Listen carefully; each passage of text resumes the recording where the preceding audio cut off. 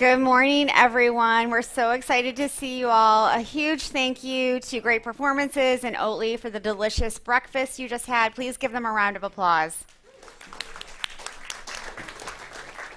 Food Tank is incredibly excited. Thank you. I didn't know how to move it.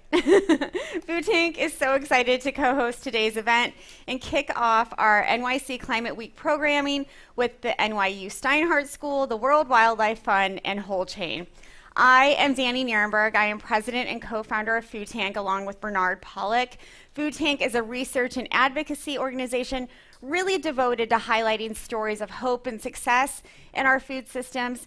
And we do this with the aim to inspire, motivate, and ultimately activate positive transformation in how we produce and consume food. The goal of this event is to highlight the ways our food and agriculture systems can address the climate crisis ahead of New York City's Climate Week and the United Nations General Assembly meeting. Food and agriculture are a driver of the climate crisis, but also a really, really important part of the solution. And I've been talking to all of the experts that you'll be hearing from today, and I've heard two important things. One is urgency, that we need to take action now if we hope to curb the climate crisis in a way that builds resilience, helps protect food security, and ensures the well-being of future generations. And secondly, and I think this is really exciting, I've heard a lot of hope and optimism. We have some real doers and thinkers with us today, folks who are finding solutions on the ground and scaling them up and out in ways that will benefit people and the planet. Of course, we can't overlook the news about increasingly erratic climate-related weather events, or that July was the hottest month on record ever. But we also can't ignore the stories that you'll be hearing about today, stories of what's working to solve the climate crisis in tangible ways. I want us to leave here today with a sense of hopeful urgency and the knowledge that we need to act now, not in 2050. There's no time to waste. We're honored to be joined by so many change makers, including leadership from the United Nations, nonprofit and academic and community members, policymakers, journalists, food businesses, farmers, activists, individuals with lived experiences, and members of the funding and donor communities. They will bring the solutions you're hearing about to life and share their visions for a world that is resilient in the face of climate change. Before we start, I want to thank our other partners for making today's event possible. So a big thanks to WNYC NPR, the World Food Program USA, the Food and Agriculture Organization of the United Nations North America, the United Nations Environment Program, the United Nations Development Program, the International Fund for Agricultural Development, the United States State Department, and the Forum for Farmers and Food Security. Please give them a round of applause. They've been incredible.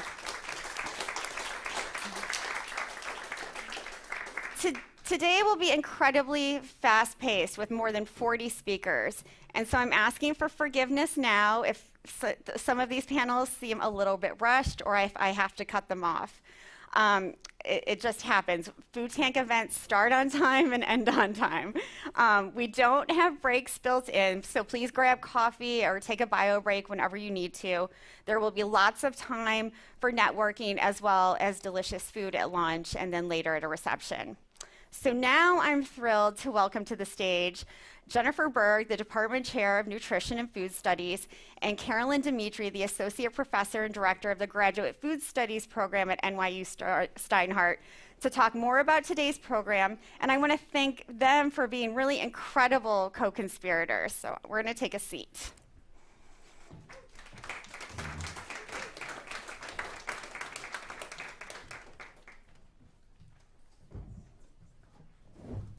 Again, thank you for being so awesome and incredible to work with and making today really, I think, filled with students and filled with a lot of interesting conversations. So I have two very simple questions for you both. One is, what do you hope to accomplish today? So I think what I hope to accomplish, or what all of us hope to accomplish today, is to be solution driven. And it's really easy as food systems scholars and activists to look at what the challenges are, to be in a place of doom and negativity. But what's exciting about today is it feels like that's part of the conversation, and then the other half of the conversation are all these incredibly innovative ideas. And there are solutions out there. And I think also to highlight them, even on the smallest scale, that there are ways that we can use those as case studies, as models on much larger landscapes. And really spark increasing innovation. Absolutely, because I think it's done, it is being done. And those are the things, those little nuggets that are out there that we have to highlight. Yeah, absolutely. Carolyn.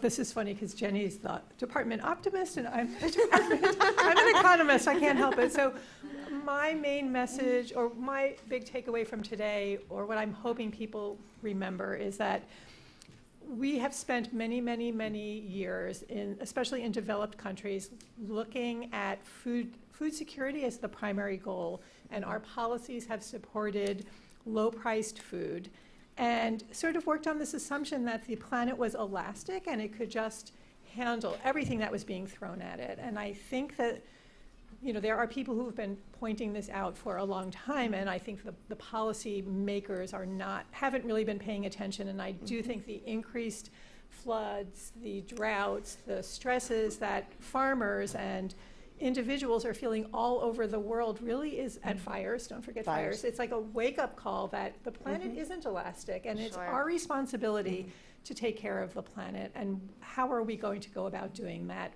and leave our bad habits behind? I love it. I love it. There is a way forward. We just have to do it now.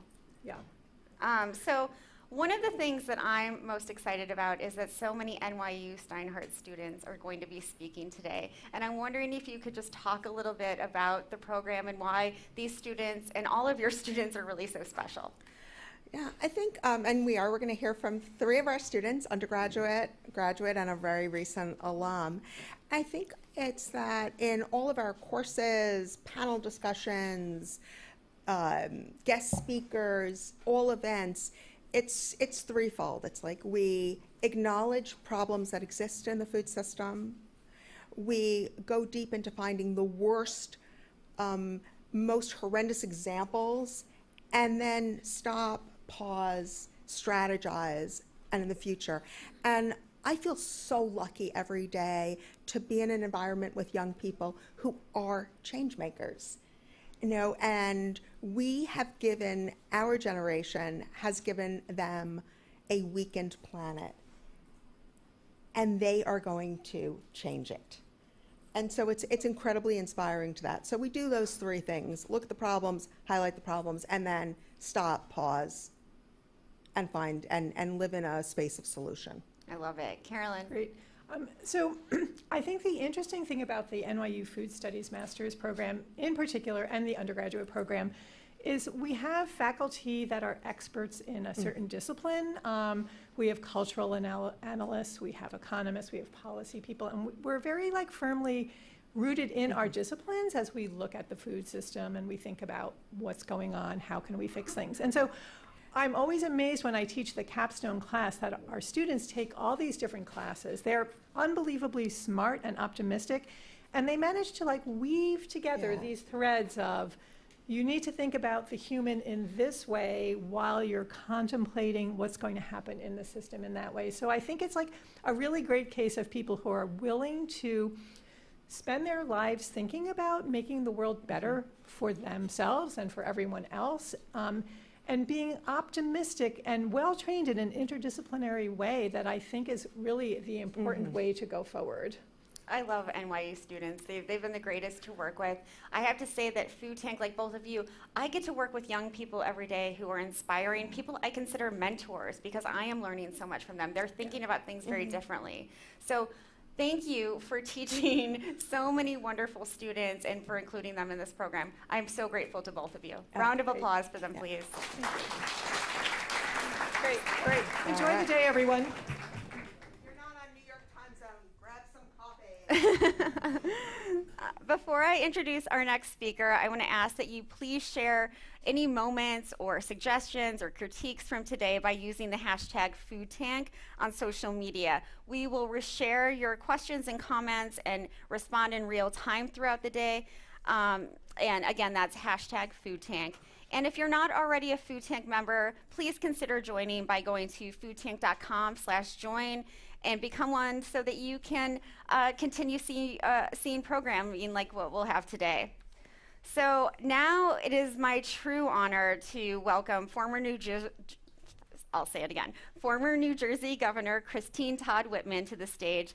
Governor Whitman formerly served as the administrator of the Environmental Protection Agency during President George W. Bush's administration, is now on the board of directors of the World Food Program USA. Round of applause for the governor.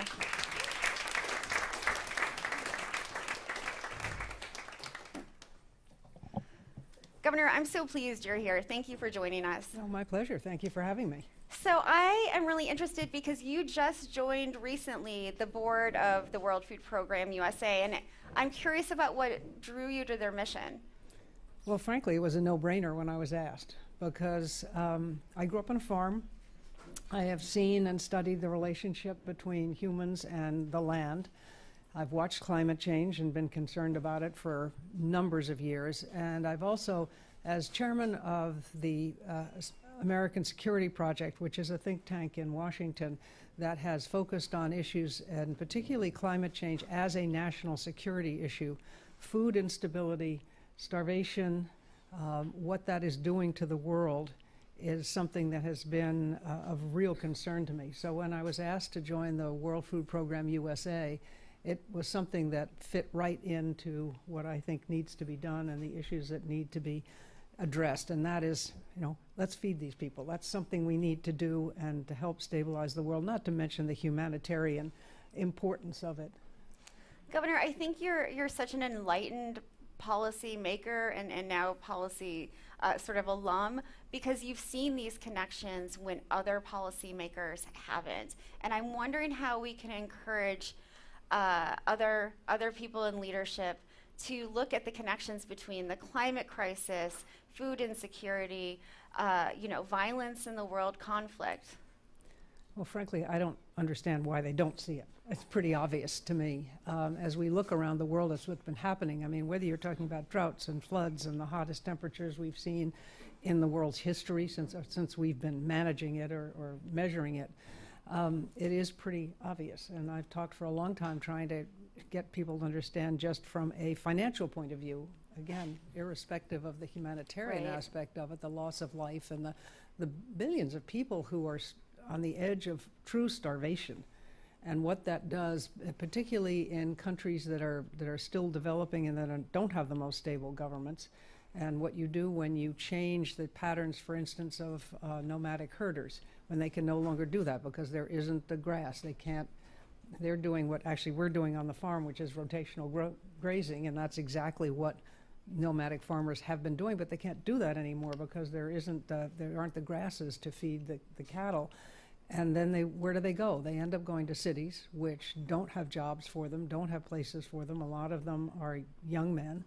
And that's where ISIS and Al-Qaeda and organizations like that go to recruit, because you have a lot of frustrated people who don't have jobs, don't see a future for themselves, and this is something that gives them a community and they can act out.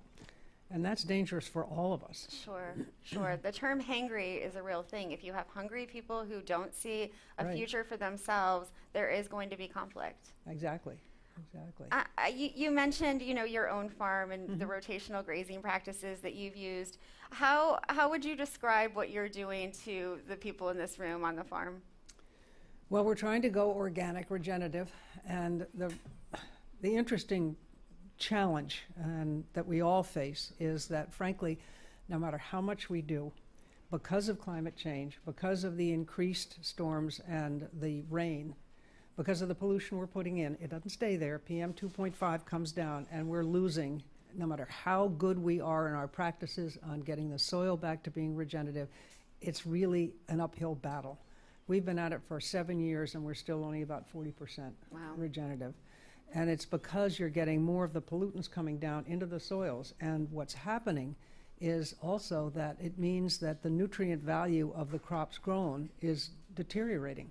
So no matter how good we are and how much we do with our produce to try to enhance people's nutritional value that they're getting from the food, it's an uphill battle. Sure. But it's one that can be won, or at least stabilized, if we continue to press for these practices. But this is where government comes in, because, for instance, for farmers who have been farming the traditional way, to get them to go to be environmentally sustainable and regenerative, they're going to lose some of their crop yield.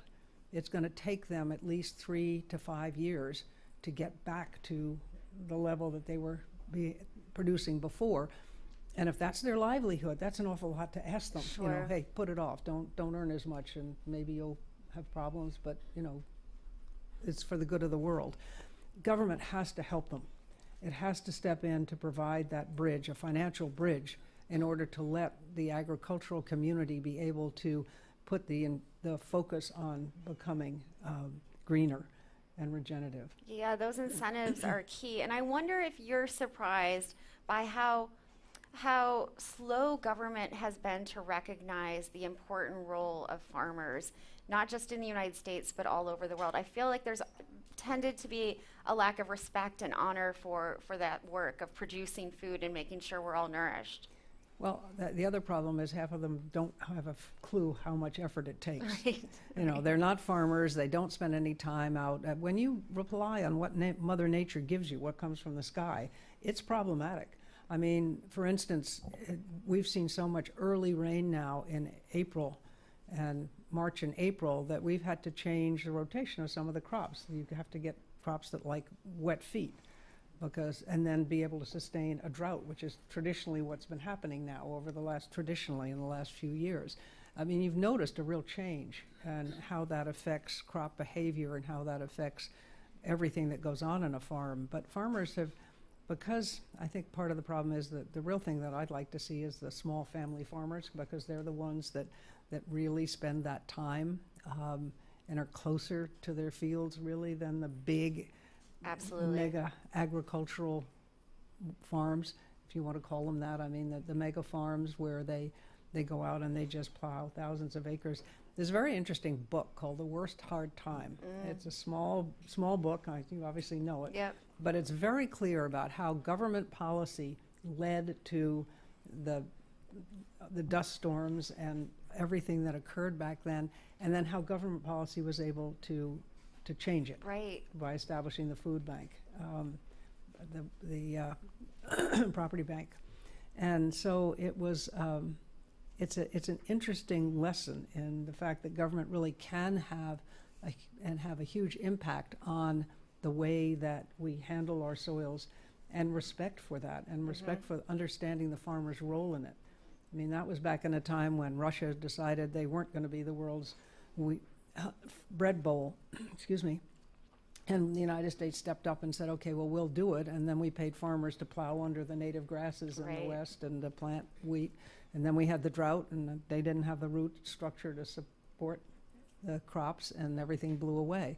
And so it's interesting how we created the circumstances that allowed it to happen. And I think back then that because of actually one or two people who saw this and made the difference, there was a bigger respect or greater respect for the farmer and the impact they have. We've lost that now. Yeah. We've gotten complacent. We've been so good at farming and so good at producing that people just think, okay, that's going to keep happening. Right. And you look at what's happened now in Ukraine and with Russia and the grains and trying to move them and the crop. And then, of course, the damage from floods, which wipe out hectares of thousands of hectares of otherwise fertile land, and changing the soil structure completely, that this is going to be an even greater challenge that we've had in the past. Absolutely. So the Dust Bowl, I think, changed a lot of policymakers' minds. I feel like every sort of extreme weather event that we see in the United States, what happens, all over the country, wildfires, tornadoes in Iowa, all of these things that happen. Why hasn't that convinced policymakers to make the needed changes and really invest in farmers and communities? Because unfortunately, the issue of climate change, any big issue now, is looked at through the partisan political prism and not through the policy prism. People are more intent on taking these issues and using them as a way to excite their base so that they can get reelected and be back in office and have power than they are in solving the problem. And I co-chair with Andrew Yang a new party called the Forward Party, and we are working on breaking the control of the two major parties to enable candidates to actually talk about issues of importance to them and their communities and not what the parties tell them to do or say. Back after I'd been reelected, I was asked to run for the United States Senate. I didn't really want to do that, but I said, fine, I will. In this was, when was it? 1997, I guess. And so I went down to Washington and I met with the Republican Senatorial Campaign Committee, and back then I was told in no uncertain terms that if I said one word about campaign finance reform, I wouldn't get a penny out of them. And that's the kind of control that the political parties have today. And if they don't want to solve an issue, and we've had senators actually say, we don't want to solve this issue because it excites our base. And climate change is one of those things that excites the base. And until we really, you would think, exactly as you say, how many floods, how many fires, how many tornadoes do you have to get people to sit up and pay attention? The economic loss, the human loss, and lives lost, what does it take? And unfortunately, it just gets drowned out in the political process because it's the way to keep in office. Well, I think sort of beating that home around campaign finance reform is really crucial right now, and I hope that that can take off in a way that will change things. I'm wondering if we can go back to the sort of the interlinked crises of climate change, disrupted food systems, and food insecurity. What should we focus on right now, in your opinion, so that we're meeting the needs of today as well as of tomorrow? Well, that's the challenge. You have to do both. You have to try to get food to these people, particularly when you think of the number of children who are starving. And it's not just a question of these children starving now. What kind of future do they have? What kind of future does the world have when you have hundreds of thousands of children that are starving to death? It's just, the tragedy is overwhelming, which is part of the problem because they're so big that people think, we can't solve this. It's just so huge. But to understand the need to integrate and focus on the fact that climate and food go together, and you have to be able to do that. And the exciting thing to me, I co-chaired, or still co-chair, an Aspen Institute initiative called K-12 and Climate Change, K-12 Education and Climate Change. And what kids are doing is so exciting because we did a lot of virtual and some in-person basically listening programs, and how they're integrating they're getting around the political aspect of climate change by integrating it into their other courses, history courses. In Hawaii, for instance, they are studying how the native Hawaiians used the land and how they kept their culture going, and they're learning history, and they're learning about their ethnic background. They're learning about climate change. They're learning about how to be sustainable. But it's not kind of the in-your-face, you're going to learn about climate change today. And that's where I think we make a mistake when we say, you've got to learn about climate change, because that invokes all those political reactions. Whereas if you're able to integrate it into the everyday thinking on a lot of different levels, it becomes much easier. And so I think we need to concentrate on the message, how we're getting that message out, at the same time trying to get food to people. And we at the World Food Program USA are facing a huge crisis because it keeps happening look at what just happened in Libya. Yeah. I mean, that's thousands of hectares are gone, and those people are going to need food. Sure. And at least those governments, unlike Morocco, have said, yes, we need the outside help. And so we're able to provide some of that, but the economic demands of that are huge, and funding becomes a real problem. And so we have to work hard to get Congress to ensure that they put the money in, which they've done in the past. Sure. But this year, who knows? I mean, you've got a Congress that right now they won't even pass. They refuse to deal with the military budget. There's no, much less the total budget. But they do have time and money to go after the president on that just, you want to say, okay, you may think you have to do an impeachment. That's fine. If you need to do that, go do it, but not right now. You've got bigger problems to solve. Right, absolutely. And we're not getting that kind of momentum. You can applause that. What's exciting to me, Governor, about the World Food Program USA and World Food Program at large is that it's not just an emergency food agency. They are looking long-term. Can you talk about some of those long-term visions? Sure. Well, I mean, part of those visions are to train people on how to farm better, how to farm more sustainably, getting them the tools and the training that they need to do that. Not just talking to them about it, but providing some of the support that they need. And the fact that we're in so many countries on the ground full-time with people who are dedicated to that and developing the relationships, the long-term relationships that will allow these efforts to be sustainable is, I think, what's critical and what's so important. So yes, do we respond when there's a crisis? Absolutely, to get food there. But more importantly is the long-term commitment to those countries, to being there for them, to helping them find the crops that'll work for them under the changing climate demands, and to ensure that you give them, where you can, the tools that they need in order to be able to do that. If only our politicians had that long-term vision that the World Food Program does. Yes, you could pray for that. I'm wondering what advice you would give to people who are, interested in running for office and concerned about food issues. One of the things Food Tank talks a lot about is citizen eaters and sort of voting with, food and agriculture in mind. Do you think that's a movement that we can build? Well, I would hope so. Again, I think we have to get to a place where we free our elected officials from the control of the two parties that we have today. That's why Andrew and I are doing the Forward Party, and it's premised, the national, we're different than any other party because we don't have a party platform. At the national level, the party platform is respect for the rule of law, uphold the Constitution, be willing to work with anyone in order to solve problems, and importantly, to work to change the way we choose our elected officials, and that for us is ranked choice voting and open primaries. And then at the state level, they can pick the issues that are important to that state, and candidates can decide on the issues that they want to talk with their constituents about, so they really represent their constituents.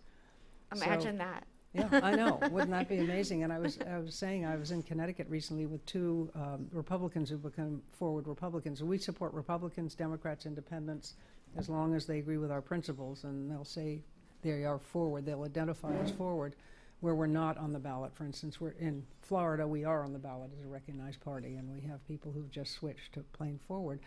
But we're there to help them, to support them. But these two fellows in Connecticut said at first they were a little unsure of themselves because joining forward because there was no party platform.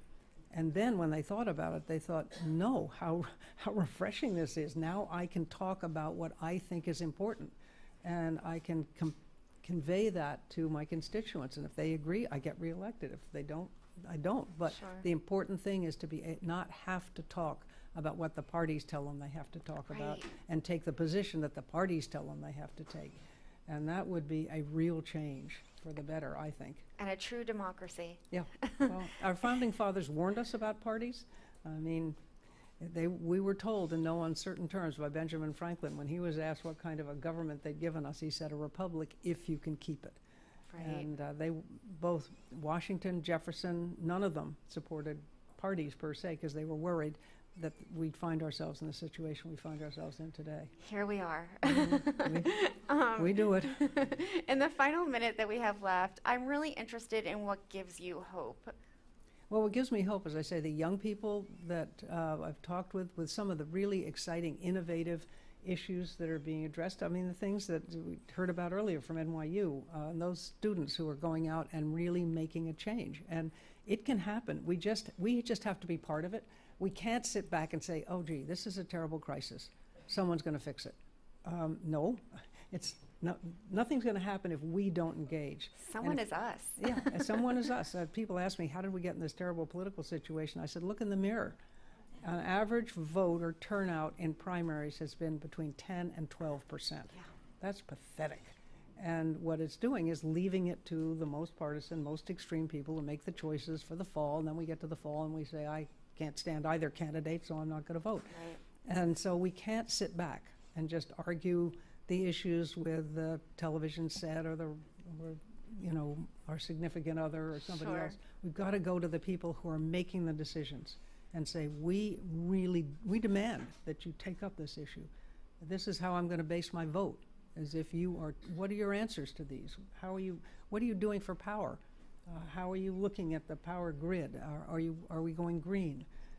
What kind of incentives are you giving for solar panels? Those kinds of things, all of which are part of this effort to slow down. We're not going to stop climate change. It's been happening since the world was formed, but our activities as humans is so exacerbating that natural phenomena that nature can't handle it. And right now, Mother Nature is, to excuse the expression, pissed off at us and is letting us know it in no uncertain terms. Yeah, she's pissed. We have a lot to do. But I want to thank the governor for her service to our country in all of its forms. Thank you, Governor. Thank you very much. Thank you. You can go that way. That's fine. I love these conversations, everyone. So I'm now excited for a conversation with Kem Ciesnik, the Senior Director of Institutional Partnerships at the World Food Program USA, and Monica Ellis, the CEO of the Global Water Challenge. Their conversation will be moderated by author and Forbes writer and good friend to Food Tank, Chloe Sorvino. So let's give them a round of applause, please.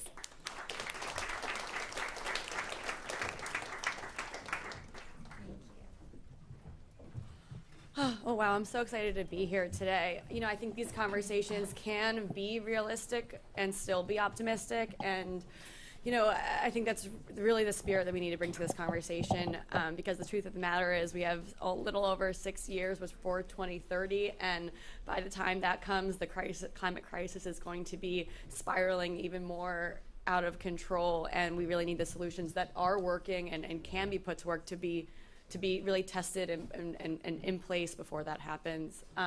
So in the spirit of solutions and urgency, I'm so honored to be with both of you here today. Thank you.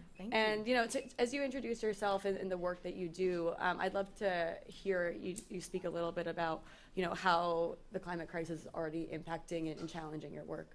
Sure. You want me to start? Yeah, sure. Okay, great. Hi, everybody. I'm Monica. Nice to see you.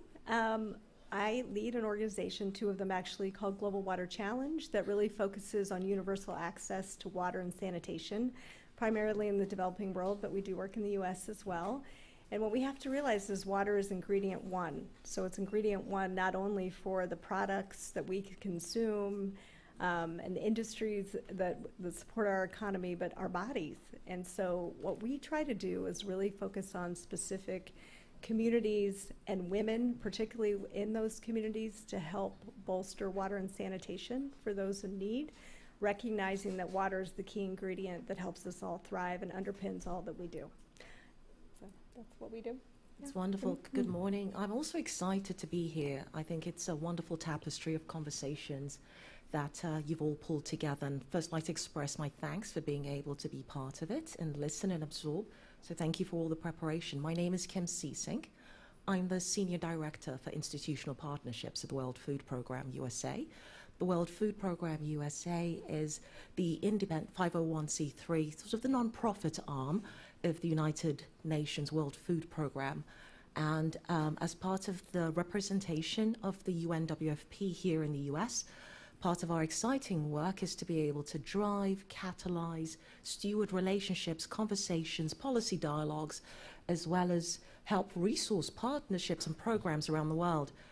What was very interesting and was enjoyable to hear in the first session was a conversation around how, although UNWFP is the world's largest humanitarian organization, we've got about 20,000 members of staff sited globally, locally, making a presence around the world. We're not just about saving lives. If we think about it as this sort of spectrum or continuum, we've got our changing lives agenda, our saving lives agenda, and I'm really excited to be able to talk a little bit about the changing lives and how climate not only fits into that, but also what I think gives me hope, some of the solutions, the ways we're doing it, most importantly, how we're doing this with local partners. So thank you, Chloe. Amazing, cool. And so, right, drought, water scarcity, rising temperatures, soil acidification, I think those are all issues your work is dealing with. But I'd love to turn to you and hear, what are some of the case studies? Where is the time and the investment actually starting to pay off in what you're doing? I think where we're seeing really is we work across about 41 countries in Africa, just as an example. And women grow about 90% of the food on the African continent, so really focusing on smallholders, working in sourcing communities for tea and coffee, supply chains for organizations and companies that you would know, and helping provide that extension service to these ladies, helping them with their financial literacy, helping them with water access, because when you have water, that you have time savings, you have food security, you have a whole range of other development pathways that open up. So that's kind of where we focus our time, and that also, makes them more resilient to climate shocks when they occur, and they're happening all over the continent. I'd say building on what Monica's just shared, very excited about some of our work in integrating the role of female smallholder farmers. As Monica was saying, we know they contribute, and they are about 90% of smallholder farming, the produce in Africa over 70%, and yet recognizing that fewer than 20% of them own their own land. Then there is really a conversation there also about the policy uptake. There's a conversation there within WFP and with our local partners about how do we close certain gaps in tandem with local partners. So a couple of examples I think I'm excited about if I draw from around the world.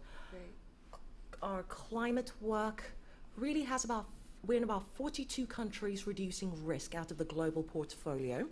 And in over those 42 countries, we have like a four-pronged pillar approach, which looks at how we are protecting, how we are energizing, so there are links to energy, how we are anticipating climate risks and shocks, as well as, very importantly, I would say, how we are helping to ensure that this is done in a data-rich way. So Guatemala is one of the examples I'm really excited about.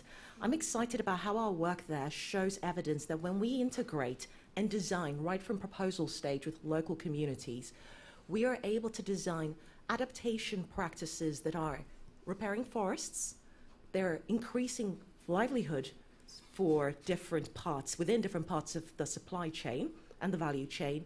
But when we look at the last two hurricanes and the effects, we're able to see concrete gains, not only in the produce, not only in what's going to market, but you can look at the meteorological data and see how less affected we were. So I'm going to stop here. Hopefully I'll get a chance to share about what I've seen in Zambia, some of my excitement, particularly coming out of Bangladesh. Cool. Actually, I would love to hear a little bit more, even just about, we're talking about water, obviously a human right, right? But energy, I think even more, is becoming more and more also something that we think of as something that should be a human right. Can you speak a little bit to the electrification or the energy and how that works in where you're working? Well, the first thing I'll say is I don't think they're two different topics. And I like when they're very connected. And as someone once said to me, there is no one in a single village that says, I think my household is part of Ministry of Water. That person's thinking water, energy, health, children, outcomes, livelihoods, and hopefully happiness as well, because you don't see many proposals or log frames that talk about happiness.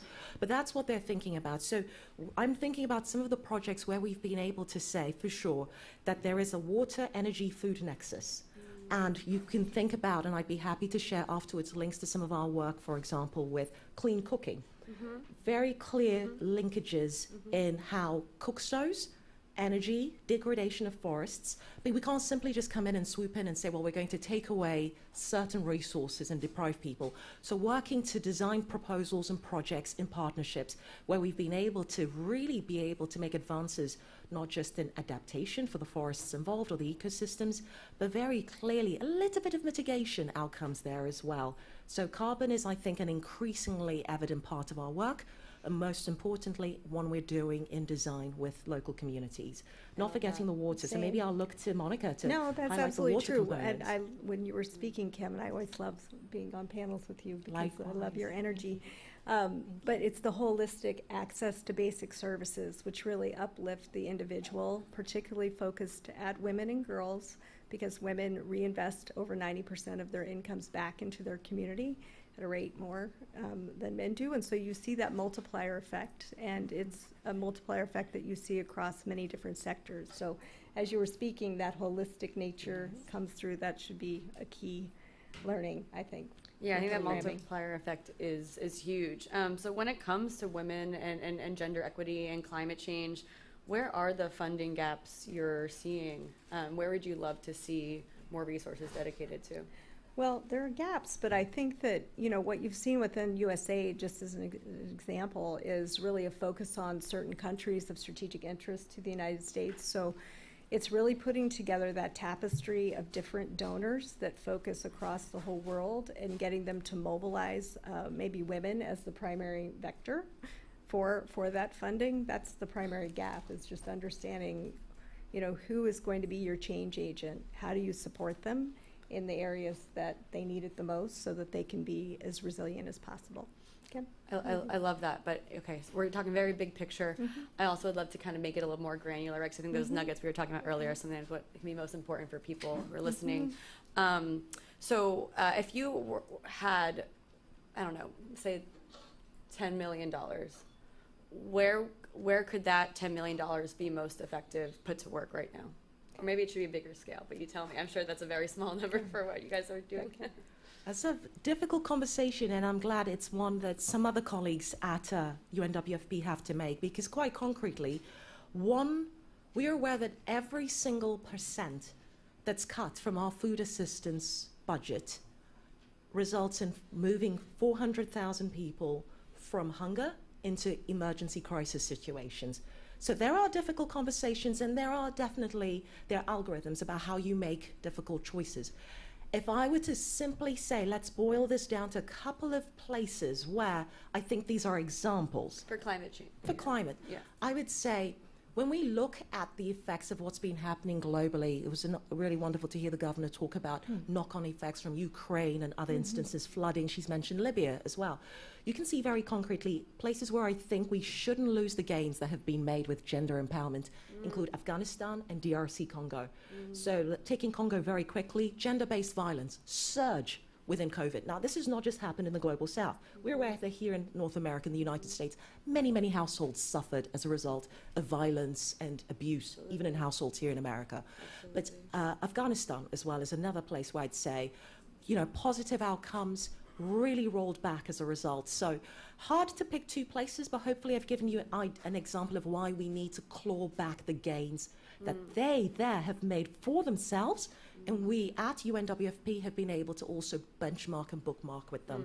So let's roll back violence, let's roll back let's get back to the gains we've made against gender-based violence, as well as women's economic empowerment and education in places like Afghanistan. It does come back to your land tenure issue, though, too. When you don't have the ability to hold property, Well said, Monica. you don't have power. When you don't have ownership over your own body, you don't have power. So, And taking it out of kind of the country perspective, is there a certain type of tool or a certain type of, I don't know, technology that could be put to work that has already seen, significant early success?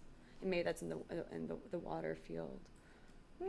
technology, it's not really about technology. Or just Technology is an infrastructure, 'cause I know it's enabling crumbling. environment. So the enabling environment is Yeah. really around advocacy for what matters. So how do you build the capacity, for example, of utilities to provide, they're on the front lines of providing service to people in cities and people in rural areas. You have water authorities. How do we build their capacity to do their job better? We do that through training. It's very basic stuff. It's, and if you think about the private sector, often when we're working with companies, we're helping pull skills, resources, not just funds, out of them to make those available to those on the front lines providing access to those basic services. So that's kind of the approach that we take. It's a system strengthening approach. That is also big picture, sorry. Yeah, that's where it happens. I don't think you should apologize, Monica. That's what I enjoy about listening to Monica speak as well. It's that integration, because the attempt to carve out silos will only result in us sitting again on another discussion panel somewhere else talking about lack of integration or lack of harmonization or lack of intersectionality. If you want some nice reading, I'd say perhaps we could also share a little bit about an app that's being used in Southern Africa. And so I'd say in Zambia. We're probably very aware of how technology has had such a surge in parts of Asia, as well as in Africa, East and Southern Africa, and being able to make connections between producers and the market. So maybe thinking a little bit about technology, I really enjoy looking at, and a little bit of hope when I look at this app, how it's able to connect producers with real-time market prices within the country. And that's bringing a real missing middle, some sort of forgotten voices. And because it's real-time pricing, there's a lot more power embedded on the app side. Now, you've got to understand my excitement. I'm someone who forgets to charge my phone for 3 to 4 days. But I'm reading about this, and I see the potential to really pull the power base, not just from those who can get to market, but anyone who's got a phone or an access to a phone there in Southern Africa. That's good. And we see that kind of disruption all over the world. It's just, it's one moment in time. It's kind of one app in time. And so it's how we bring that all together to create more of an ecosystem, I would say, of innovation and progress for everybody. Let me be clear. I'm kind of famously not a technophile. Yes, but you like those questions. Well, I also, you could have answered with like a type of infrastructure that could have been put in place. Anyway. Kim, I'd love to, in these last few minutes, to hear a few more of the other case studies you wanted to bring up, because I think there's a lot of success there. So we've had Zambia. I almost regret using the word case studies, because when I'm in front of people, I think to myself, you are not a case study. You're not a KPI. But I'm very happy to talk maybe about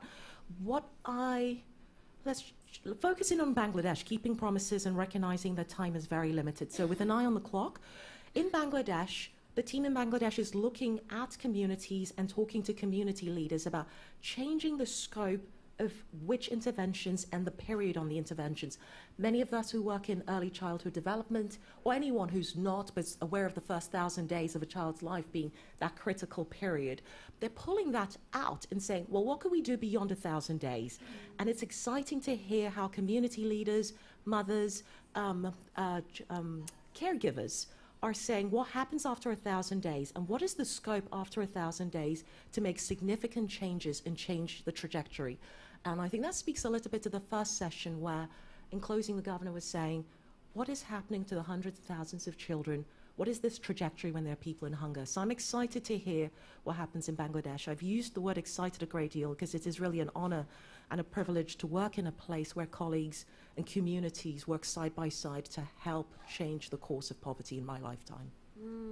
I think we have a little time for the other one too, if you want to, or if you have anything. Yeah, sure. So I would say across Mexico, just as one example, where we're working in a lot of communities that maybe are not quite last mile, not completely rural, but they're peri-urban. You see one of the main challenges for water access across not just Africa, but Latin America is urbanization, people coming to the cities for jobs. What we have formed there are women cooperatives, and they're doing water kiosks. They're purifying the water, they're manufacturing it, and they're selling it and having incomes. So really supporting entrepreneurship and empowerment of women through water in all the ways that it can be made available in the community is something I'm really excited about as well. To wrap up, if you had kind of one takeaway to share with this audience about what's really driving your optimism going forward, what would it be? I would say I've just, after COVID, going out on the road again, I was just in Africa with my daughters this summer, and really just seeing the unity and the resilience of the work that we've supported. Maybe some of it has been supported 5-6 years ago. The strength of the communities, they figured it out.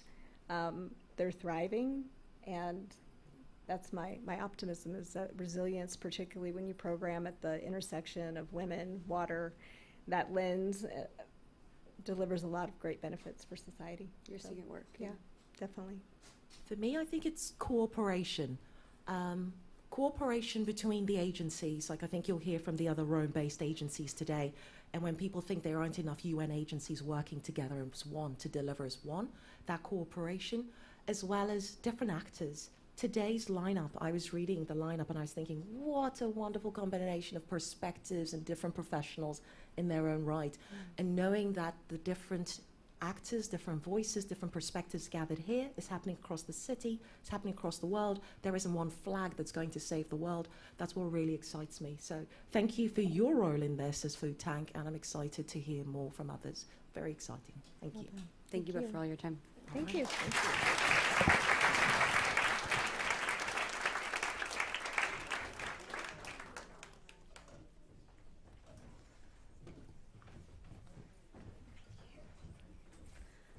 I'm really excited about this next segment of our program, and I want to thank Kim, Monica, and Chloe for what a wonderful panel. So give them another round of applause. So now I'm joined by NYU Steinhardt Nutrition and Food Studies student Sasha Dubose. Let's give her a round of applause, please, too. So I have a question for you, Sasha. Awesome. When we last spoke, it was very clear that you were passionate about the injustice of climate change. I am. And you expressed to me that the world has whitewashed how food systems can be successful. And I'm wondering if you can talk about how we all need to work better to recognize, honor, respect, and compensate the generations and generations of Indigenous, Black and Brown folks who develop food systems that are good for people and planet. Wow, that's a wonderful question. First of all, based on the last conversation we had, I'm personally really passionate about the role of Black farmers historically in creating, sustainable agricultural practices.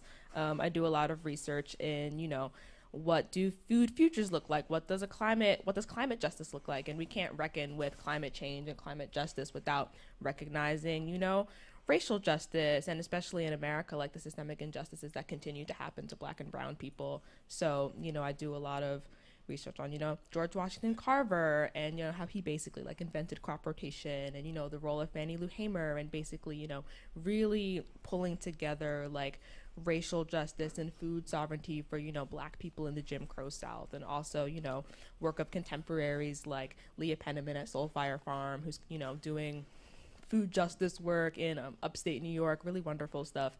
So, when you're looking at these histories, then you're looking at how, climate change and climate justice being talked about today, I find that it's often really whitewashed, and it's of course we're all suffering from climate change. This is really just such a collective struggle, but then within that, it's important to realize that, not everyone is being impacted in the same way. There's still a lot of systemic injustices that, compound climate change for a lot of communities. And then I think about how Black farmers have had a lot of their land stolen, for centuries. And it's like, okay, we have, you know, people with such a deep agricultural knowledge, Black people, marginalized people at large, Indigenous people who, you know, are not able to practice the sustainable practices that they cultivated on, you know, land in this country. And then we can't ignore that, you know, industrialized agriculture is like tied with, you know, the plantation system and enslavement. And, you know, as a country, like, we don't want to reckon with those things, but, you know, it's important that we do. So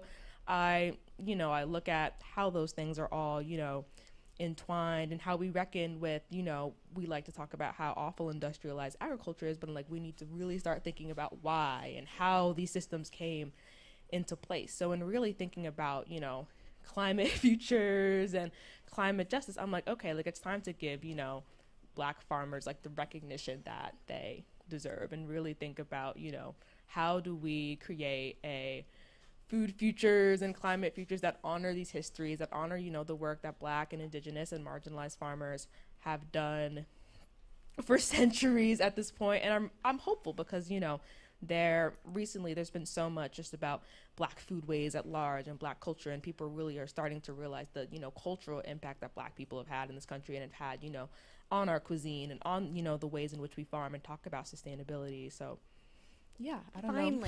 Yeah. Finally, right? Thank you so much for your work. I hope you run for office or appointed agriculture secretary. We'll see. We'll see how it goes. Thank you so much. Thank you. Thank you. I'm gonna hug you. Oh yes. Is that all right? Thank you so much. You're amazing. Thank you. Oops. So I want to thank Sasha again. Another round of applause, maybe. She's just so cool. Before I continue, I want to recognize that none of Food Tank's work, what you're seeing today with this program, our editorial content, our newsletter, our podcast, none of this is possible without Food Tank members. And I see many of you in this room, and I know many of you are watching online. You have so much gratitude from my heart for all of you who support our work, and we really appreciate it. I'm really excited about our next fireside chat, which features Alicia Reiner, a climate activist and American actress best known for playing Fig in the Netflix series Orange is the New Black. She's also an amazing warrior in the fight against food loss and waste. She'll be joined by Food Tank friend Jeff Gordonier, a contributing editor at Esquire, to discuss the intersection of food, climate, and culture. So I'm so excited to hear from them both.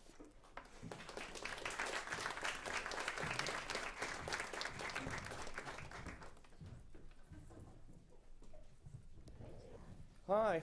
Hi, everyone. What's Hi, up? all. Are you okay? Do you need to, like, stretch? You good? I'm an actor, so I'm like, hey, come on, let's stretch. I'm, like, a little different than everybody else here.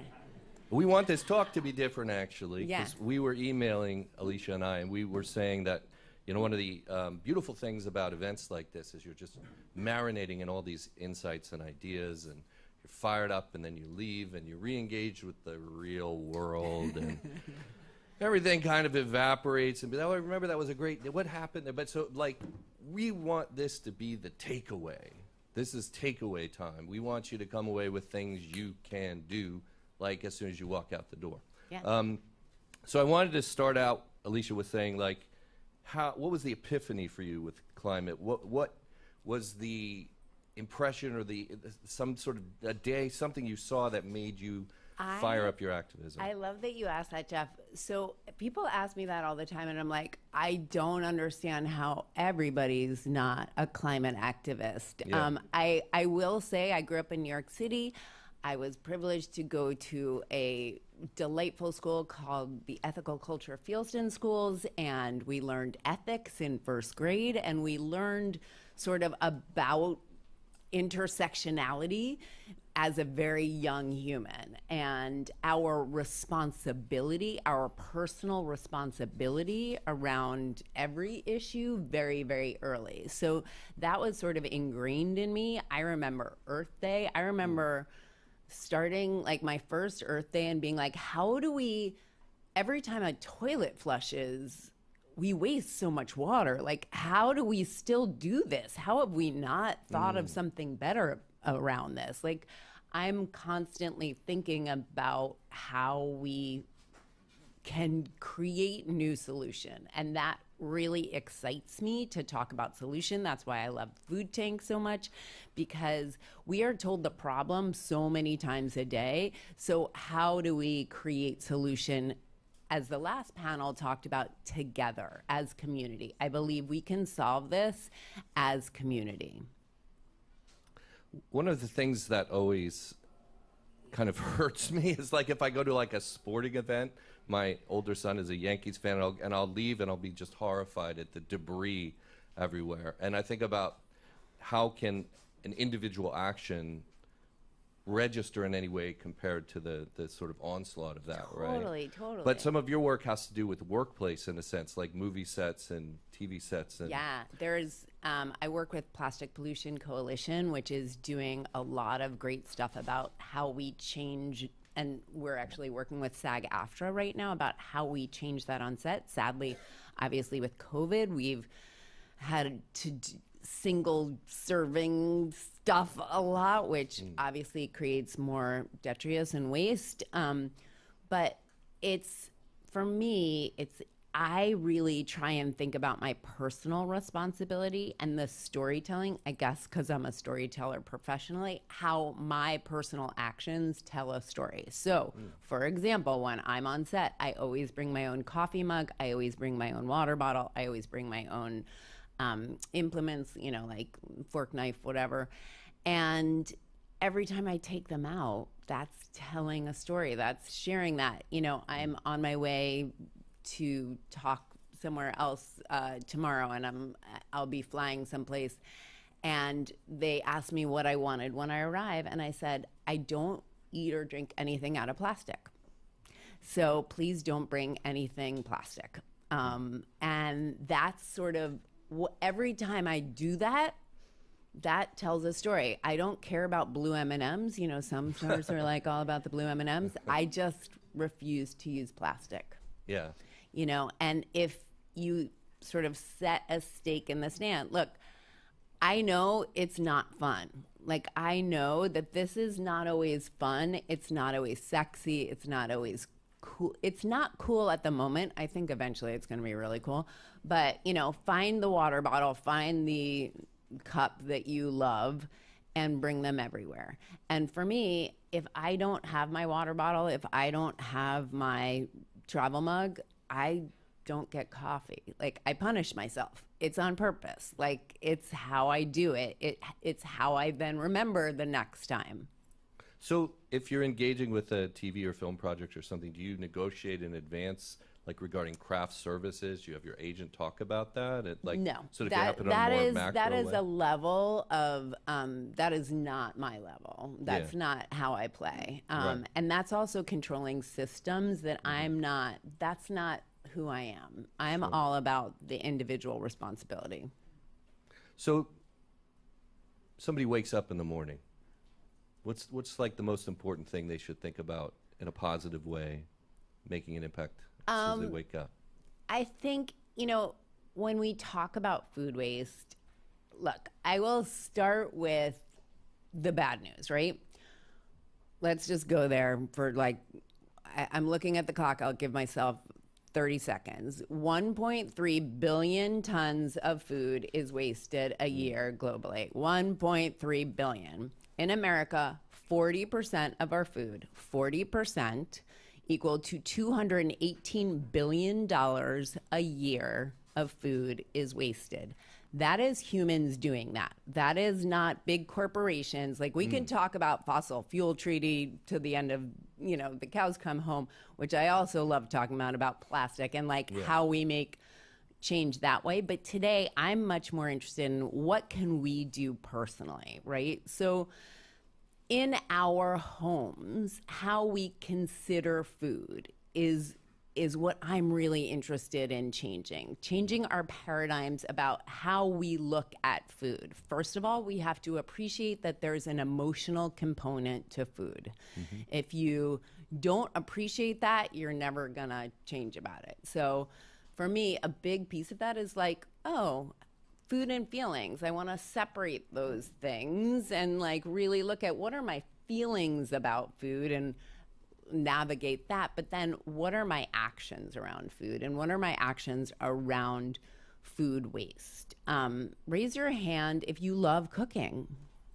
Oh, yes, I love that. This is raise your hand if you're willing to admit you don't love cooking. Yes, thank you for telling the truth. There's solution for both of those things, right? I'm going to go easy first, the solution around you don't love cooking. Too Good To Go is an incredible app all about food waste and how we can stop food waste, right? Deliver Zero, if anybody doesn't know Deliver Zero, my friend Lauren started Deliver Zero, which is all about, you can use it on the apps, you can use it on Caviar, I think you can use it on Uber Eats now, and it's reusable containers, so all of that detritus doesn't happen, right? There's the Skip the Stuff bill, which means yes for the Skip the Stuff bill. I am very, very, very proud of New York for passing the Skip the Stuff bill, which means every time you order food, if you are a food orderer, skip the stuff. Talk to them about it. Actually, like the plastic forks and stuff. All of the stuff, all of the plastic. Legally, they now are not supposed to give you that stuff unless you ask for it. It's going to take everybody some time to change, just like with plastic bags. Like we are in a growth curve. And for me, a big piece of this moment too is we have been trained that conspicuous consumption, that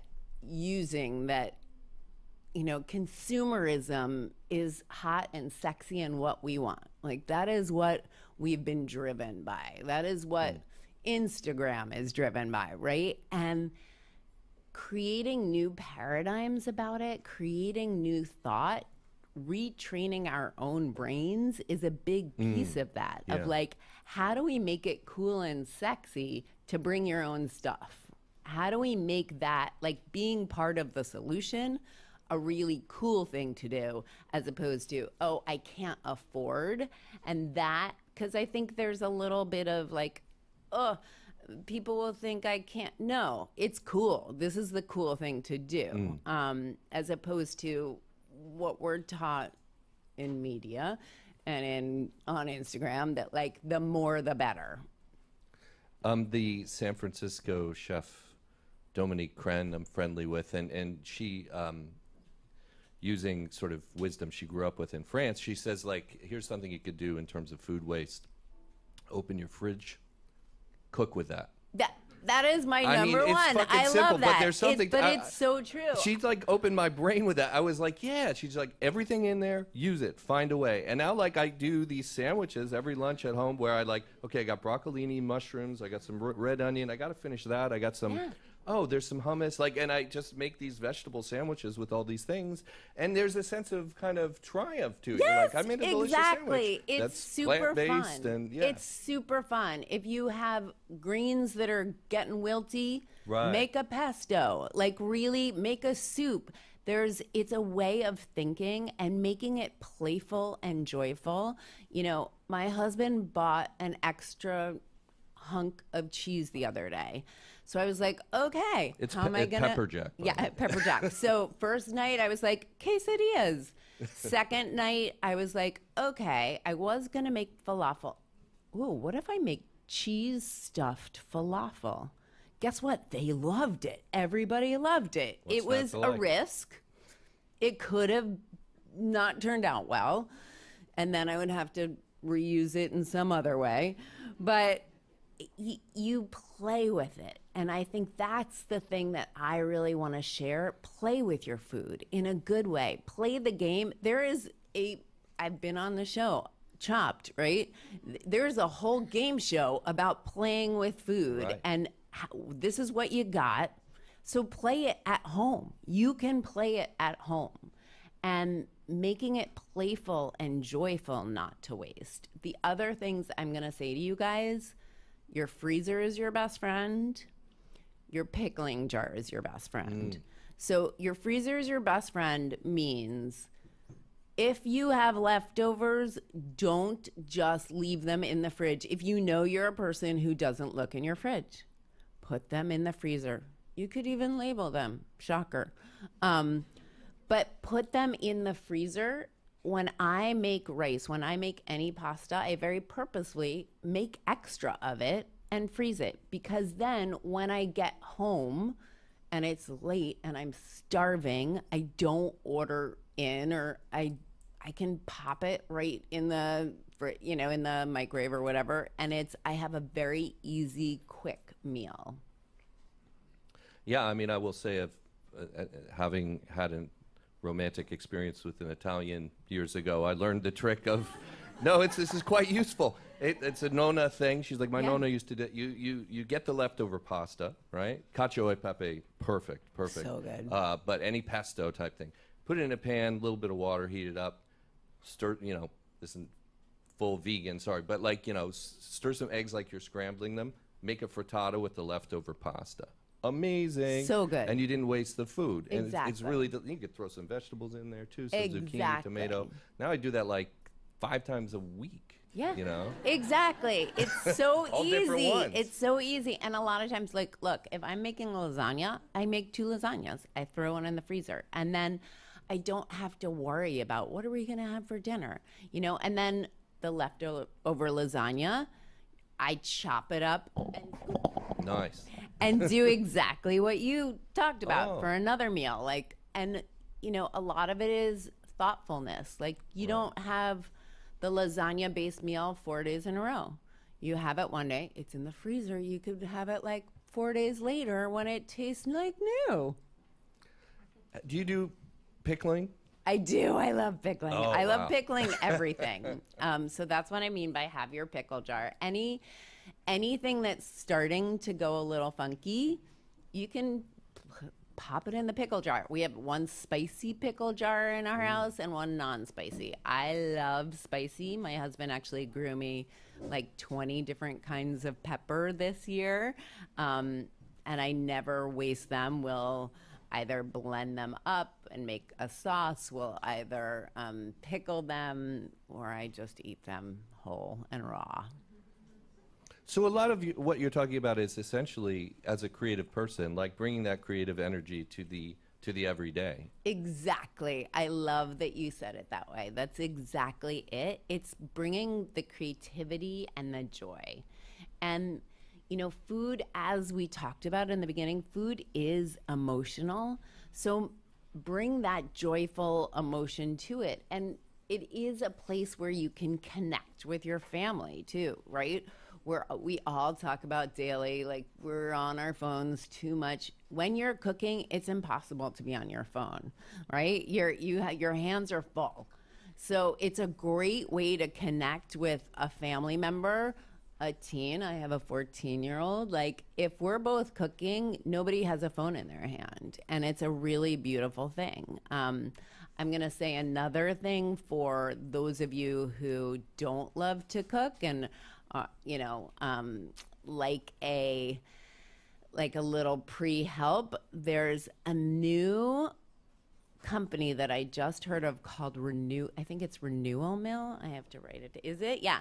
And they upcycle to create baking mixes. And we just tried the brownie mix and it's vegan and gluten-free.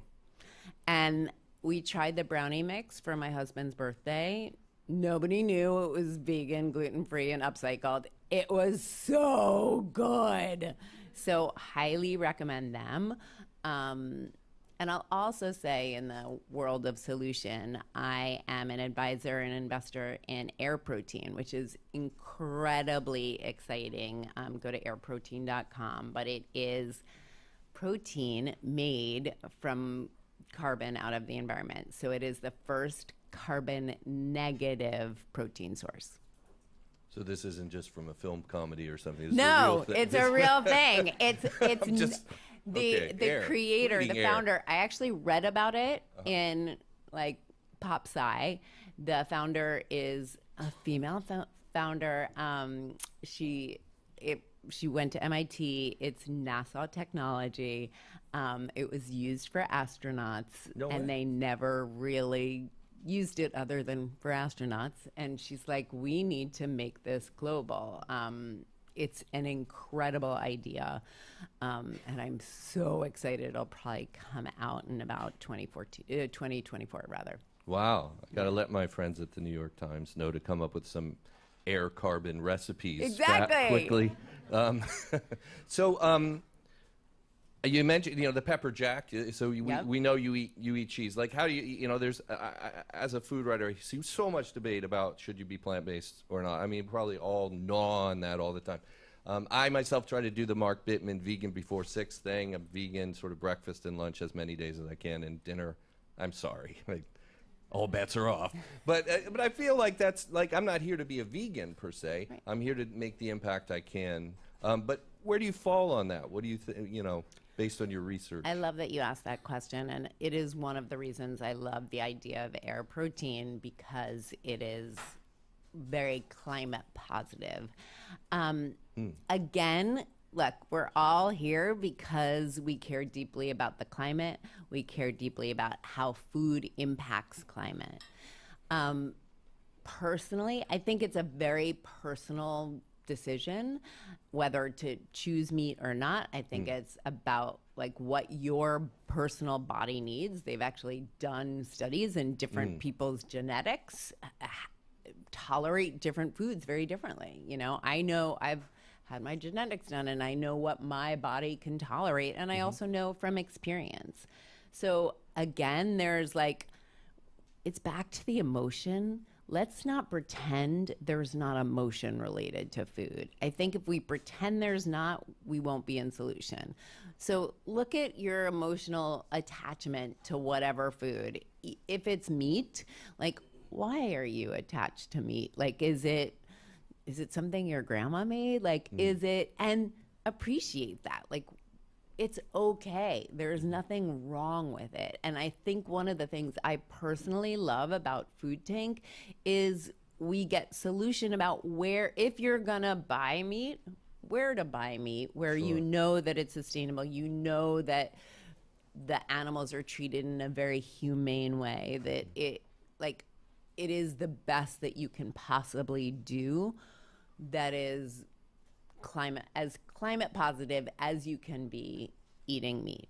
Having said that, I personally choose to eat, sort of in that Michael Pollan way.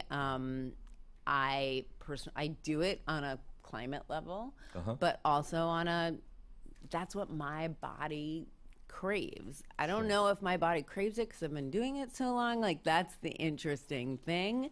But I love eating as unprocessed as possible. Yeah. I kind of, food is 2 things, right? It's that emotional thing. It's that pleasure thing. Let's own the pleasure of food, right? Yeah. Food is pleasurable. Let's keep it pleasurable. But it can also be pleasurable when it's small. It doesn't have to be huge to be pleasurable. I think there's this belief that we've all been taught of the bigger the better. A little taste of something can be deeply pleasurable, sometimes more pleasurable when it's only one little thing, one square of chocolate as opposed to an entire chocolate cake. And I will say, if you're going to be eating meat, a little bit of meat as opposed to a huge amount of meat. So that's sort of how I play it. I don't eat meat and chicken, but my husband does. And when he does it, he cooks it with a lot of joy and thoughtfulness. He loves to smoke meat, for example, and he'll spend 24 hours perfecting that piece of meat and bless him, because it's with a lot of love. Sure. I have 5-year-old twin boys, and thank you for your sympathy. And, yeah. Anyway, we tried to make the Eat the Rainbow into an actual game, right? So so here's some purple, here's some red, here's some yellow, here's some green. I actually do that on the plate to try and incentivize the meat, which works with Wesley. Does not work at all with Jasper, the other one who's quite picky. But it started to infiltrate into my own mind, and I found that with my lunches and breakfasts, I'd be like, okay, get some purple in here. Let's like, wait a Yeah, second, there's beauty to it, and that's the thing. Finding the joy, finding the beauty, finding the pleasure, and finding those things in not more, but in the playfulness of it, in the creativity of it. Now, so this is a very New York thing. I mean, it's everywhere, but it seems particularly New York City is like takeout. And we talked about the like opt out of the plastic forks and stuff, but I'll tell you, as the parent of 5-year-old twins, we're tired sometimes, and so we're just so tired, and like, they're not going to bed, and so we just opt for takeout. And I find myself, Alicia, in a place of despair looking at all these plastic containers that come, and I'm like, why do we do this? Like, it's in terms of the solutions and the takeaway here, like, what's a way around that? Well, as I was talking about, Deliver Zero, our friend's company, is one of those solutions that, they have a system, so they are reusing those containers as opposed to throwing away those containers, because those containers that you get takeout are really not recyclable. Like, we could have a whole other conversation about plastic and what plastic is in fact recyclable and what is not. And the one, we're almost out of time, so the one thing I do want to say before I leave the stage, because it's really important to me, as we get disinvested in fossil fuels for energy, the fossil fuels industry is going to do its best to sink its claws into plastic, because guess what plastic is? Petroleum. It is fossil fuels. So watch out, my loves, because what's going to happen is they're going to say all kinds of things about the recyclability of plastic, and plastic, bottom line, really isn't recycled or recyclable. So we just want to do everything we can to pull it from our lives. And it's impossible to pull it from our lives altogether, but single-use plastic, what can you do personally? Like the call that I made of, please, I don't use any plastics. Please, if you're going to bring me a seltzer, please be in a can or a bottle. Like, how can you personally pull the plastic out of your life on a daily basis? The other thing that I do is in fact, if they don't take Deliver Zero, I will bring my own stuff. I bring my own stuff. And if it's a place you go to regularly, they'll be fine with it. Make friends with your people. If you're eating, You mean to the takeout restaurant? Yeah. Like, say, I walk in and I'm like, hey, this is who I am. I love your food. Would you please put this in this? And 90% I think every place we've done that with has said yes. So there are ways, and it comes back to community. The people who are making your food should be your friends. You should know the people who make your food, right? Why not? And it's like shop local, eat local. Find your people and talk to them about it. And maybe they will change their systems. Maybe they will go for Deliver Zero. Yeah. Well, we should end on that yes. I like the yes that you mentioned there in terms of people saying, sure, let's put it in this container. Yeah. That's an action we can take. And we're over time, unfortunately. All right. So thanks so much, Alicia. Thank you. Thank you. I love the discussion about bringing the joy back to food, bringing the pleasure, but also being a really activated eater. Our next conversation will highlight the work of the Food and Agriculture Organization of the United Nations. We'll be joined by Stefanos Fotou, the director of the FAO Office of Sustainable Development Goals, and our moderator is the wonderful Jocelyn Zuckerman, a James Beard Award-winning journalist. Please give them a round of applause.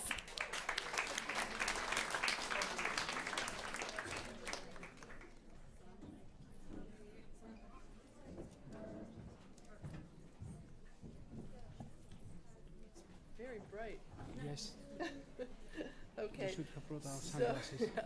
So Danny mentioned 2 roles that you are currently playing. Can you talk about what each of those organizations is, when it was founded, and what its mandate is? So my primary job is I'm the director of the Office of Sustainable Development Goals in FAO. And this is an office that it was created just a couple of years ago out of an effort of the Food and Agriculture Organization and the vision of the Director General, Dr. Chu, to align the work of the organization with the 2030 Agenda and the Sustainable Development Goals.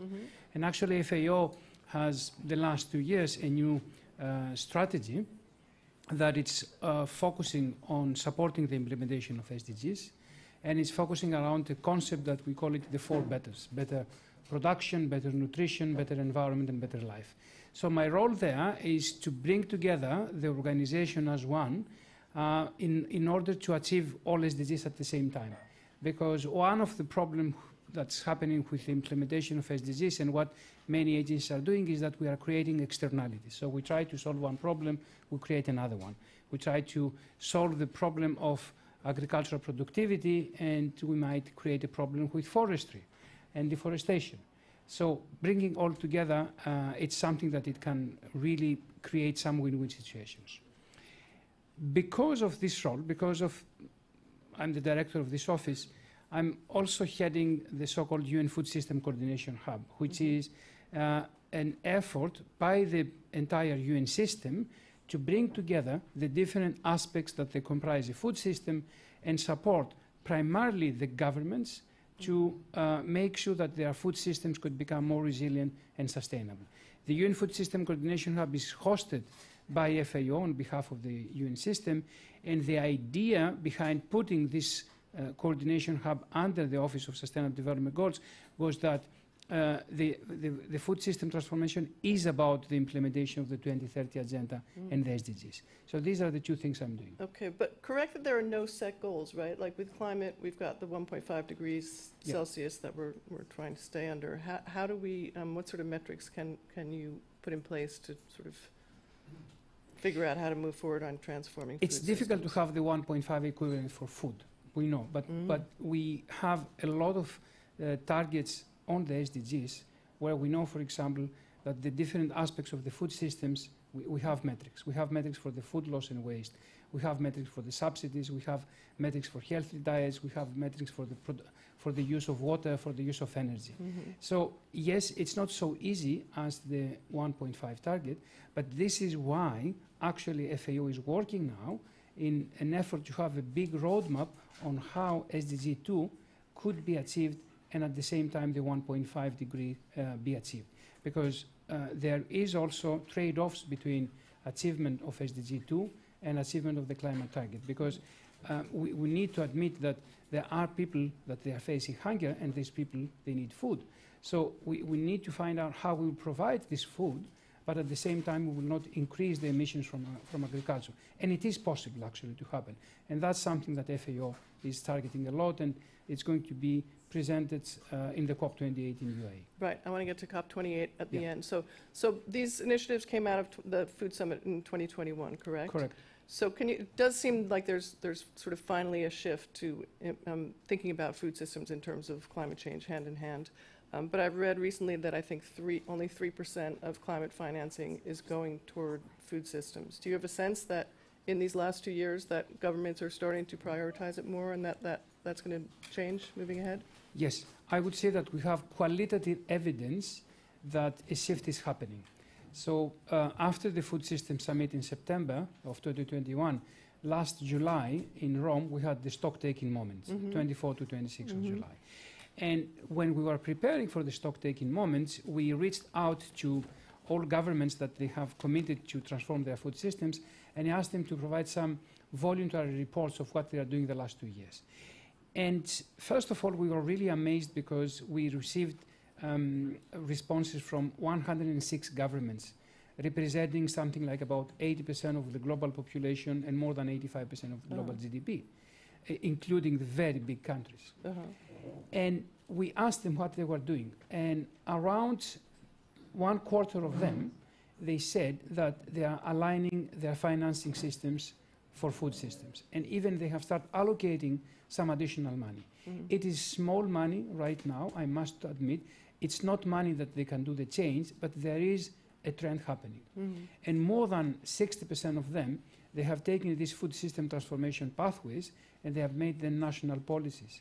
And 40% of them, they have actually taken these policies and they have made them laws and regulations, which are key if you want to transform a system. Right, I mean, because they could have just shown up and said, oh, we're doing this and this, but Exactly. nobody's checking that, right? Exactly. Right. So the moment you put this on your regulations about your pricing schemes, your financing schemes, things will happen. It will not happen immediately. It's not a switch. It takes time. It might take years, but the trend is there. Can you give an example of something that one or two countries are doing that sort of stopped you in your tracks, like that is major progress? So we saw a very good thing in a country that it's very dear to my heart, Nepal, that they are doing localization of the food system pathway. So they say we cannot solve the problem if we are not looking at the local level. And now they stop doing only central government policy coming from the capital, but they are trying to give actually the power to the local communities to do something. We do see in Uruguay a very big shift on a government wants to talk about healthy diets and nutrition and wants to see the issue of calorific value not only from the how many calories someone is taking, but what is the composition of these calories. We see in Nigeria that Nigeria is working a lot on financing on food systems. And they have started actually making a self-assessment on how much money they go to the food systems from the private sector, from the public sector, and from domestic and international sources. And food systems that take into account externalities like water quality, air quality, health of the population, local economies. Yes, it's a work that we have started to do because we need to admit that so far everything was too sectoral. So we're looking at agricultural production, we're looking at energy use, at water use. And trying to put a system that it will tell you how much money it needs to fix your food system is not so easy. So we are taking account of all these externalities. The system we have right now probably it captures 80% of the externalities, not all of them, but it's a first step. And it's a work in progress. So you've been doing this in the last 2 years. This is in the context of the lingering pandemic and the Ukraine crisis. Can you talk about how that, to what extent you think that sort of impeded your So the food system summits happened when the pandemic was in full scale. And I think it factored a little bit the pandemic, but not the Ukraine crisis. And what happened is that after the Ukraine crisis, we saw some countries saying, oh, listen, yes, 1 year ago I committed that I need to improve my food systems and make them more sustainable, but now I need to focus on the urgency of the food pricing problem, on my problem on finding food actually. But after a couple of months of this initial reaction that it's not about sustainability, but it's about a reaction to a problem, I think a lot of governments again realize that if you want to avoid future crises, you need to look at the long-term sustainability. And yes, the crisis in Ukraine has affected the market of fertilizers, the market of food, and we see the consequences, especially in Africa. But I think that there is a kind of willingness now to look at the long-term sustainability and resilience of the food value chain, of the food value chains. Can you talk a little bit about the tension? So there's these international things that were playing out, and then there was a story in the New York Times maybe 2 weeks ago about, it focused on farmers in Netherlands, but it was about how various European countries, they want to move forward on climate, but some of that is playing out in terms of they're asking farmers to cut down on livestock or close down their operations altogether, and this is having sort of repercussions politically, in particular, far-right nationalist parties sort of arguing against that. So it's so complicated. Like, how do we deal with climate change when you've got, you know, far-right nationalism tied up in that sort of thing? Yeah, I think we need to admit that for many years we were doing a kind of mistake by saying that, you know, when it comes to sustainable development, it's always a win-win situation. In the long term, it's a win-win situation. But the change that it's demanded for sustainable development is enormous. So there are going to be some wins and losses in the medium term. And there are going to be businesses that they will be affected negatively. At the same time, there will be other businesses that they will thrive. But this transition, I think it's the problem right now. And we need to really go out and say, yeah, the transition will have some victims. And what we need to do is not to victimize the people that they are not responsible for the problem that happened. So a small farmer everywhere in the world, either in Netherlands or in Uruguay or in Kenya, is really not responsible for what's happening with the CO2 emissions. And we need to apply a rule that has been said by the world back in 1992, the polluters pay principle. So let's have the ones that they really are responsible for the pollution paying the price. And at the same time, create policies so the small farmers, they will be able to shift their production, to change their production, and at the same time they will not penalized for something that they have done. It is a distribution issue. It is a very difficult discussion because when you are discussing in the framework of the international finance system, when you talk about distribution, the things could get really ugly. Right. But this discussion needs to be done. And that's why... Seems like it's starting. We've got a new head of the World Bank, right? And we have. And one more thing. On this Sunday, on the SDGs weekend, there is a specific session for the need for a new international finance architecture. Right. And the Secretary General is talking about this a lot, and we need this. We need to talk about the debt reliefs. We need to talk about the different aspects of the finance architecture. And also, I mean, we need to consider that if you look at Africa, they've got the main minerals that we need for a green economy, right? And so much arable land, also enormous tropical rainforests, carbon sequestration. So shouldn't there be mechanisms put in place where they're being paid to protect that land, to protect those forests, and because that redounds to the benefit of all of us? Of course. So of course, because it's a global common good. Right, but it's, I mean, I think we've been talking about this, but it seems like those financial flows are not yet moving in that direction. And this is happening because the only way that we have learned to measure progress is the GDP. And we have made a tremendous mistake to equalize development with growth. Sometimes growth might not meet development. Take an economy from one year to another, and the only thing that has happened between the 2 years is that you had 1,000 more victims from traffic accidents. You know what will happen? Your GDP will increase. But that's not development. So I think we need this discussion to start talking about the development not as measuring not only as GDP but as other things. And when we start doing this, when we start taking, for example, the stock of natural resources under account when we talk about the wealth of the nations, things will change for the international finance architecture. So you're saying, I think, a lot of things that are making us happy, but then I also know that at this stock-taking meeting in July in Rome, there was a big counter-protest, and that there's a group of folks who take issue with much about the Food Systems Summit in 2021, who say that it's advanced the corporate agenda of industrial agriculture rather than addressing systemic issues. So what do you say to those folks? I have tried to speak to these folks. Frankly. And one of the things we have done for the stock-taking moment, when it came to the participation of the non-state actors, we had an open call and invited everybody to participate. Okay. And we received, I can give you the numbers, we received 225 applications and we approved from non-state actors, NGOs, civil society, research institutions, grassroots organizations. Out of the 225, we approved all of them. But did they have money to come? Many of them they had, and for some others they were sponsored to come. Yeah. Some others they were sponsored to come.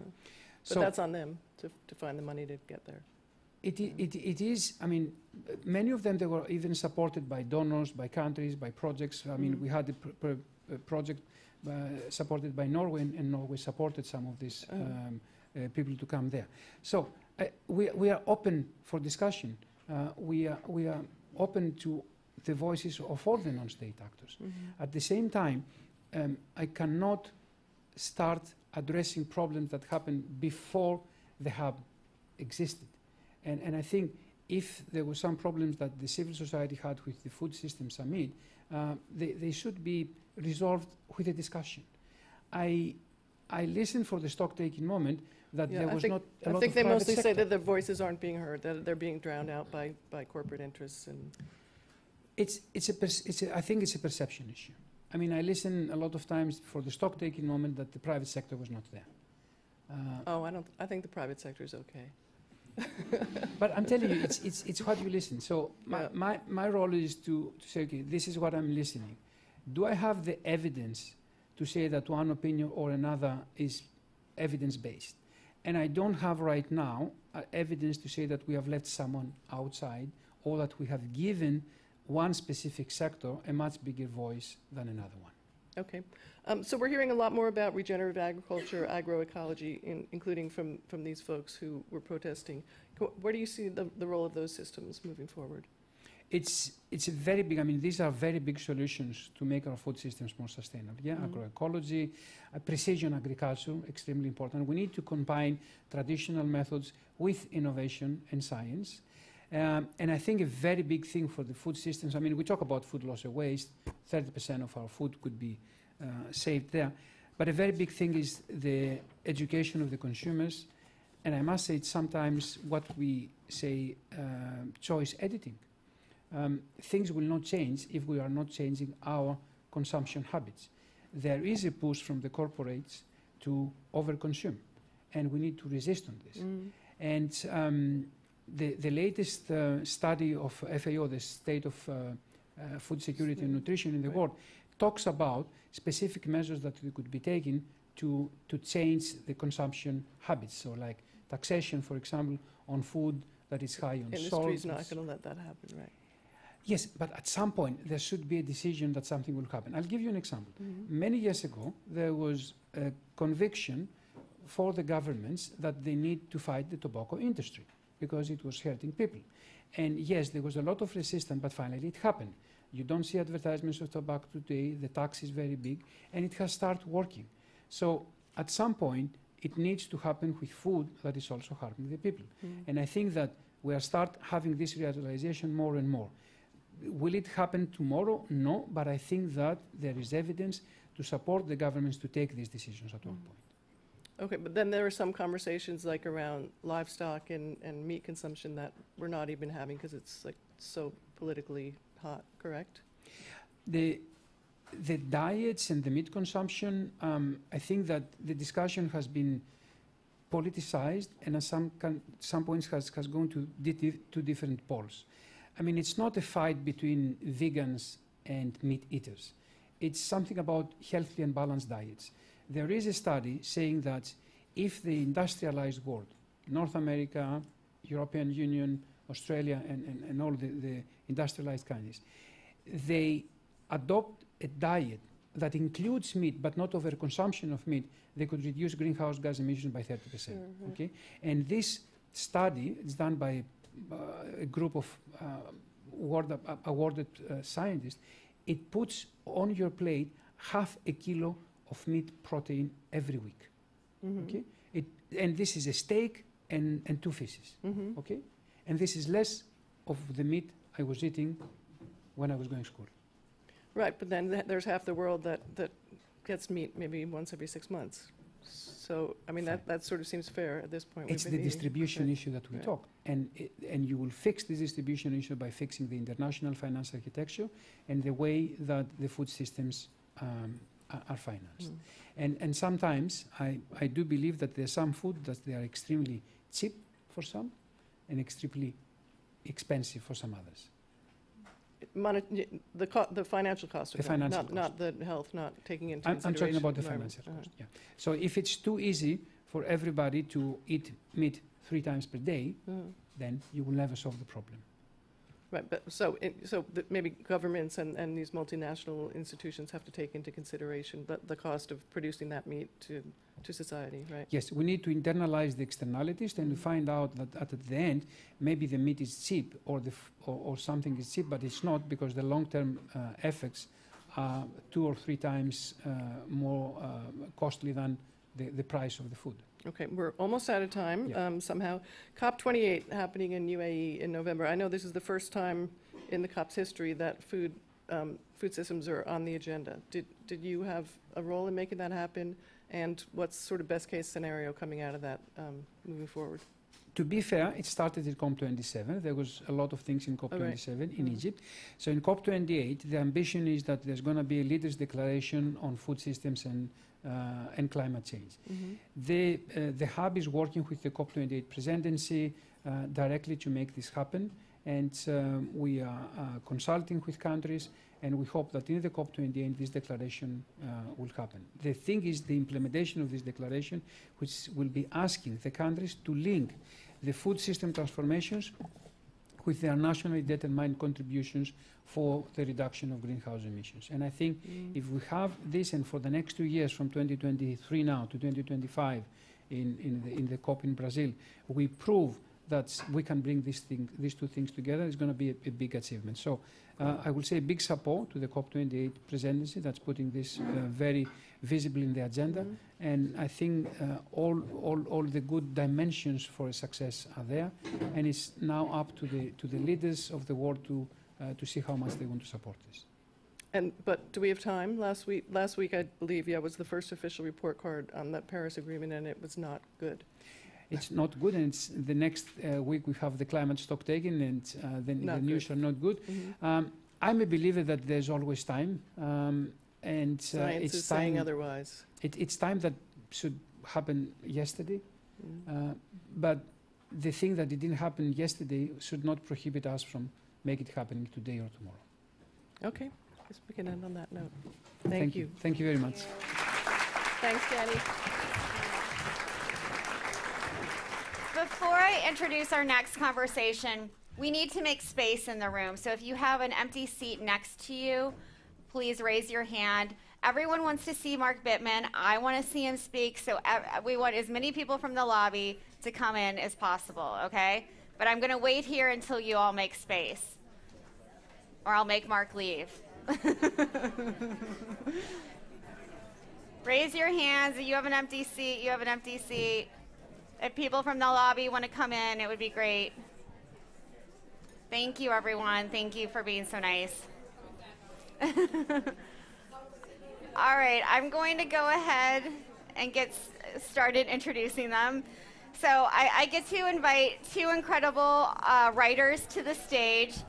Mark Bittman is a wonderful food journalist, best-selling author, and former New York Times columnist. He'll be speaking with reporter Dina Schenker from Bloomberg. So please give them a warm round of applause and continue to make room for people.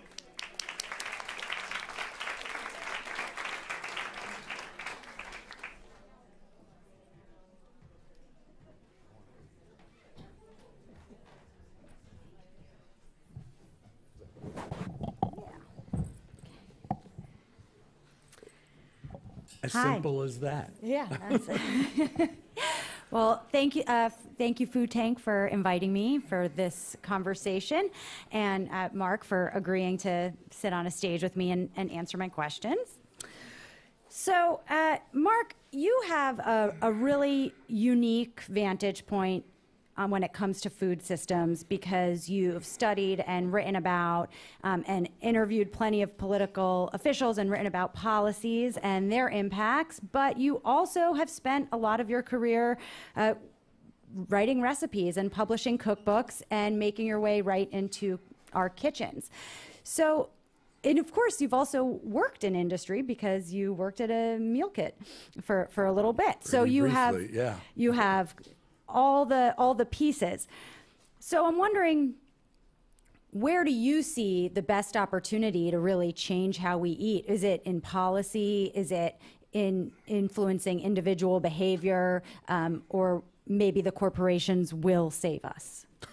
Okay, so we can cross off the last one without much discussion. It has to be policy. I mean, individual behavior will eventually change, but I think there's been a misconception over the course of the last half century or so that the right way to change the way people eat is to convince people to eat differently. And so there's been a lot of money and a lot of energy put into education and to talking about how to change individuals' behavior, and to some extent a discussion about how to make the healthy choice the easy choice.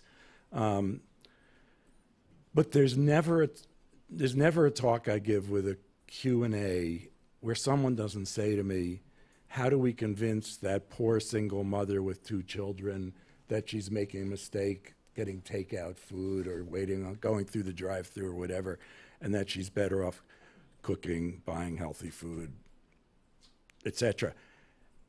I think those days are over. I mean, it's not to say that it's not worth saying what food is better for you than other food, but I think people know that. And we can only eat the food that's in the food supply. We can't eat what doesn't exist. And the statistic for the number of I think it's the most important statistic in the world right now, in the world of food and eating. The statistic for the number of calories that comes from ultra-processed food now is up to 65%. So if 65% of calories come from ultra-processed food, that either means that 65% of us are getting all of our calories from ultra-processed food, or 100% of us are getting 65% of our calories. Either way, and it's neither, of course, it's somewhere in the middle, but either way, everyone's eating ultra-processed food, and most of us are eating mostly ultra-processed food, and all of the evidence that's coming in is showing that the driver for chronic disease, which in turn is the driver for early diseases, for early deaths and shortened lifespans, the driver for chronic disease is diet, and the most important thing in diet is eating real food, not ultra-processed food. It's a long answer, I'm sorry. But the ultimate point is that we need to change supply, and we need to make real food available to everybody. And that's the way to change diets. And also stop blaming mothers? Yeah, well, that's part of it. Yeah. Great. So what policies have you seen that have had impact, and which are the policies that you're really rooting for? Right. The majority of crops grown in the United States are corn and soybeans, and the rest of them are mostly commodity crops. The food that's made from those corn and soybeans, again, is ultra-processed food. So how do we get agricultural policy changed is really the question. And the big answer here is disheartening, because it's really hard to change big-scale agricultural policy. Farmers want to grow one crop or maybe 2. Farmers want to grow the same crops every year. The whole infrastructure is set up for farmers to grow those special crops and for those crops to be processed into food that's not good for us. So how does that policy change? And one way it changes, in theory, is the Farm Bill, but we see repeatedly every 5 years when the Farm Bill is rewritten, we see efforts to make it rewritten in a way that favors people over corporations, fail or at least succeed only in half measures. The policies that are working globally are policies that that affect consumption and that affect supply. Some of that is indeed better labeling laws, better distribution of good food. Some of it is government efforts to supply food to people who real food to people who otherwise can't get it. But what we're not seeing is big scale policy changes around agriculture, and what we're not seeing in this country is a statement that all people have a right to nutritious food. That's a policy statement, and that's a statement that has or could have power behind it, but we haven't gotten to that point yet. So again, I'm sorry for the long answer.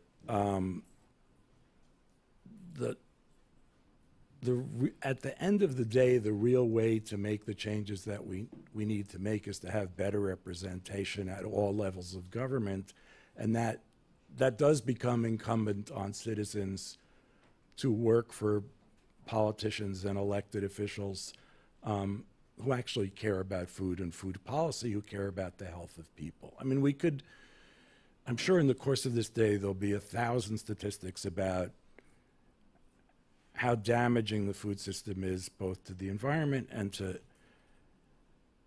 to human health, those things can be turned around. And as everyone's going to say, these are long-term problems, and we're looking at long-term solutions. But they're most capably turned around by changes in government policy and regulations that will favor getting real food to everybody in this country at affordable prices.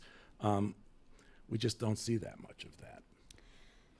At the same time, I think there has been a growing awareness at the individual level about our food and where it comes from, and how important it is to our health and the health of the environment. What do you think is keeping people from implementing some of the changes that we all know we need in our daily lives? And is it just completely outside of our control to change our immediate food systems? You know, I can't change the way crops are grown in the United States, but I can change some things in my own life and maybe in my communities. Where do you see those efforts to be best placed? I mean, you can change, whether it's necessary or not, you can change who represents you in Congress and so on. And I do want to say that those things are really important. You can also maybe change how your local food system feeds your children. And you can certainly change the way you eat, but not everybody can. I mean, the statistic about ultra-processed foods literally means that if everybody started eating well tomorrow, we'd run out of food for people to eat well like next Thursday. You know, we're not growing enough good food for us to all eat it, and even what is being grown is only affordable to a minority of the people in this country. So yes, many of the people in this room and many of the people watching this online can change their diets, and many of us have. But it's not just a question of making a decision to eat better. It's a question of availability and access. So I'm not saying no, people shouldn't change their diets. And as you know, I spent probably 15 years talking about little else but how people ought to change their diets. And I'm not sorry about that, but I now see that as short-sighted and not taking a big enough view of what's really happening. So tell us a little bit about what you're working on right now, which you've described to me as a demonstration that a solution could exist. So turn left is a good...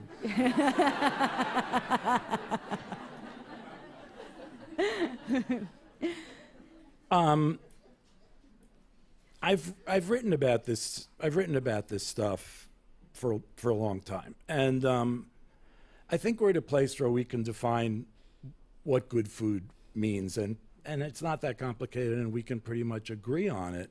But it's not as simple as like broccoli is good food and other stuff isn't. It is about what kind of agriculture we're doing, who's doing the farming, who has access to land, what's increasingly called food sovereignty, and methods of agriculture that are increasingly called regenerative or agroecology. I mean, so that's, and that addresses the climate.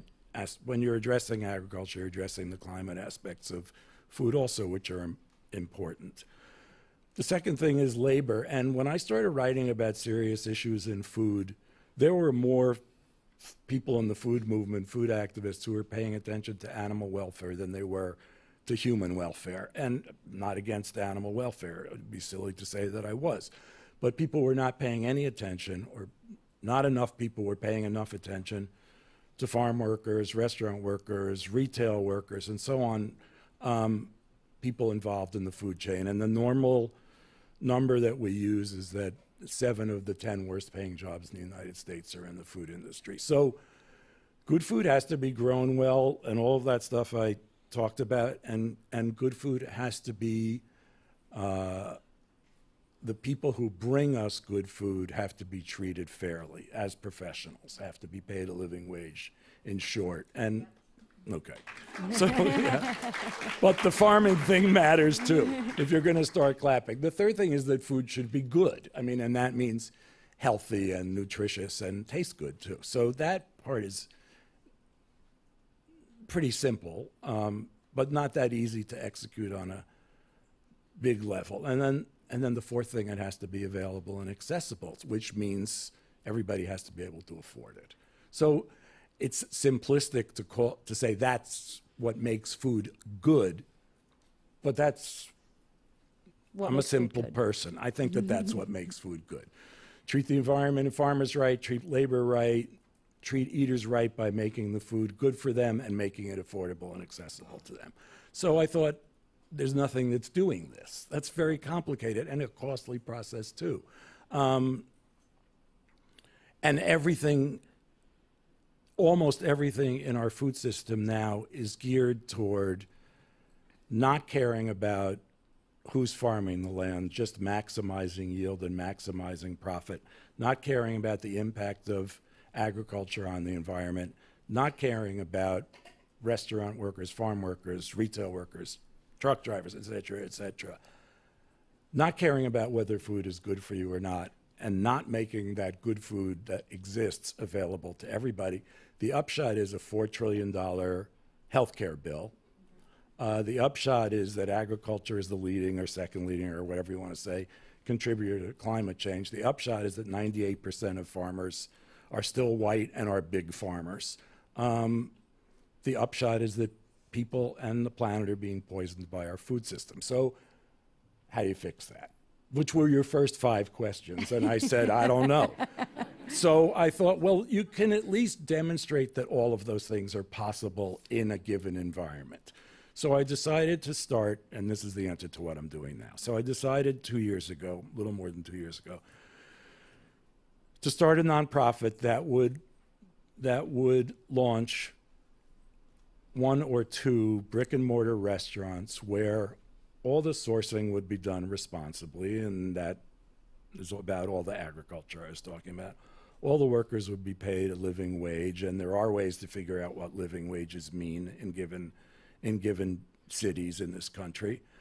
The food would be really good, high quality food, the kind of restaurant everyone wants to go to, and that it will be served on a sliding scale,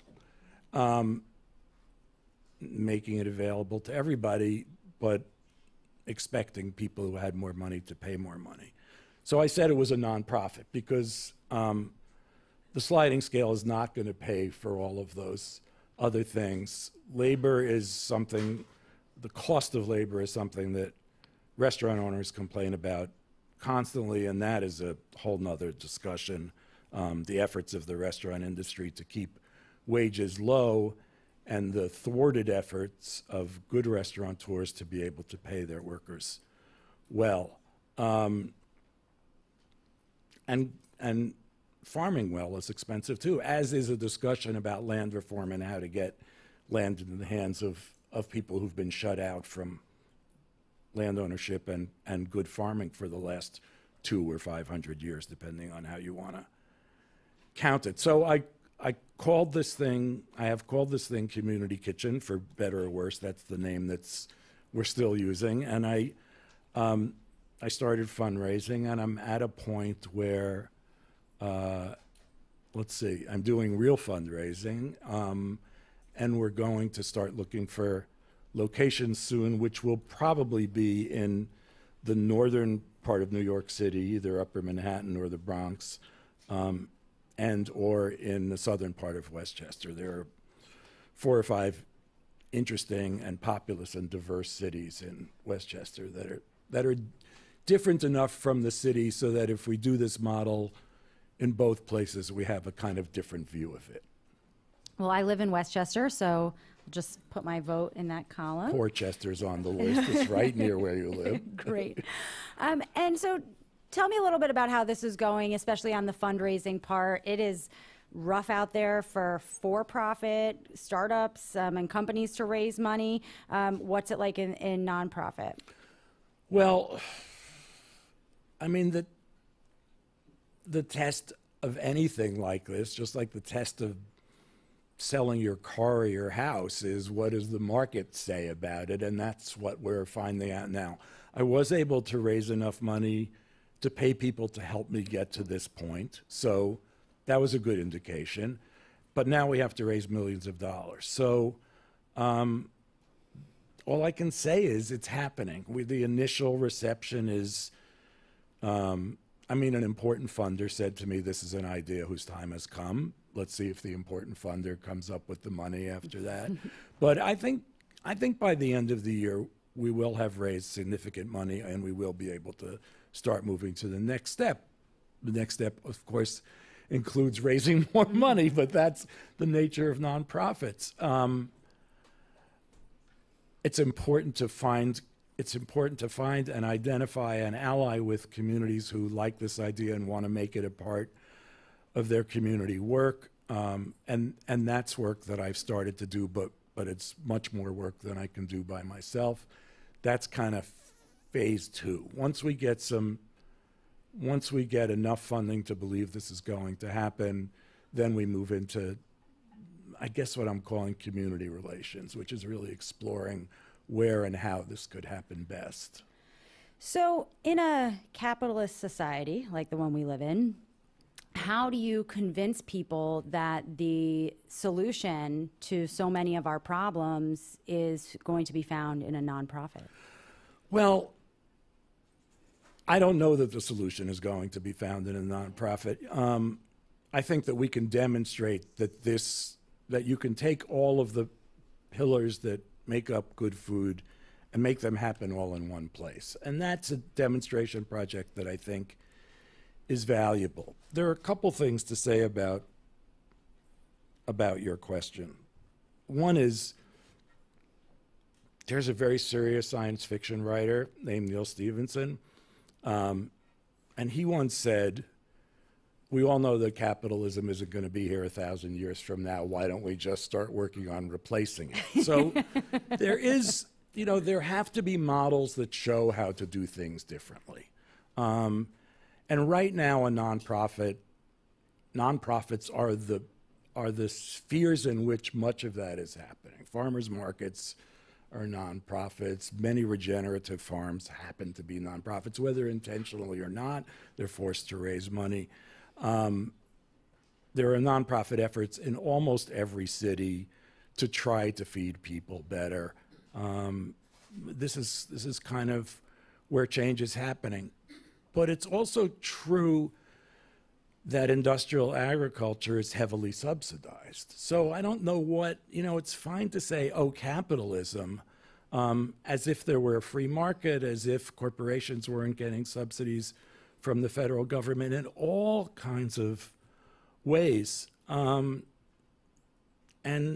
it's ridiculous to pretend that industrial agriculture could exist the way it does without government assistance in the form of direct subsidies, of course, but in the form of research that's paid for by governments, in the form of trade subsidies, in the form of many, many tax breaks, many, many different things. So it's not as if we're not subsidizing the food system. We are. We're largely subsidizing the wrong end of the food system. We're largely subsidizing how to do food wrong. So that's kind of one argument. Let's show how to do things right and put more money into subsidizing how to do things right. And there are people who don't like the word subsidies because it's now a dirty word, because it's been used for many of the wrong things, so we could call it incentives if you prefer. But it's what it is. It's a government being behind doing things. And it's not as if, very few people would argue that education should be a for-profit industry. Very few people can argue that transportation overall or the Department of Defense should be a for-profit industry. It's not that people don't make money in those industries. They do. But they make money in large part because our government is behind them, because we have some mutual agreement, whether we all agree or not. We act as if we have a mutual agreement that we want a Department of Defense, that we want a Department of Education, that we want a Department of Transportation, and so on down the line. We don't have a Department of Food. We have a Department of Agriculture, but it has a famously divided mission. One of its missions is to help us eat better. It doesn't do that well because the other mission is to help farmers make money. And the farmers, as I said before, who are making money are 98% white and mostly big landowners. So I think a lot of this starts with that statement that nutritious food should be affordable and available to everybody. And if you somehow make that a national policy, and, a president is capable of saying that sentence and saying, I'd like to see legislation enacted. And, if we had a progressive president and a progressive Congress, things along this line could happen. If we said that's now our national policy, and there are similar statements by the United Nations and similar statements by the governments of other countries, and they've met with more or less success. But I'm not talking about fixing the food system by November. I'm talking about how do we set ourselves on a path, the end of which we don't know, but the beginning of which, the direction of which is towards building a better food system. And we do it by that statement of intent. Everyone in this country is entitled to good food. What does good food mean? How does government help us get there? I don't know how all of that happens, but I do think that it's possible for us to build these kind of small food supply models in the form of progressive farms, in the form of progressive restaurants, like I'm calling Community Kitchen, in the form of subsidized CSAs and other food distribution systems that say, here's what an aspect of the food system might look like if we were doing things right instead of doing things wrong. So Community Kitchen could be a platform for political change. I would like to see Community Kitchen both act as a service to the communities that it's in and demonstrate that this stuff is possible, but also to make exactly this argument, that what we need is national policy that says everybody in this country has a right to good food. Whether that's through building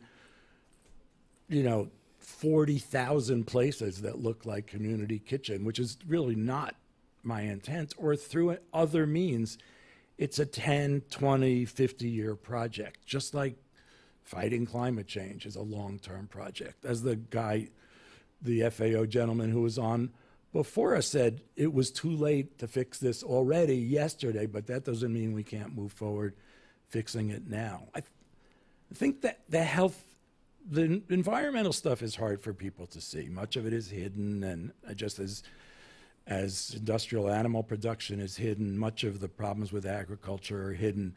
But the public health costs are not that hard to see. Everybody has a relative with diabetes. I mean, that's statistically true. A third of us have what's called pre-diabetes, which means, 80 million people in this country, 100 million people in this country. That stuff can be fixed only by changing the food supply and only by changing our diet. And if we do that, our healthcare costs will go down, our population will be healthier, and will live longer. Every statistic that you see supports a graph that looks like a big X, and that big X is the more money you spend on food, the less money you spend on healthcare, and the less money you spend on food, the more money you spend on healthcare. So the job is to support the eating of good food and thereby support a healthier population. So when we were on a similar stage a few years ago, I asked you if you thought we could fix food by working within the confines and the companies that we had, or whether we should burn it all down and start from scratch. I don't think you said burn it No, all I down. did, because I remember you said burn it all down. Well, I'm a little gentler now, I suppose. Well, I mean, it sounds like what your plan is for Community Kitchen is we've burnt it and now we're starting over, and we're gonna build something new and reach into the tool bag that has been there all along, but maybe for just obscured and try to build something really intentional and purposeful with it? Well, I mean, I wouldn't say we've burnt it. I mean, maybe burning it, yeah. No burning. I would say that we are not in good shape from many, many perspectives, and that incremental change, short of burning it down, can be helpful and even wise. So that's what I think now, is that we need to improve industrial agriculture in any way we can, reduce the use of pesticides, limit the growth of factory farming of animals, make land safer for farm workers, et cetera, et cetera. It's a list of 100 things that we need to do. But we also need new models to show what things might look like if they were done right. Someone just cut our time from 2 minutes to 0 minutes. I didn't even know the clock was there. Well, thank you so much for joining me, and thank you, Food Tank, for inviting me to the stage. And yeah, looking forward to continuing this conversation in another few years on another stage. So thank you. Thanks, Dina. Thank you all. Thank you both so much. I went to the wrong spot. So now I'll have an opportunity to hear from Sofia Jimenez Saborit, who is another NYU student currently pursuing her PhD. So Sofia, do you want to join me on stage? You can go to the podium. Round of applause for Sofia.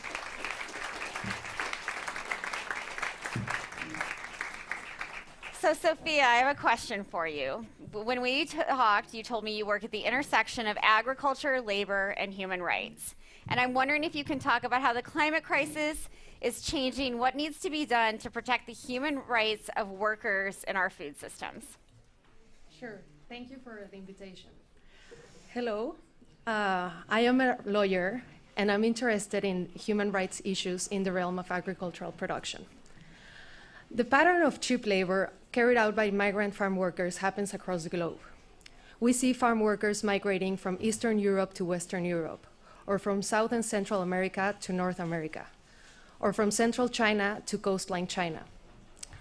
As a human rights lawyer and a food scholar, I research migratory patterns in agriculture. However, my research is currently taking place in the United States. Farm workers migrate in search of economic development. Unfortunately, in that search, they end up enduring inhumane working and living conditions. Extreme poverty, heat strokes, miscarriages, infertility, and health effects from pesticide exposure are some of the daily concerns that documented farm workers experience in the US. And I make this distinction because the living conditions of undocumented farm workers are much worse. In my research, I look specifically at migrant farm workers, their living conditions, and the cycle of institutionalized poverty. Individuals are only as strong as the rights they can defend and possess. And for that, we need to speak for the voices that are still unheard. And that is what my research does. I look at migrants that are marginalized and can't break out of the system. I look at women who are paid less than men that are in unsafe conditions and can't break out of that system. I look at migration as a human rights issue that can be addressed globally if we understand what the right to development means. International law recognizes the right to development for nations. But what happens to the right to development for individuals? What does the right to development mean in the context of food production and agricultural practices? The problem here is that we don't have a clear understanding of what is the right to development and how to align domestic policies within. Farm workers are individuals who operate within a system, and their right to development exists whether they're in their country of origin or in the country where they migrate. The right to development for nations and the right to development for individuals cannot be mutually exclusive. Migrating with humane working and living conditions must be the way to exercise the individual right to economic development and residency.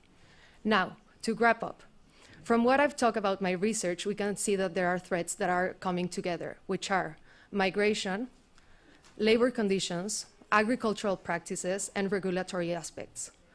My aim is to challenge the current human rights framework to make a change and provide policy recommendations at the domestic level.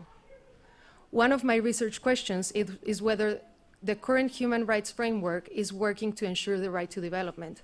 And if not, then what would it take for the United States to ensure the right to development for migrant farm workers?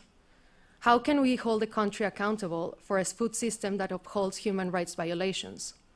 Because every time someone in the United States eats anything, they are participating in a system that is causing that extreme poverty, that is causing those miscarriages, and that is causing those heat strokes. And my work is here to illuminate those conditions, because this is a problem that concerns everybody. And because without migration, there is no American food system. And without those female farm workers, there is no agricultural production or climate solutions. Thank you. Woo! Woo! Thank you, Sophia. You were great. Thank you. Woo! I got chills. That was great. I want to thank Sophia again. Yeah, sorry, I need a minute. Now we get to have a really interesting conversation about deforestation-free and conversion-free supply chains, starting with a fireside chat with Fernando Balase, the Senior Director of World Wildlife Fund USA's Beef and Leather Supply Chain, and that will be followed by a panel with folks from Wholechain, Rever, and Tapestry Inc. So it's exciting work that they're doing, and I'm looking forward to hearing more about it. And what's interesting to me is they're working independently and together, all three of these organizations and entities, to really advance more sustainable supply chains. So please give a round of applause as Fernando joins me on stage. Thank you. So Fernando, I need to start with sort of a simple question, if you don't mind, so that we're all on the same page. And I'm wondering if you can talk about the connections between leather, food production, and climate change. Yes, I can, but first I have to brief. It's been such an intense morning, and it's very good to be here. But answering your question, I think that the first part of that question is easy. Leather is a byproduct of the beef industry, so it's directly connected to food production. But when you start thinking about the connection with climate change, and especially talking about today how to solve the climate crisis, we need to understand, and some of us have already spoken about that today, that we'll have to increase food production. Beef is going to increase, like it or not, it's going to increase. So we need to make sure we understand how to increase production, reducing the impacts. And when you look at leather, even though leather is a byproduct of the beef industry, what we have realized is that companies in that supply chain, sometimes they are more responsive to some of those discussions, and it's a very good way of connecting downstream brands, downstream retailers and consumers to that discussion that sometimes are left out. So our idea is to make those connections. And more importantly, going back to the climate crisis issue, if you look at products that have deforestation or conversion of ecosystems in their supply chain, we've done some research, and sometimes they have emissions that are 11 times higher than those with no deforestation. So if we want to solve the climate issue, we'll have to solve deforestation and conversion of ecosystems. 11 times higher. In some cases, yes. Yeah, and that's happening in places like Brazil. That means in places all over the world, but we specifically, when the work we are doing right now in beef and leather is focused on South America. Right now, we wish we could work everywhere, but the resource we have, we are focusing on Amazon, Cerrado, and Gran Chaco biomes, covering Brazil, Argentina, and Paraguay. Hopefully in the future we can expand that work for other countries too. Absolutely. Can you take just a second to explain why the leather companies are more responsive, or the leather producers are more responsive than the beef producers?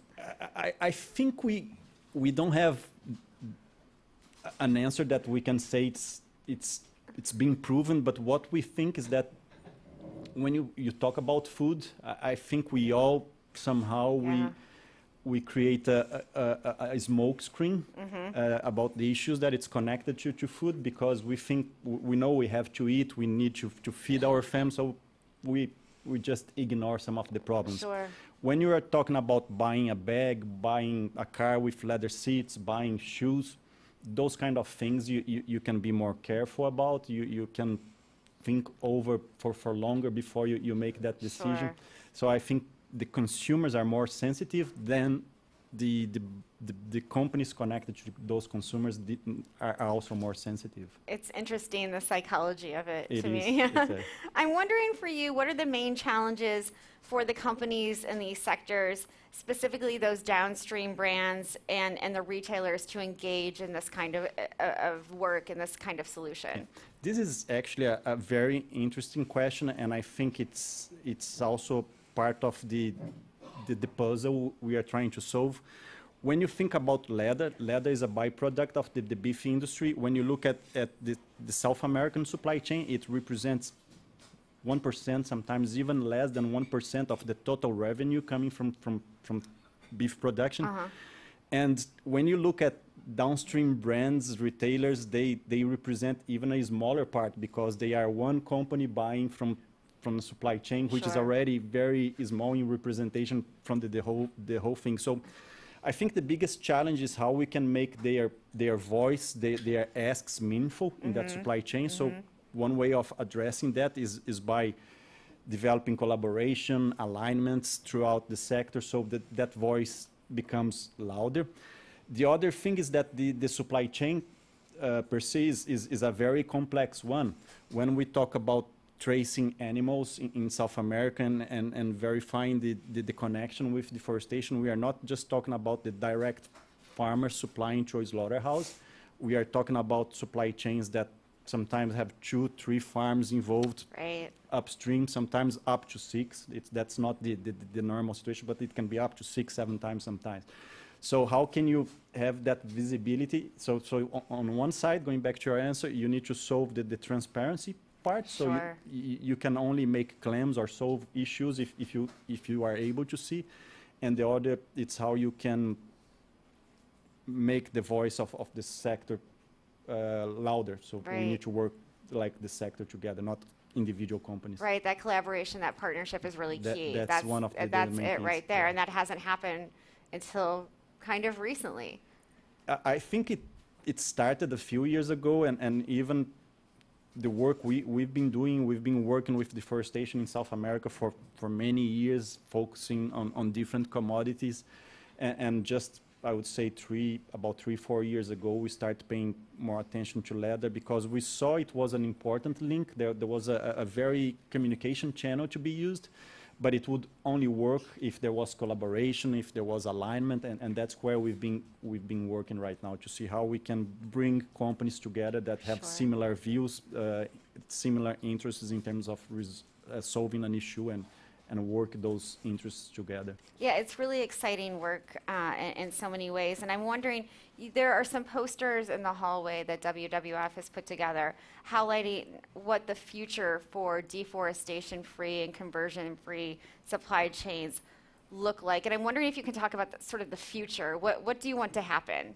Yeah, that's interesting, and I'm glad you mentioned the posters. It's we are trying to share a bit of our vision for the future, and this is a work we've been doing with the support of the Tapestry Foundation.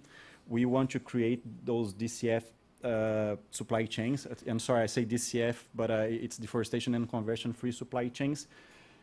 But for that to happen, there are two main parts that have to be solved. One is the visibility, the transparency in the supply chain. As I mentioned before, if you cannot see where you're buying from, you cannot fix it. So how can we create systems to address that? And we are running different pilots in South America to solve that. Jason from Wholechain, he can share some more thoughts. But on one side, we are working the transparency, traceability tools to have that connection. But the other side, we need to think that we are not only talking about illegality and illegal deforestation, we are talking about zero deforestation. So we are talking about asking farmers in South America to stop using an asset that they have the right to use in some times towards a common well-being. So we need to find ways of incentivizing that. Sometimes we need to incentivize traceability because it's not mandatory traceability. So we are trying to see how we can use those same systems to give transparency, but also to start channeling support, channeling incentives to farmers so they can adopt those best practices. Absolutely, and those incentives we'll get into in the panel, I think, a little bit more. But those sort of practices and education component, I think, is also interesting of what you're trying to do, working with these smallholder farmers who have to choose often between cutting down the forest or feeding their families. So what kind of education and awareness can you help them sort of understand, and along with those incentives, because they need them to not cut down the forest? Yeah, I think on the education and the awareness part is not very different from what we try to, and I say we, society in general, it's about making people aware of the issues related to climate change, how they affect their livelihood, so it wouldn't be very different. But you have like awareness on your side, but then you have economic, financial choices on the other side. And as you said, if you think about a small holder, they need to make sure that they can survive as a family, as a business, and that they have income. And if we are asking, just to give an idea, if you look at the Amazon biome in Brazil, I'm using Brazil because it's where we are working more often and where the discussion is happening more often, but it applies to other places. But in the Amazon biome, by law, you have to protect 80% of the land. So it's already very strict. Right. And you have 20% which you are allowed to deforest. And if you're saying don't deforest what is still up, and you're saying don't survive. So we need to find other business models that will replace that, and that's what we are trying to do. Where it has already been cleared, we need to make sure that we are more efficient, that we are making more with less. But when we are talking about avoiding new clearing of land, then we need to develop new business models. Yeah, and those financial incentives have to be there. And the companies on the other side who want deforestation-free and conversion-free leather and other products need to be doing that too. They need to be creating the demand among us as consumers. Absolutely, and Dr. Stephanus, he mentioned about the externalities that right now we are not paying for those externalities, and we need to make this attractive, sexy to consumers, and brands, retailers. They have an important role in helping in that awareness. But also we need to think not only about financial incentives, but all the other things we can do, going back to education, how we can help to train farmers to become better, more efficient, how we can negotiate with governments to give better credit lines for farmers that are developing best practice, and there are many other things that are not only financial. Have governments been responsive and excited, or? At some levels, yes, and the problem with governments is that they run in cycles, so they may be excited today, in 4 years they won't be anymore, and vice versa. So it's very important to work with them, but we need to, in parallel, we need to find solutions that will not rely on them. Yeah, those long-term impacts, Yeah, we use the excitement when it's there to create structure that will last throughout the years. But we need to be prepared when the excitement is not there to fill that void. Fernando, it's my understanding, and correct me if I'm wrong, that pre-pandemic there was a lot of momentum around deforestation-free and conversion-free supply chains, but the pandemic set us back. How do we get back to where we were previously? And I think this is a personal opinion. I don't have anything that gives you numbers about that, but I think the interest, the engagement is there again.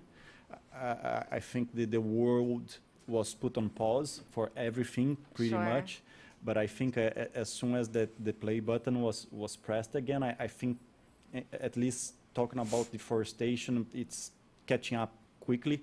And one thing that helps that discussion, what I mentioned about commodities coming from deforestation having a much higher emission than those coming from non-deforested areas, is that climate change is the sexiest topic right now. Everybody's talking about climate change, and the connection between deforestation and conversion with climate change is so clear, and it's so huge that it helps to gain attraction to talk about deforestation. Sure, that easy to understand, Yeah. you know, it's very clear. Thank you for that. If you don't mind, I'd like to invite our panel up. Please do so. Great. Thank So you. I will now be joined by Jason Berryhill, the CEO of Wholechain, Joel Selwood, the CEO of Rever, and Logan Duran, the Vice President of Sustainability at Tapestry, Inc. So let's give them a round of applause.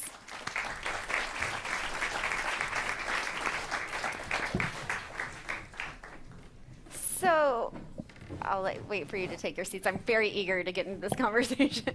I want to ask all of you what you see as the greatest barriers and obstacles in your work right now to creating deforestation-free and conversion-free supply chains. Jason's looking right at me, so I'm going to go to him first. Well, I mean, it's change. It's new. It's new process in some cases. In some of the geographies that we're talking about, like in South America and Brazil, I think one of the interesting opportunity areas, though, is that it's not necessarily change, it's just new. Yeah. If you drive out of town here a ways and get out to a pasture, you're going to see ear-tagged cattle, as far as you can go, as far as you can see cattle, you're going to see that. You wouldn't see the same in some of these, or you'd see them at different stages in the process. To introduce that from the birth farm, introducing something new is easier in my experience than changing something existing. Sure. And so sure. I think that's, one of the things. So it's kind of a both, yeah. Kind of challenge and something we can overcome, I think. Absolutely. Joe and Logan, what are your thoughts? I mean, I would echo that. I mean, I think within our broader ESG and sustainability framework, we do a regular materiality assessment. We go out to all of our stakeholders, investors, employees, leadership. We go out to academics. We go out to NGOs.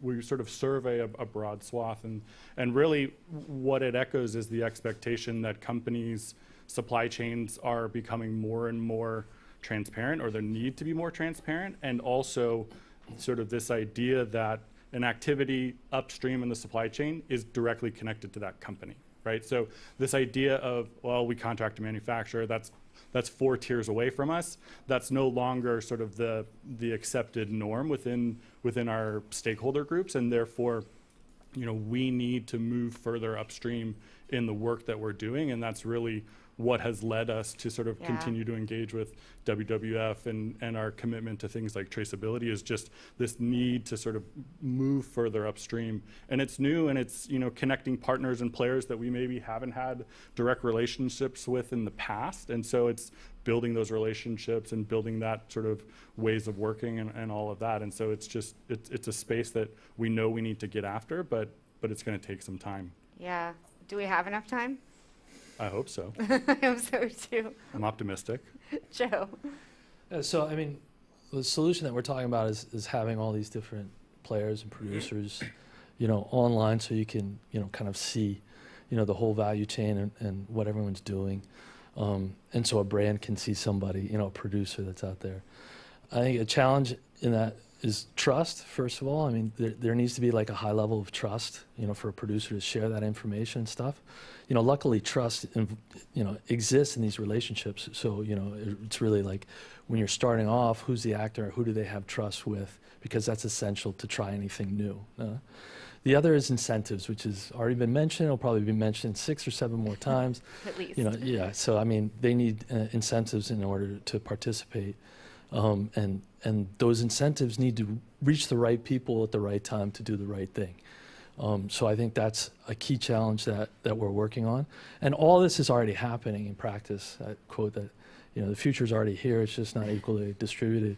And so it's already happening in practice. Surprisingly, I'd say a challenge is not technology. So what we hear a lot is like, oh, but these are small producers out in the middle of nowhere, you know, and so they're going to have a hard time using technology. That's not what I see at all. I mean, you go out to these. We were on a farm, and everyone on the farm, I guess it was like a fashion thing, they all had a holster for their phone.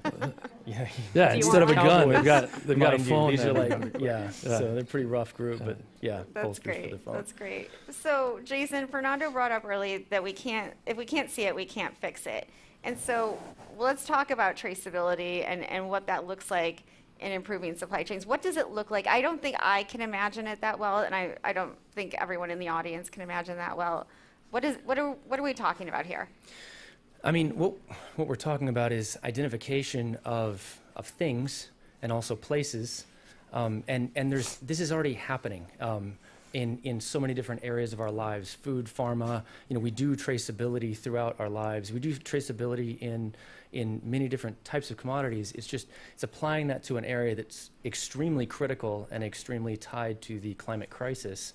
And so being able to tie back to not just the feed yard that fed into the slaughterhouse or the production facility, but then all the way back, you know, Fernando mentioned the 3 to 6 farms, that, you know, the spaghetti web of traceability that needs to happen up to that point. You know, these things are already happening. You know, one of the things that we really focus on is standards and standardization of this. You know, we work very closely with GS1. It's the group behind the barcode. Some people don't know that same group also has standards around, you know, pharmaceutical traceability, food traceability, other types, and that's what we're using there. And again, using those same processes that are being used and scaled elsewhere. So it's so interesting. Jason, I just want to stay with you for a minute because I have this question, and I do have to read it because it's complex for my head. Sorry. So is it feasible to achieve traceability all the way back to indirect suppliers in the beef and leather industry? And along with that, how cost prohibitive is it? Yeah, so you know, interestingly, I think Joe had kind of said that best as well. Just the future is already here. It's just not evenly distributed. This is happening, and it's definitely happening. The technology is there that's cheap or free to enable this to happen within, you know, the grasp of these farms. And so it's not an issue of, you know, it's really not the cost in that sense. It's a matter of the willpower, and the willpower is very much changing, just with consumer perception and other, you know, issues that are happening. And also too, yes, leather is a byproduct of beef, but you know, the traceability that has to happen already in certain beef supply chains, that can be applied, because they're really using the same or very, very identical systems. Please, Fernando. Can I just add one point to that? I think that there are two things that we have to understand that are, they work together, but they are separated. One is traceability, so understanding how that material moved throughout the supply chain. And the other one is performance. Is it DCF? Is it organic? Is it whatever you are trying to measure? And very often now, companies, they not only want to have the two things, but they want you to have a level of verification of like a third-party assurance that those things are really happening in the supply chain. So as we were talking about this today, sometimes the traceability cost, it's not that much, but you have the cost of verification, other things that starts to build up. And we are not even talking about implementing best practice, which is where the real cost is. So yes, we can say in one hand it's not cost prohibitive, but if you think about the entire package, then it is cost prohibitive, and leather will not solve this. We will have to use leather. We need to use the beef supply chain, the gelatin supply chain, everything that makes up that production chain.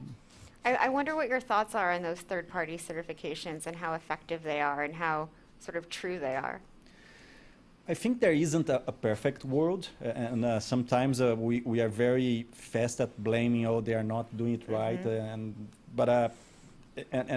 I think even if you name the best scheme around the world, that you're gonna have situations in which they're gonna fail. But I think they add a level of transparency, of safety. If you think, just to give you an example, the UDR.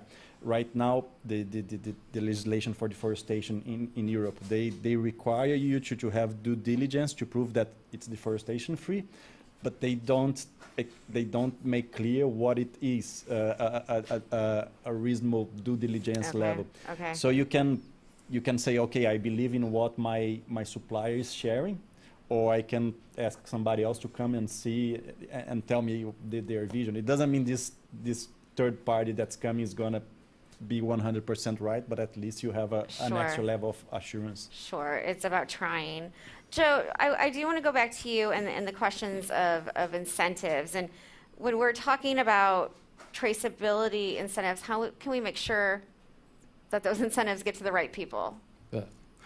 Yeah, so I think the solution that we're working towards, which has never been possible, I've worked in sustainability for 30 years, and we never imagined that you could be at one point or in one place in a value chain and be able to reach another point at the other end. And so, this solution that we're putting into practice is exactly that. So you as a consumer shortly, or as a brand, can go in, you can have, a lot code or a product code or something, and you can actually see, that full, value chain, all those different actors. You can see what their performance is, what are they doing, and you can, invest in them, directly. And so that's what we're testing out now is, how can you implement financial incentives for these actors? And you can be a consumer, you can be as far away in another country, et cetera. Yeah. And you can understand how this material is being produced and vote in some way, shape, or form to incentivize those that need to be. The challenge has always been like that trickling down, from a consumer all the way down to a birth farm, which was, doing this 3 years prior. Long and windy. Yeah, that was never possible. But, now, working with technology applications, things that we had imagined are possible. And you feel like there is this consumer who wants these things and is aware about them? I think there is, but I don't think it only depends on that. So the new legislation from EUDR, I think, is very important, and some of that is consumer-driven, et cetera. I think this will be a big focus in the beginning, like consumer pressure. But I think there's such operational gains, of just understanding where your material is coming from, where your best material is coming from. I think that's going to be the short-term benefit, and it'll probably drive some things. But I think operationally, who gets involved in this is just going to see such advantages that, that's going to be kind of gravy on. Very cool. Yeah. So yeah, I mean, I would echo, we definitely are seeing expectations from consumers and from stakeholders to sort of add or sort of ramp up our level of transparency, which only really comes from this sort of effort in traceability. And I think, that's going to continue to evolve and grow. I think the other piece, sort of to Joe's point, is it's allowing us to de-risk supply chains, right? So from an investment perspective, it becomes a much more appealing opportunity for institutional investors because they know that we're taking the steps in order to make sure that we're not going to end up on the front page of the New York Times or the Wall Street Journal or something like that. Hope not, right? Yeah. That's great. Logan, I do want to stay with you and Fernando too, because the Tapestry Foundation gave a grant to WWF to develop deforestation-free and conversion-free supply chains. So I'm wondering if you can both sort of elaborate on the vision for the grant, the process of investing in this. Was it a huge sell to the foundation to sort of get this very complex thing invested in? Yeah, I mean, I think sort of I'll speak first to sort of Tapestry's broader ambitions in this space, if that's okay. Please. I mean, as I mentioned, we start with our materiality assessment, and we know that upstream activities are extremely important to our stakeholders. And we also, we make a lot of products from a byproduct of the food industry, right? So we're using leather as a core material. It's definitely comes with its impacts associated with it. All materials have some level of carbon impact, but we also believe in the strength and the durability and the longevity that comes from these products, right? But when we look at our entire value chain, we really tried to take a value chain approach to this work, right? So starting first on the land, the partnership with WWF, as well as some of our commitments and our partnerships with folks like Savory Institute, focusing on regenerative agriculture, our commitment to leather working group, gold and silver rated tanneries, making sure that the actual manufacturing of the materials is done in the most responsible way possible, but then really this idea of longevity, durability, crafted to last, and focused on things like repairability, circularity, which is sort of a value that we've had at specifically a Coach brand within the Tapestry family. We've been doing repair for 30 some odd years, right? And evolving that into a program called Coach Reloved allows you to bring your products back. If it can't be repaired, if it can't be resold, you know, eventually we will take that product and we will make it into something else, which again keeps those materials in use. And then most recently, the launch of Coachtopia, which is again using the waste from the cutting room floors of our factories in order to create products, really utilizing and maximizing the utilization of all these materials and attaching to that on the sort of consumer side a digital ID, which allows for the ability in the future to add sort of the level of transparency that Joe was talking about, right? Where is the provenance of materials? Where is it manufactured? What is the impact of those materials? And I think looking at when we sort of took that longer, you know, value chain approach, the Tapestry Foundation, which started about 1.5 years ago, was looking for this opportunity to invest in programs that address climate change, as well as access and equity. And so the partnership with WWF became really natural, just given our involvement in the leather space and some of the work that we had done already around traceability. Thank you. Fernando. And just to add to what Logan has said, I think this partnership is interesting because it has three different, I would put it in three different silos. One, they are supporting direct work in Brazil in reforestation, restoration of pastures, but more important, they are helping us to create seed collection chains, so that we are empowering communities to be able to be part of that reforestation restoration project, which is very important. So we are addressing issues where the problem is. But more importantly, is the other two parts of this project. One is trying to develop the tools that we need to have DCF, deforestation and conversion-free supply chains. So this vision of the future, we talk about the vision of the future because we are still organizing a few things, but the pilots are happening already. We are testing those things. We are creating the proof of concept, so we are being able to develop those things. And there is a third part, which is about engagement, collaboration, incentivizing those things. So this partnership is allowing us to invest more time in connecting to other organizations. Sure. So we are working with an initiative called it's a call to action from Textile Exchange, where we're bringing many brands together to make commitments to develop those solutions together. Can we create funds? So it's a really important opportunity that we have at this moment that's allowing us to address all those different angles. So exciting. It's really important work. And a lot of work, but exciting. I love the community partnerships because this doesn't work unless it's grassroots at some point, right? Absolutely. And this project in Brazil is actually very exciting. It's in the Cerrado biome, but it's an area where 80% of the water that goes to Pantanal, which is another biome comes from.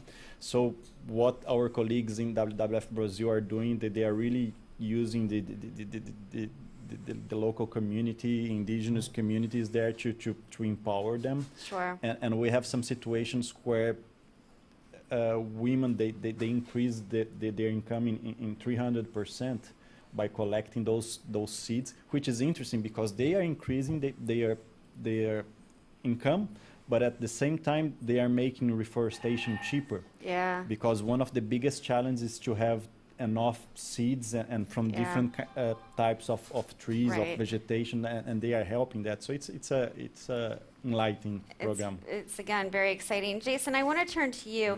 There are lots of efforts underway to create transparency, traceability, make sure that we have conversion-free and deforestation-free supply chains. Is there anything that you fear about fragmentation of all of these different efforts, and how do we sort of collectively bring them together?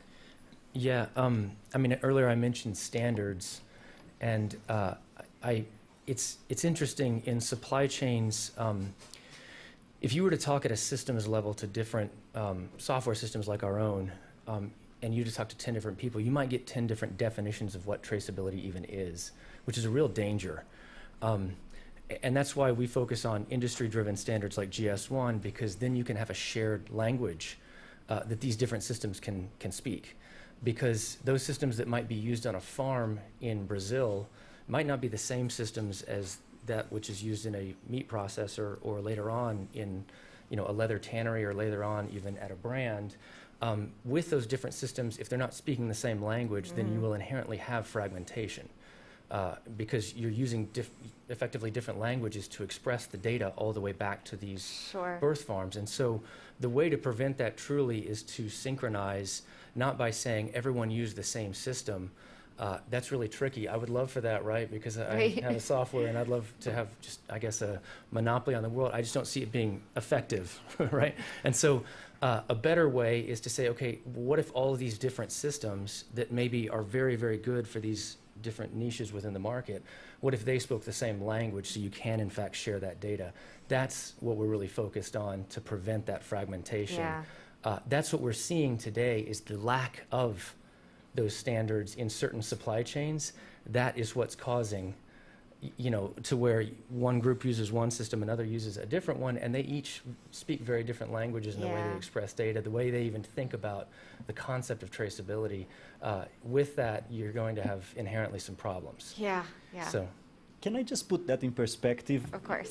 When you think about the leather industry, if you think it's a sector that already represents only 1% of the big picture, and then you have hundreds of companies asking different things in that supply chain, asking for different. Sometimes it's very simple. It's the data format that but they are all asking different things.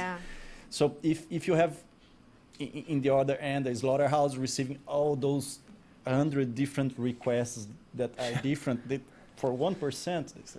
Forget it. That's a really important piece of all that work. Well, and it's frustrating to the stakeholders. Imagine yourself as a processor, but even a farmer, and it's like you're being pressured to use 10 different systems because some other person wants a different acronym or ask. It's frustrating. It's expensive. And so if instead you can use one that can talk to whatever system that they are using, that's how we use that's how we use email, right? Like, you don't say, oh, do you use Gmail too? Because if not, I can't really send you anything, right? You don't ask that question. Instead, you just say, can I send you an email? That's how we should be transmitting supply chain data. We're just not right now, but it's changing. Sure. Thanks to all of you. We only have a minute or so left, so I want to ask each of you, what are the next steps for each of your entities working on this issue? So, Joe, I'd love to start with you. What's the future hold for you? I think I'm going to get out of these funny clothes. At the last panel, I was the only one wearing jeans, and so they tricked me into it. And get jeans and boots and get back into the field. Putting into practice these pilots that we're doing, and especially this aspect about the incentives. I think that's absolutely key to test that in practice. I've seen it on the ground. Especially small producers, if we're going to expect them to act differently, they have to have different incentives than we've had for hundreds of years. So that's what I'm really excited about. And just kind of all these things are happening, just putting these pieces together and then scaling the solution. That's what I'll be working on until next year. Awesome. Thank you. Logan? I think we're in a very similar boat. I mean, I think we're in a unique position in that we have the Tapestry Foundation, which is able to sort of deploy capital to support a lot of this work from a larger sort of incentives and infrastructure perspective. But we also have commitments as an organization to achieve 95% traceability of our raw materials by 2025, right? Yes. So we're working both. Sort of deploying the capital from the Tapestry Foundation perspective, but also from a larger corporate ESG and sustainability perspective is, starting with those pilots. We were sort of joking earlier in the hallway.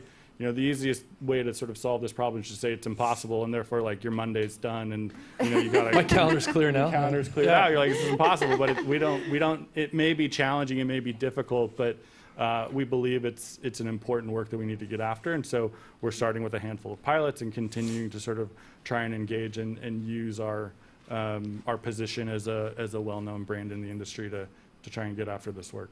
That's fantastic. Jason, what's next for Wholechain? Well, I would just say, I mean, what we're excited about most is working with brands that are being really part of the solution. I've said before that good brands, they avoid, problem areas in their supply chain. Great brands, they actually engage in those problem areas, and they intentionally, act within those to create change. It's truly the only way this will change.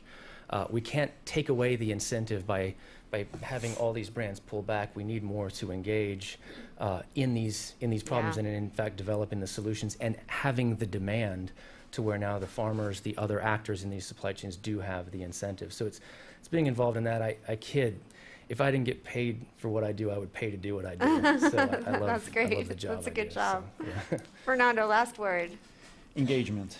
I think we need to engage more. We need to collaborate more, not within the leather sector, but bring beef, bring gelatin, collagen, bring other organizations, bring countries together. It's a huge issue, and we don't have time. So we need to work everybody together to get the same results. We don't have time, but we have great ideas and great people implementing them. Thank you all so much. It's a great panel.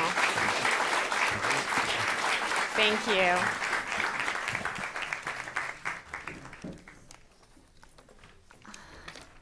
I know everyone's hungry, and I want to thank our partners at Great Performances and Oatly for putting together a delicious lunch. I also have to thank our in-kind sponsors, Bobolink Dairy and Bakehouse, Vital Farms, Certified Origins, Spare Tonic, Akua, Oshi, Parlor Coffee, The Good Smart, Traditional Medicinals, Yolele, Vertage, Vital Farms, and Tony's Chocolonely. So let's give them a round of applause for feeding all of us.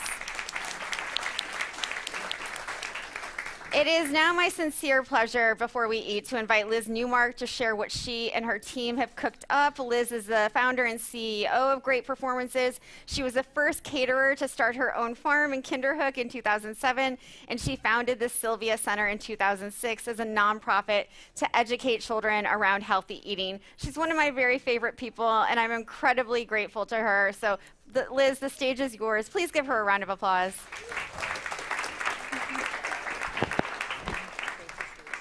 All right, I'm the only thing between you and food, so I'll be really, really quick. I just want to share, thank you for a little background. I say I have a trinity in my life. My for-profit life, Great Performances, my nonprofit life, which includes the Sylvia Center, working with WNYC, public housing, bunch of organizations in the Bronx, shout out for Open House New York. And then I also have my anti-profit life. And the anti-profit life, of course, is Kotchke Farm. No one ever goes into farming to make money. And if you have, I'm amazed. I just want to share from Kotchke Farm today. You have a Kotchke Farm farm bowl with our own tomatoes, leeks, butternut squash, black kale. The quinoa and the ginger vinaigrette is not from us. We are very careful about not greenwashing. And sustainability is the key to our core values around food. I don't know how many thousands and thousands of people we feed on every year. And sometimes you make a choice between your values and the impact you want to make and profit.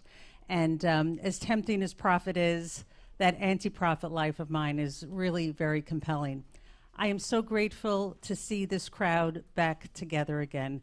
This is the group that's going to change the world. And even if we have to do it one meal at a time, that's fine with me. So thank you, enjoy your food, and be in touch. I also want to tell you that you get to enjoy a really special musical performance by award-winning singer-songwriter Amber Rubarth, followed by a sneak peek of the trailer for Food Inc. 2. For the live stream audience, please enjoy Amber's music, grab a bite, and we'll see you in roughly 30 minutes, everyone. Over to Amber.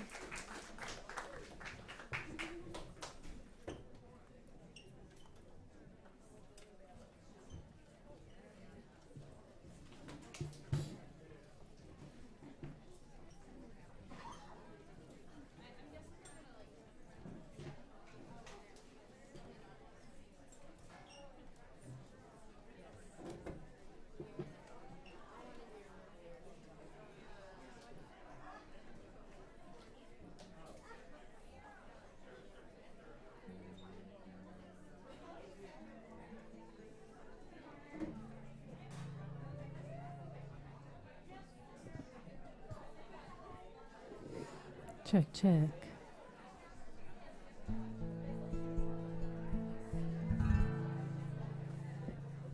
All right. What a beautiful event this has been. My goodness. I actually wanted to start with this one song because there's so many change makers in here and people that are taking devastating things and turning them into beauty. So this is a song called Do Something Good that I just wrote recently.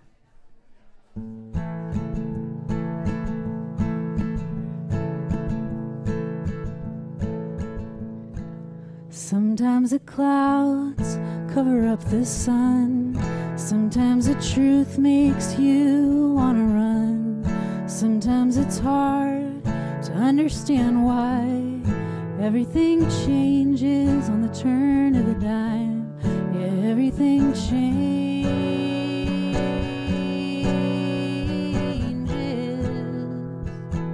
So if you're feeling bad, do something good for somebody else. You know that it would be a welcome change, a break in the rain, a star in the night. I think that it could brighten up the sky and lighten the load you hold inside. So if you're feeling bad, do something good.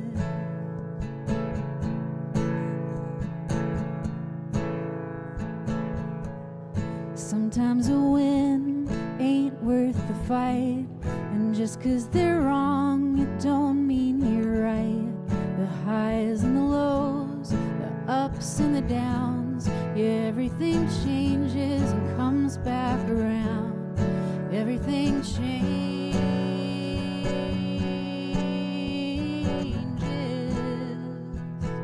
So if you're feeling bad, do something good for somebody else. You know that it would be a welcome change, a break in the rain, a star in the night. I think that it could brighten up the sky and lighten the load you hold inside. So if you're feeling bad, do something good. I watch a leaf float down the river, tracing lines over stone and clay. In the last light, how it glitters, she's going away.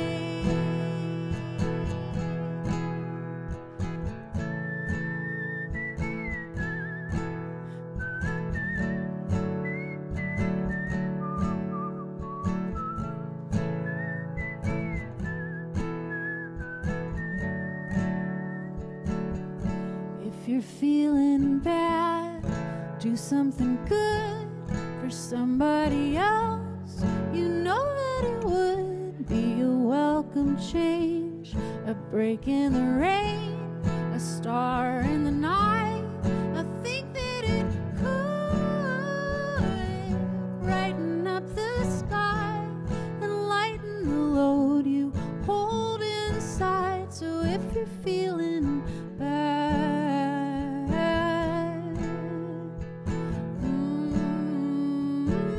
if you're feeling bad, do something good.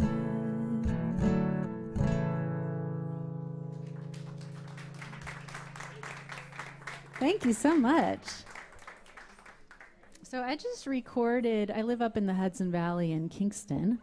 And when all touring stopped, I started volunteering on a farm out there, an organic farm that's right across the road from me. And I learned about cover crops and kind of the magic of cover crops. And I hadn't had a ton of real engagement with farming before that. You know, we didn't really have that growing up. I had been touring a lot since I moved out at 17 and just kind of been on the road, and this was really my first time to be more engaged with the seasons and with the dirt and with the farming and with the animals and when they have babies and how everything moves across the sky and just all the things that you get to witness when you're kind of stable in one place. So I decided to do this album called Cover Crop, which is a reinterpretation of 15 songs woven into a story around our disconnection with nature and remembrance of that interconnectivity. And this is the first song that I covered. It's all the original lyrics. Most people know this song, but the lyrics are sometimes buried beneath all the beautiful production that's on it. So.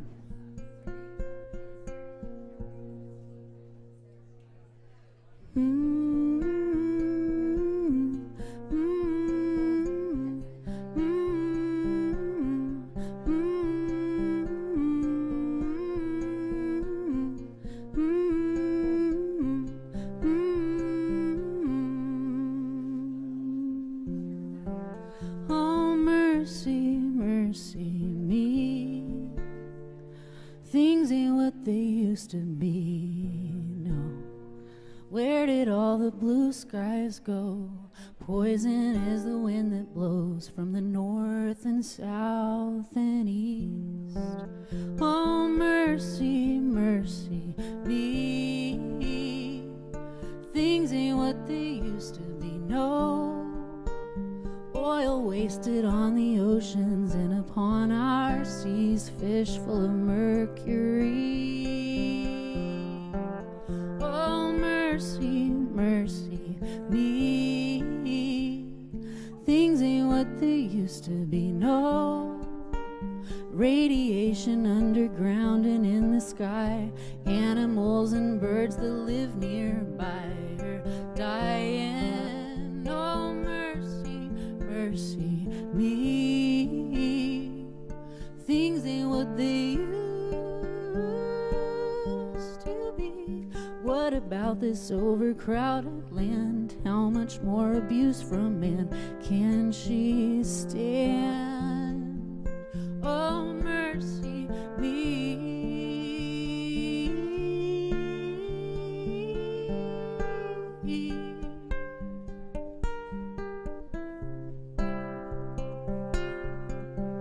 Oh, mercy, mercy, mercy, mercy me.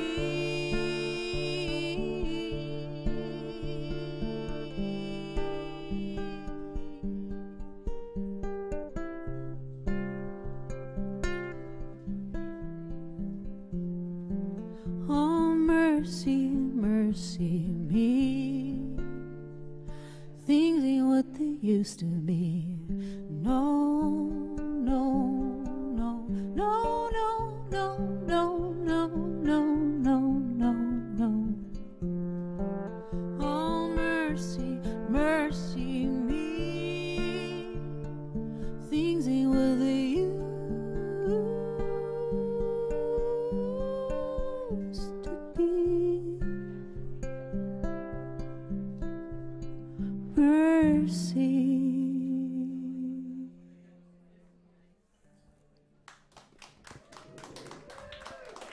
Thank you. What a beautiful event this is. My goodness. I feel like just a sponge that's just like trying to soak up all the goodness. It's so beautiful to feel the community that's all around this. And yeah, big thanks to Food Tank for bringing me in. Definitely feel inspired.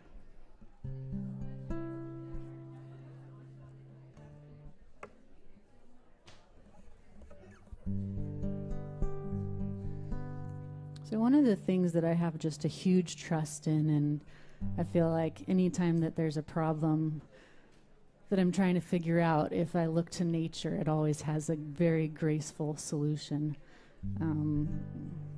Nature really deals with anything, even death and rebirth, in such a beautiful, graceful, profound way. So I wrote this song when I was going through a tough time. I had just gotten in a really bad car accident and was not sure if I would be playing music again, and had a lot of brain things going up. And I used to visit this graveyard that just, it was like everything was all there at once. And it definitely gave me strength and lessons around, letting go of things that are no longer and inviting in the things that are coming in. So it's called Wildflowers in the Graveyard.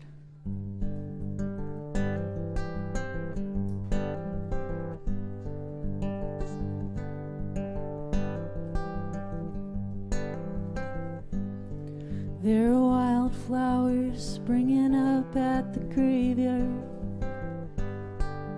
An oak tree that's been standing here so long, and dandelions pretty in the sunshine till the wind blows and they're gone.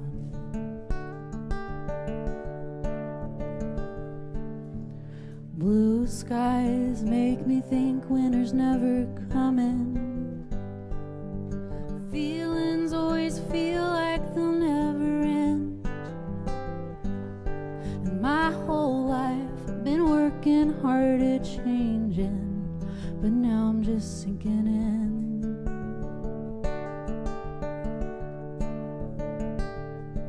And I'm walking to the edge of where the river meets the sky, holding my head up and closing my eyes.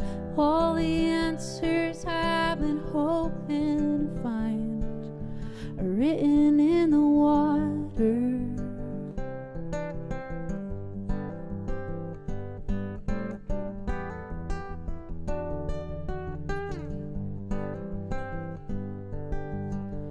Clouds are rolling over. Snake, she sheds her skin,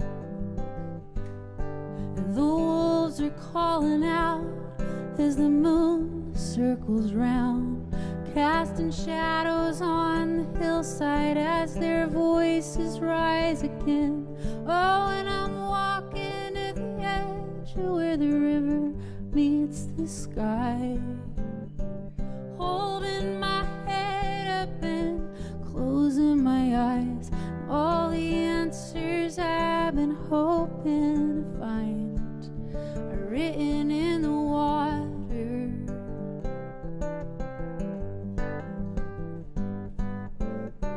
Written in footsteps that crawl across the snow.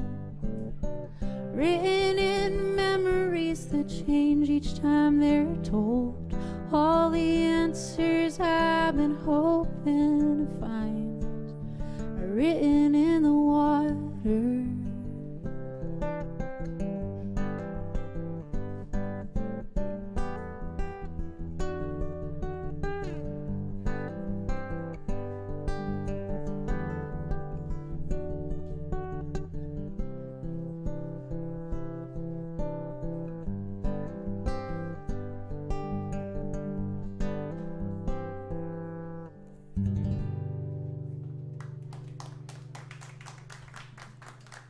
Thank you.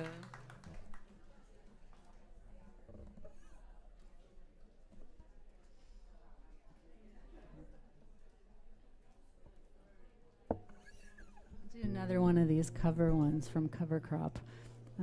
This one goes out to Bernie since he said he likes this song. And this is like kind of the whole album, if you listen to it in order, tells a story. So it starts with this disconnection and kind of awareness of the disconnection with nature, and then goes into all these ways that it's expressing itself in the world, and then kind of a moment of churning where you start rejecting, maybe what you've been told, and start aligning a little bit more with what you feel. And this is one of the songs that's sort of like right in that turning point.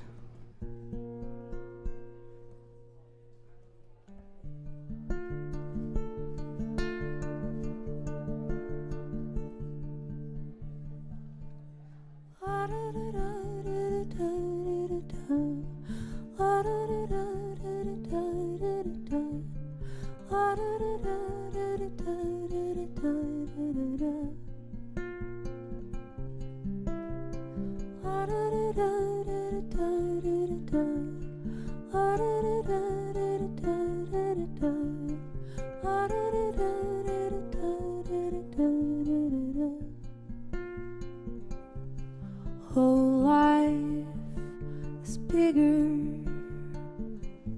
It's bigger than you, and you are not me.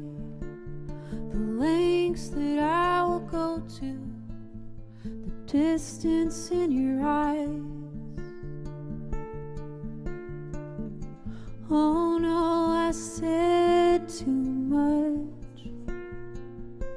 I set it up. That's me in the corner. That's me in the spotlight, losing my religion, trying to keep up with you, and I don't know if I can do it. Oh no, I said too much. I haven't said enough. I thought that I heard you laughing. I thought that I heard you sing. I think I thought I'd try, you try. Every whisper of every waking hour, I'm choosing my confessions, trying to keep an eye on you, like a hurt, lost and blinded fool. Oh no, I said too much. I set it up. Consider this. Consider this the hint of the century. Consider this the slip that brought me to my knees. Failed. What if all these fantasies come flailing around, and now I've said way too much. I thought that I heard you laughing. I thought that I heard you sing.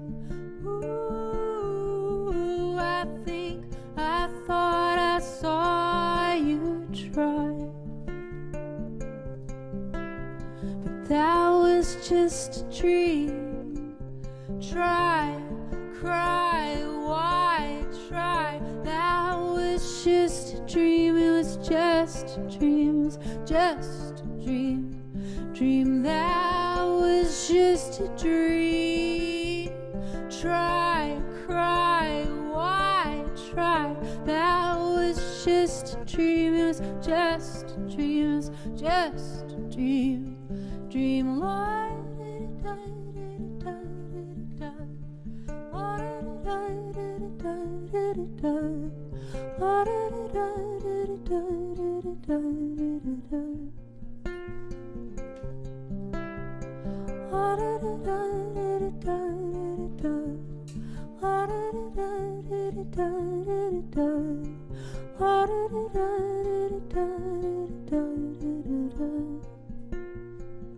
It's just a dream. Thank you. Thank you so much. What a beautiful song that is, right? Oh my goodness. Oh, it's timeless. I'm going to do this one, which is, I never really play this one. I wrote it one night out in the woods. And just like that contrast of looking out at the world and everything is just total chaos. And then you look out into the woods and everything is sort of perfection. And you're like, why are we trying to figure out how to do things instead of listening for how to do things, you know? This is called Don't Make No Sense. No, no, no, no, no, no, no, no, no. It don't make no no sense, though it's right here in front of me. The evidence says it ain't how it's supposed to be. Don't add up, straight upside down and round, round, round, round. And everybody knows we live in a society pulled apart by the rules of propriety, giving more rights to companies than animals or the air we breathe. Don't make sense at the end of the day why life went from carpool to pay. Money ain't gonna save this world, not half as much as that Greta girl. Don't make sense, matter which way we turn it. Why build a fence when the bridges are burning? All these lines drawn in the sand, well, they can't tell me who I am. Well, the only thing making any sense these days is a little bit of loving and a fire in the fireplace, walk in the woods, food from the farm. There's a line right there, I just forgot it. strumming a chord on the old guitar, whistling back to the morning doves, spending time with the ones I love, pulling off at the old lookout, breathing in, breathing out.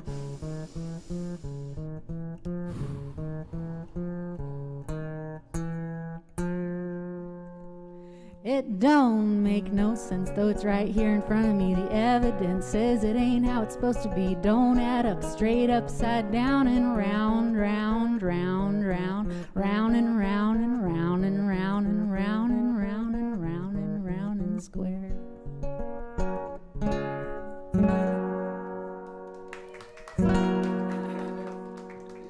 Thank you.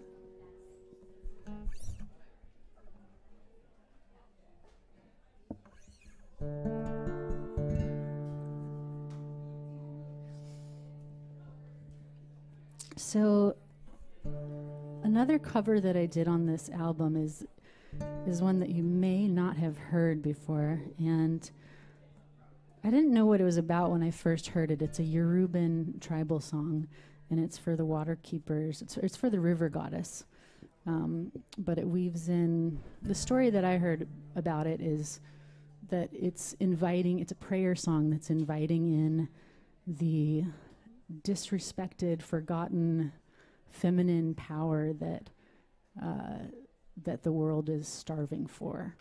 And they sing to the river goddess to invite in the protection of the waters and the cleanliness of the waters. So this is called Ire Were Were Nita Ochun. It's for the river goddess Oshun.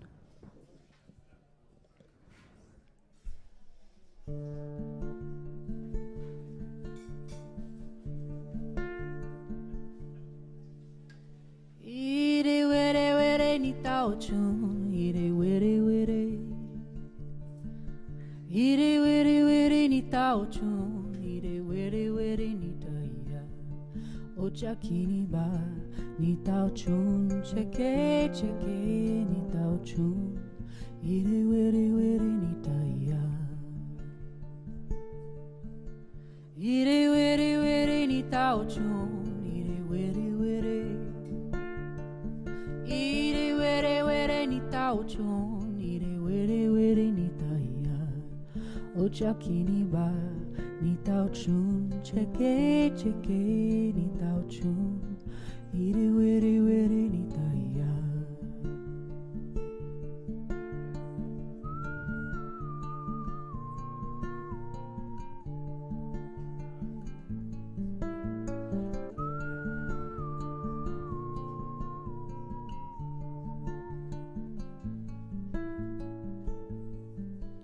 Ire were were nita ochun, ire were were. Ire were were nita ochun, ire were were nita iya. Ocha kini bar nita ochun, cheke cheke nita ochun, ire were were.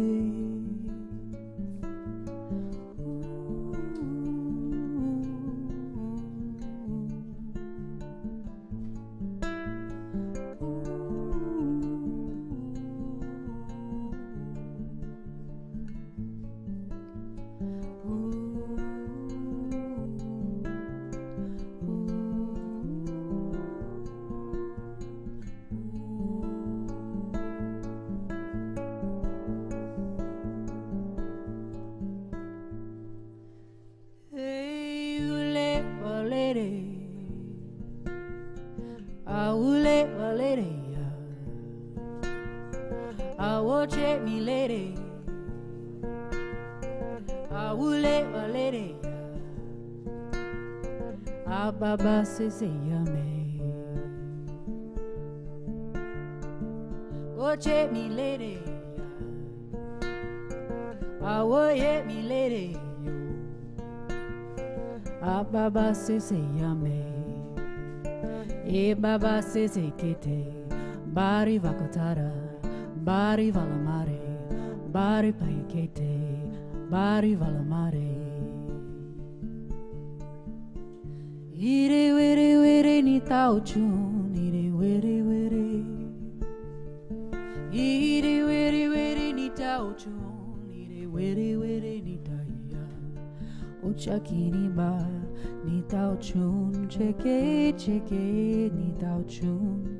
Ire were were ni taya. Ire were were ni taya. Ire were were ni taya.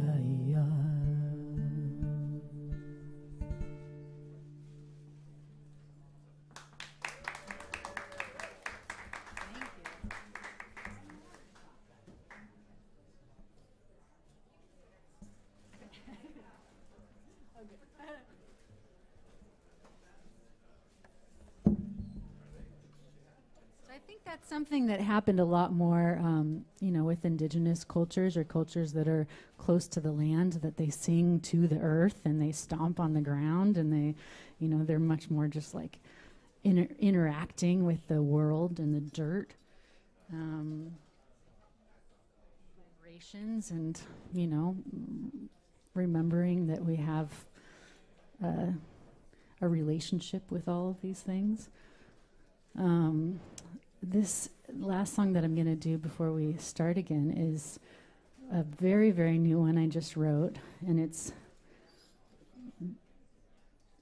inspired by a couple things, but one of them is an owl that lives out by my house. And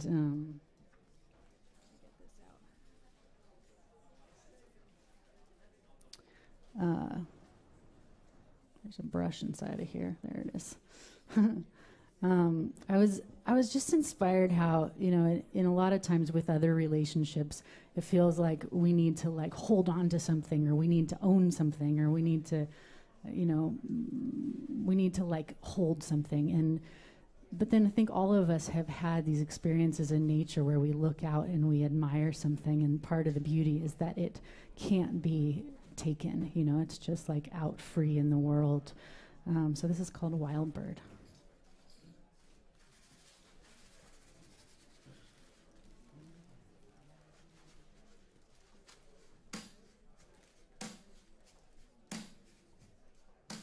I fell in love with a wild bird, wild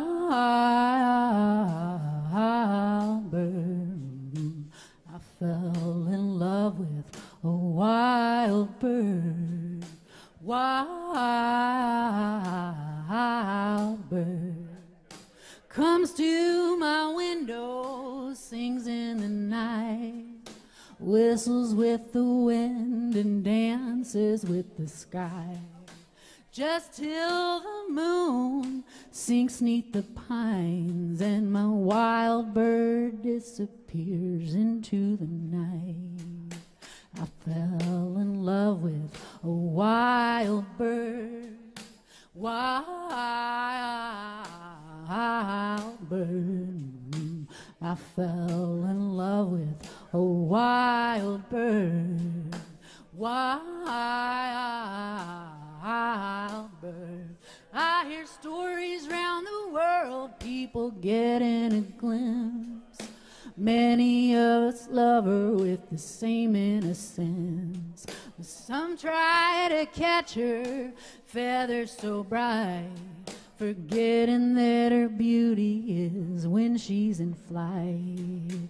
I fell in love with a wild bird, wild bird. I fell in love with a wild bird, wild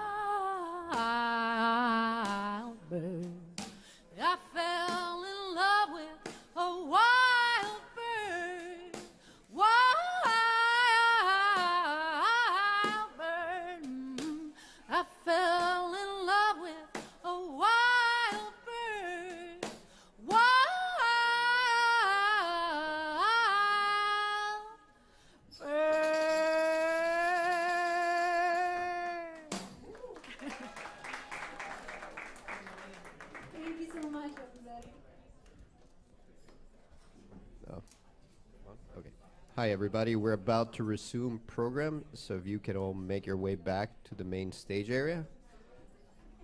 Resuming program shortly. Thank you.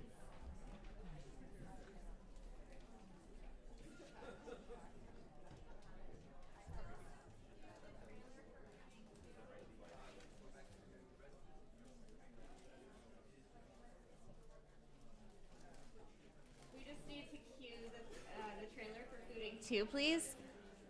Thank y'all.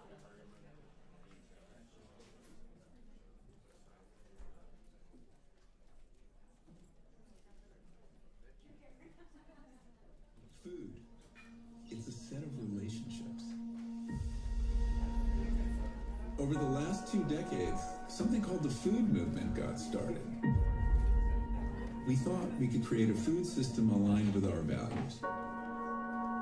When the pandemic hit, the curtain was peeled back. There were shortages in the supermarket. I haven't been able to find formula for like a month. Millions of other workers in the food system who were being exploited. How could I go to work for these billion-dollar companies and feed all these people, all to come home to hear my son's stomach growl? African American kids in the last decade alone have seen their diabetes rates double. I sure as heck don't want my tax dollars subsidizing the things that are making people sick. I worry these new food companies are following the footsteps of big food. Now, what are the proteins that you're producing? That's something we can't talk about on the camera right now. This is our chance to chart a new course while we're also healing the planet. We can have a food system that produces healthy food, a safe workplace that treats the land in a way that's sustainable. We not only can do it, we have to.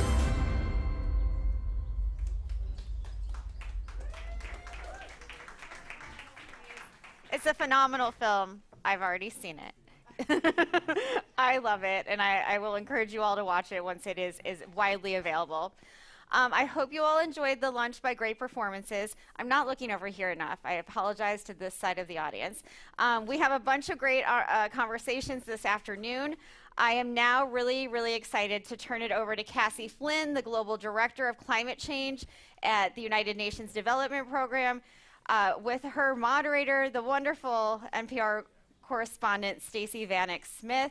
After their conversation, they will be joined on stage by UNDP colleagues, Gerald Ronald Gray, the head of strategic policy engagement and chief economist at UNDP, Jose Luis Chicoma, a senior advisor for food and agricultural commodity systems at UNDP, Aroa Santiago, the gender specialist in inclusive economies at UNDP, and Jennifer Baumwell, who I owe a great debt of thanks to, the head of climate strategies and policy at UNDP. So please give them a round of applause.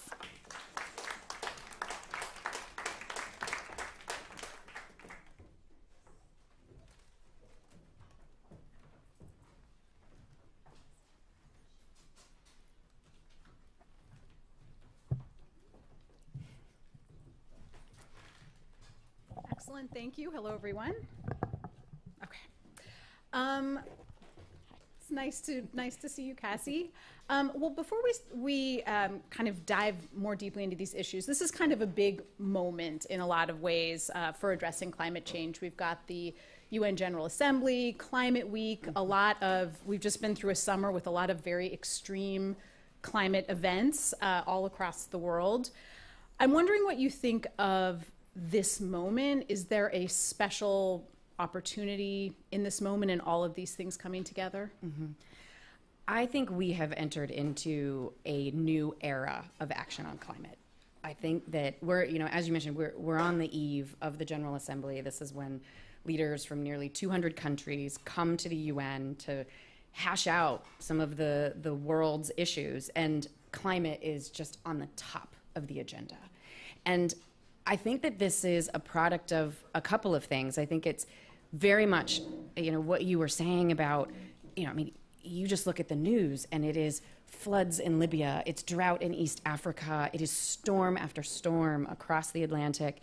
And I think that there's an increasing reality that we're not going back to normal. Like, there's not a pathway for us anymore to go back to what we sort of knew as normal.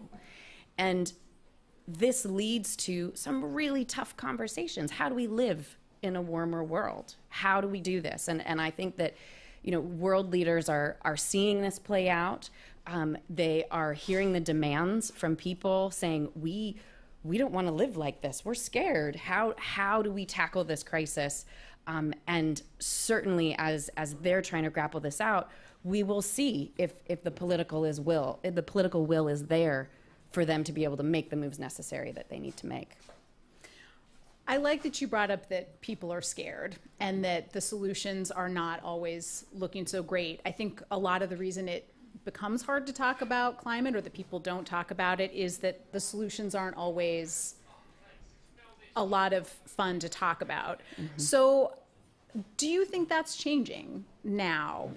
Mm-hmm. If so, is that going to help us? I mean, is it, I don't know, the narrative around climate is often really difficult. And mm-hmm. so I don't know, I'm wondering if you're seeing that change, or if you're seeing attitudes towards that change. Mm-hmm. I think so. At the United Nations Development Program, we have a climate portfolio that touches over 150 countries. And so one of the amazing things that I get to do as a part of my job is see these solutions in real time. You know, I get to see when the Gambia has decided to completely change how they deal with food waste to create more of a circular economy in their country. I have seen Cambodia put forward solar paneled water pumps to change agriculture to make it less impactful on their energy demand there. And I think that these types of solutions are starting to come up more, because the conversation, you know, there was a long time where I got asked, you know, is it really happening? Is it really as bad as we say, as it says in the news? Or, and that question doesn't really happen anymore. A lot of what I get is, what can we do about it? What can I do about it? As someone who is completely freaked out, because you see these impacts are huge, they are long lasting. We use big words like irreversible impacts, and I think people now are very keen to be a part of the solution, and I think we're seeing that in the dialogue. I think we are seeing a shift in it. So you mentioned a few, but I'm wondering if there are some solutions that you're seeing that you're especially excited about, that you think could maybe be scaled up or apply to other places. Oh, absolutely. You know, one of the diamond of the Paris Agreement that I think is so important is that every country in the world agreed to put forward a climate pledge. And they have a very wonky name. They're called nationally determined contributions. But these are a really remarkable thing, because it's essentially the blueprint for every country on climate. And this, we have seen, you know, we went from, before these pledges existed, we were on track for a 3.5 degrees Celsius level of warming. After these pledges, we're at a 2.5 degree level of warming. Now, that is a long way off from 1.5. That is a long way off from where we need to go. Like, I don't want to say we are, you know, this is fine. But it shows a level of commitment that we hadn't seen before. And within that, I find real signs of progress. I find that, you know, every single country has an energy target. The pivot toward renewable energy that we are seeing, even just 5 years ago, we wouldn't have been able to see. The pivot toward electric vehicles now, 5 years ago, we would not have thought that it was possible. So we're starting to see real movement. We need more. It has to be faster. It has to be bolder. We have to cut the crap from solutions that aren't helping us achieve this goal.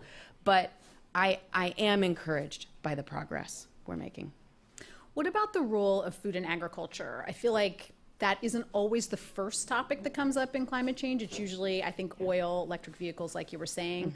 What role do you see food and agriculture playing in climate change? We can't solve the climate crisis without talking about food systems. I mean, just full stop. And I think what's really remarkable about food systems in the climate crisis is that you see it both, and with climate, we talk so much about mitigation, reducing emissions, and adapting to the impacts that we're seeing. And agriculture cuts across both of these. Agriculture is a huge source of emissions. We talk about it being nearly 30% of global emissions. And agriculture is one of the most highly impacted sectors when a drought hits. Immediately we start talking about what does it mean to supply food to people that need it when the drought hits, when the flood hits, when storms might wipe out a system. So I think here, I am hopeful that it gets increasingly on the global agenda. We've seen some moves. We have this whole Paris Agreement negotiations process, and the next round of negotiations will be in Dubai in December.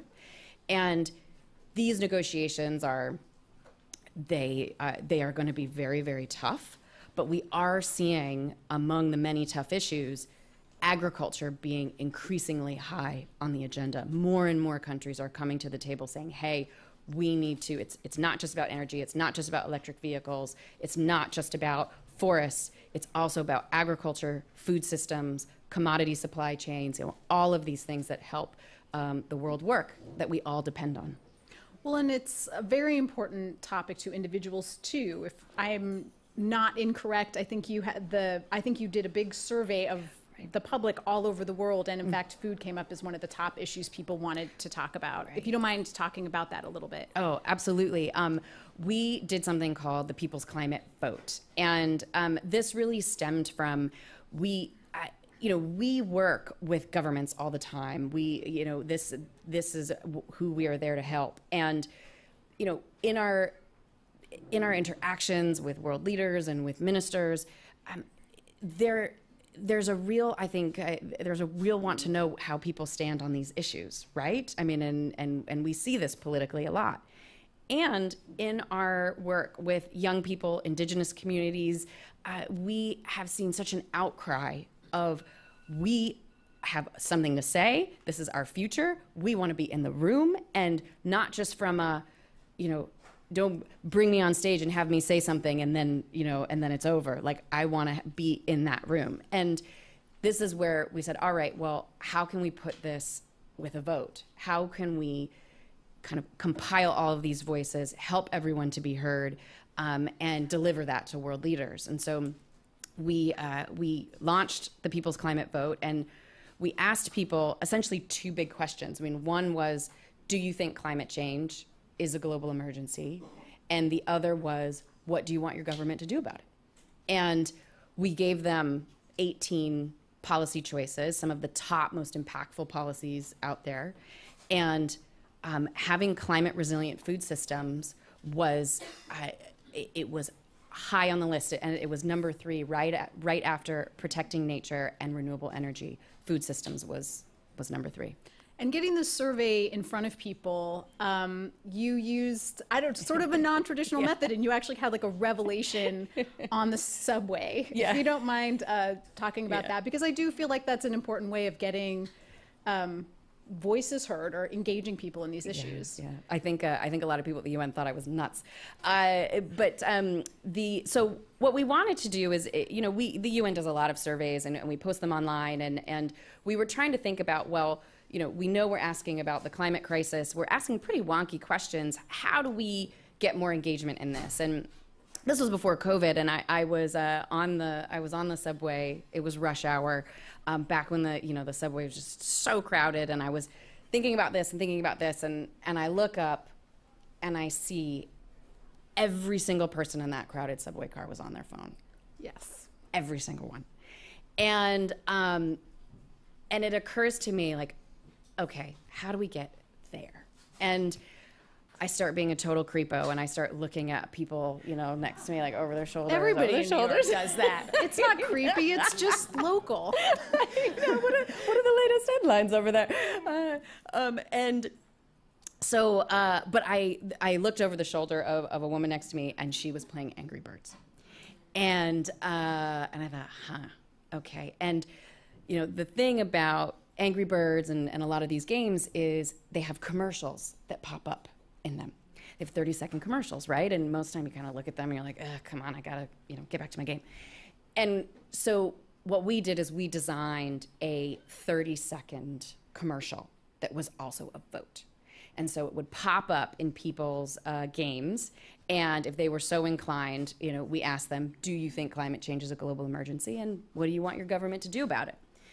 We did this in 17 languages. It went across to 50 countries, large and small, and it resulted in the largest poll of public opinion on climate in the world. More than 1 million people, right? More than 1 million people. And one thing that's particularly meaningful to me is that we reached a lot of young people under the age of 18. And because if you're under 18 in most countries, you're not voting, you're not a regular part of the workforce, you are not sort of voting on issues with your wallet. You're not on panels. You're not on panels.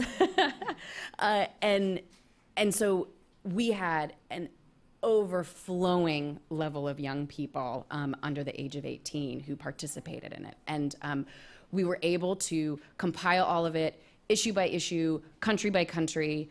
It also, one of the results was that 2/3 of people in the world thought climate change was a global emergency, which is a pretty powerful statement.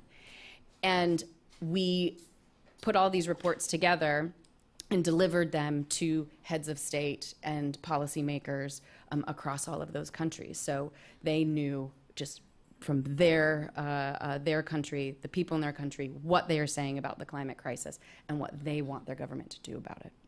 What were some of the things that you discovered from that survey? Mm-hmm. There's a few things. One was, so we took also demographic data. So obviously age and gender and level of education. And the role of education was critical. It did not matter what size of economy you were from, if you're from a rich country, from a poor country, if you were old, if you were young, if you were you identified as a man or a woman, it didn't matter. If you had more of an education, you were more likely to believe that climate change is a global emergency. And it was an equalizer across all of those demographics. And it's such a testament to the power of education and what it means to be in this climate crisis as well. Oh, that's fascinating. And anything else that obviously that food was a big one. I'm just wondering, because it's just like such a wealth of data and a lot of voices that often don't get heard. Yeah, and this has been so important to us. And I think, as we are looking at the stakes of this crisis, there aren't easy solutions, and how intertwined everything is. You can't talk about a food system without talking about gender or jobs. You can't talk about energy systems without talking about technology and talking about patents and permits. All of this is so intertwined, and I think that being able to help define what that looks like and define how these solutions can be achieved, how they can multiply with each other, how it's easy to feel overwhelmed, it's easy to feel paralyzed, it's easy to feel like, oh my goodness, I'm freaked out and this is so tough. But what it means is there are solutions that are out there and you can be a part of them even if you're overwhelmed, even if you feel like it's tough.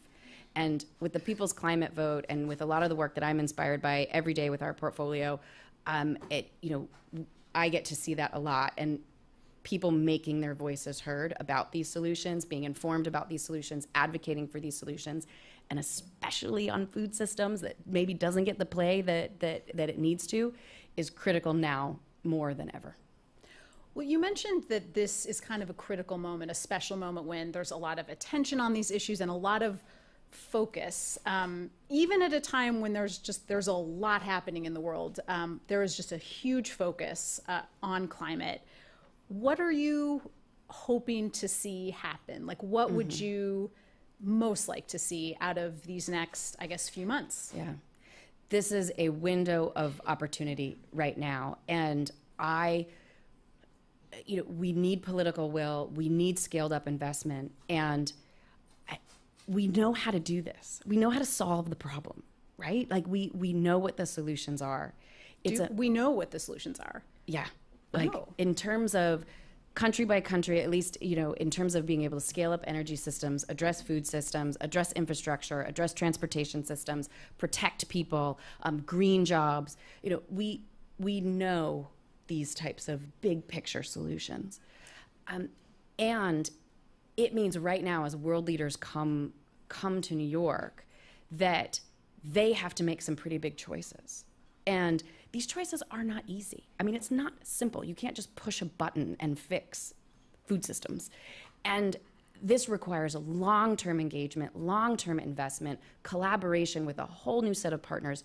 It also means questioning the assumptions of how we've done things for generations. And food systems is a perfect example of that.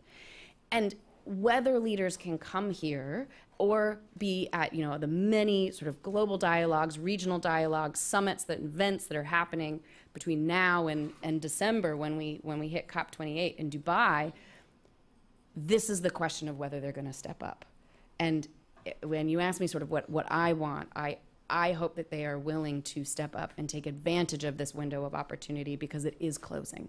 It's not an infinite window, and we have to do it now, and that means they have to step up now. What are the obstacles to the stepping up? I mean, you said solutions, we know what they are.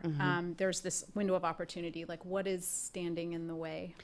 Oh, there's a gauntlet of things that we have to get through, and I'll name a few. I mean, of course, having the political will at the global level, at the national level. We can get caught up in the competition of what country's doing what or not doing what, and that can be often a distraction from the atmosphere is universal. Like, it does not care where certain emissions came from. The atmosphere is universal. It's affecting all of us. How do we operate in a collective way with that? The second is we have to think about finance. The global economy has to shift. We can't keep operating the way that we've been operating. Money has to flow entirely differently. It has to fund projects that are going to help accelerate the green transition, and help economies to be able to grow and think about things in an entirely new way. And the third thing is that you have to have everyone around the table. It's not just a matter of a bunch of people in a room without windows making a bunch of deals. You need, at that table in a meaningful way, communities. You need women, young people, people with different abilities. You need all sorts of different levels of expertise and experiences around that table if we are going to make that meaningful action. Is there something that makes you, I guess, hopeful at this time? It does seem like the obstacles are formidable, and the problem is formidable. Is there something that keeps you doing this every day, that makes you hopeful, maybe about this moment or just overall? For me, it is the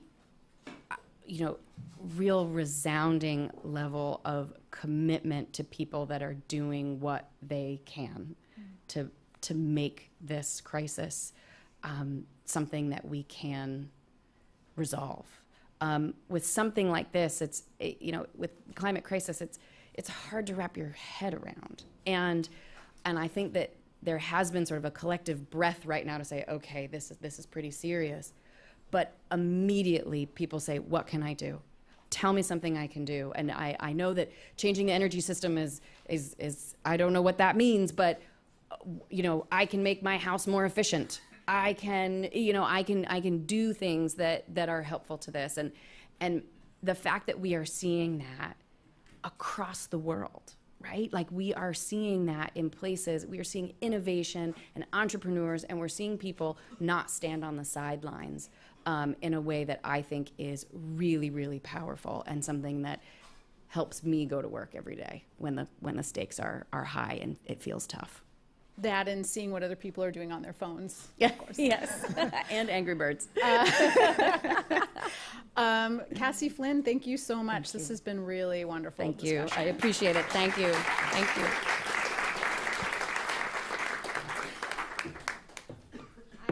going to invite the rest of the United Nations Development Program panel to the stage.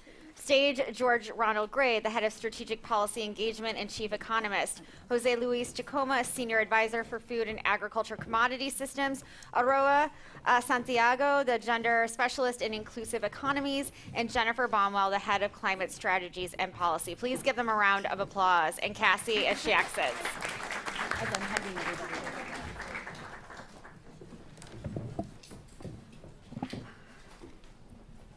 Hello, everybody. Welcome. Got to get all the microphones adjusted. So before we kind of get into the issues more deeply, I'm wondering, a lot of what we've been talking about today is the intersection of different things: climate with social issues, climate with food, and a lot of other things. I'm wondering, I think often those topics are quite siloed. I know as a reporter, like, we have beats and you cover your beat and you don't stray into other people's beats or people get upset. And I think that tends to be how often these issues are approached. And I'm wondering if one of you might want to weigh in on the importance of talking about the intersections of these issues and how that can be helpful. Maybe Yes, I could pick that up. Over the past 60 days, UN has been engaging with 95 countries in preparation for the SDG Summit. And what we try to focus on is what is the mood as we arrive here in New York.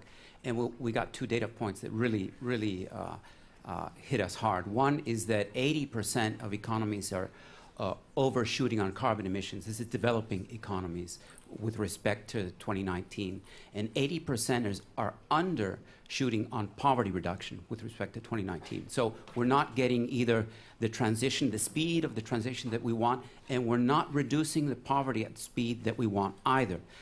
So that is telling us that we're getting dirty growth, but we're not getting the sustainable development that we want. And that gap is growing. And this is of great concern because we need to create a pattern of development that creates jobs and incomes, but also delivers decarbonization, circular economy, changes in behavior, and so on.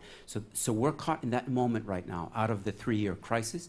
And this is the moment to pivot for many developing economies. I'm not speaking about the global north right now, speaking about the global south and thinking about how do we move. And Cassie touched upon the number one constraint I'm obsessed by is fiscal, financial constraints. And I can talk about that at length, but that's the key issue right now for the global south.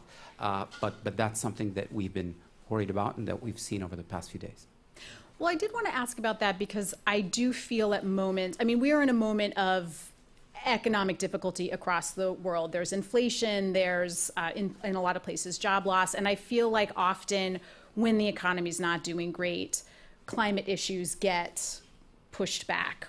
There's a feeling of like, okay, well, we'll take care of that when everybody's got a job, or when, you know, people aren't losing jobs, or when eggs don't cost $8.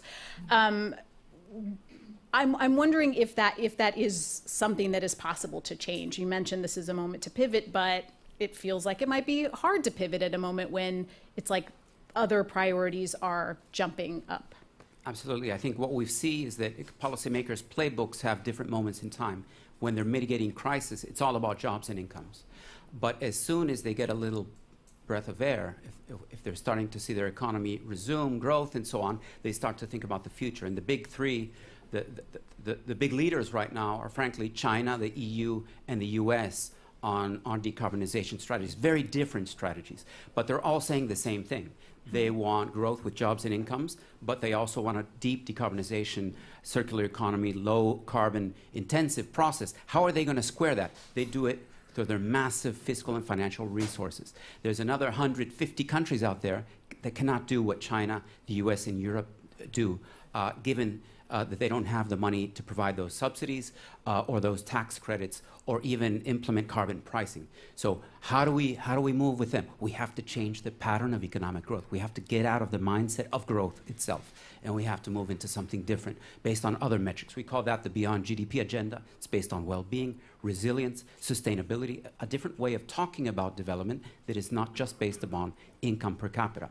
But like I said, that pivot, we think, is happening in crisis times. So we need to accompany policymakers in the way they're thinking. We think this is a critical moment. That's why financial resources are important. There's a debt crisis out there. The UNDP monitors 52 economies under debt constraints right now. The IMF monitors 63 economies. And we're all finding that debt overhang is very big, meaning countries are displacing expenditures to social protection, to education, to health in order to pay debt service. So that shouldn't be happening in this world when we need to do the energy transitions, when we need to do the food system transitions, we need to change things. So that's a moment we're at, and that's why here at New York, at UN, we're talking about climate and debt in the same sentence, because there is an equivalency there. There's something big between the global north and the global south that we need to talk about over the next few months and years. Well, and Jose Luis, you worked at the government level in the ministry, and I'd be so interested to hear your perspective on what the priorities were and the issues of growth and sustainability kind of coming together. Yeah, thank you very much. Actually, when people ask me what do I do now, I say I work at UNDP, and I work on food systems, and everybody says, like, what systems? No, like, beyond this audience, everybody's wondering, like, how does it translate into real policy? And I'll give you an example. I was Minister of Production in Peru. In my portfolio was the fishing industry. And the mandate of a Ministry of Production, or many economic ministries all over the world, is very simple, very clear, which is increase production, increase economic growth. So when I tried to go beyond that, because I was coming from these global debates on food systems, I was running a think tank in Mexico City that worked on food systems, and I tried to include sustainability, biodiversity, the environment, ecosystems, but also nutrition in my agenda as Minister of Production. Everybody was saying, like, wait a moment, that's not your mandate. Why? Because I had a very clear sectoral mandate. That was increasing production. I didn't have a systemic mandate. No? So it was very challenging to push that agenda. No? We managed to do it because I made, like, interesting alliances with the Minister of the Environment, Agriculture, Public Health, Social Assistance. But in general, we have designed our governments to push for clear objectives that are not systemic. What we do at UNDP, it's way more systemic in that way, no? In Peru has one of the richest oceans in the world. Some of those immense resources, or most of those immense resources, are transformed, anchovies are transformed into fish meal to feed pigs in China, like very far away. Not to address the big, immense nutritional needs that we have inside the country. Changing that mindset would mean to move from an economic growth perspective, or just economic perspective, to a systemic perspective that takes into consideration all of those other challenges. We are the country that is so proud of our ceviche. We say that it's the best in the world. Don't dare to contradict a Peruvian on that.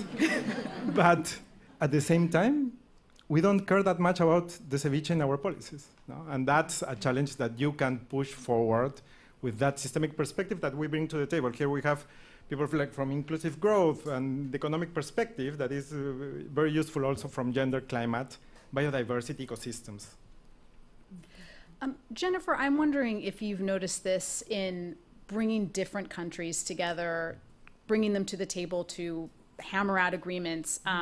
Productivity is always one of the top priorities of a government and of economists.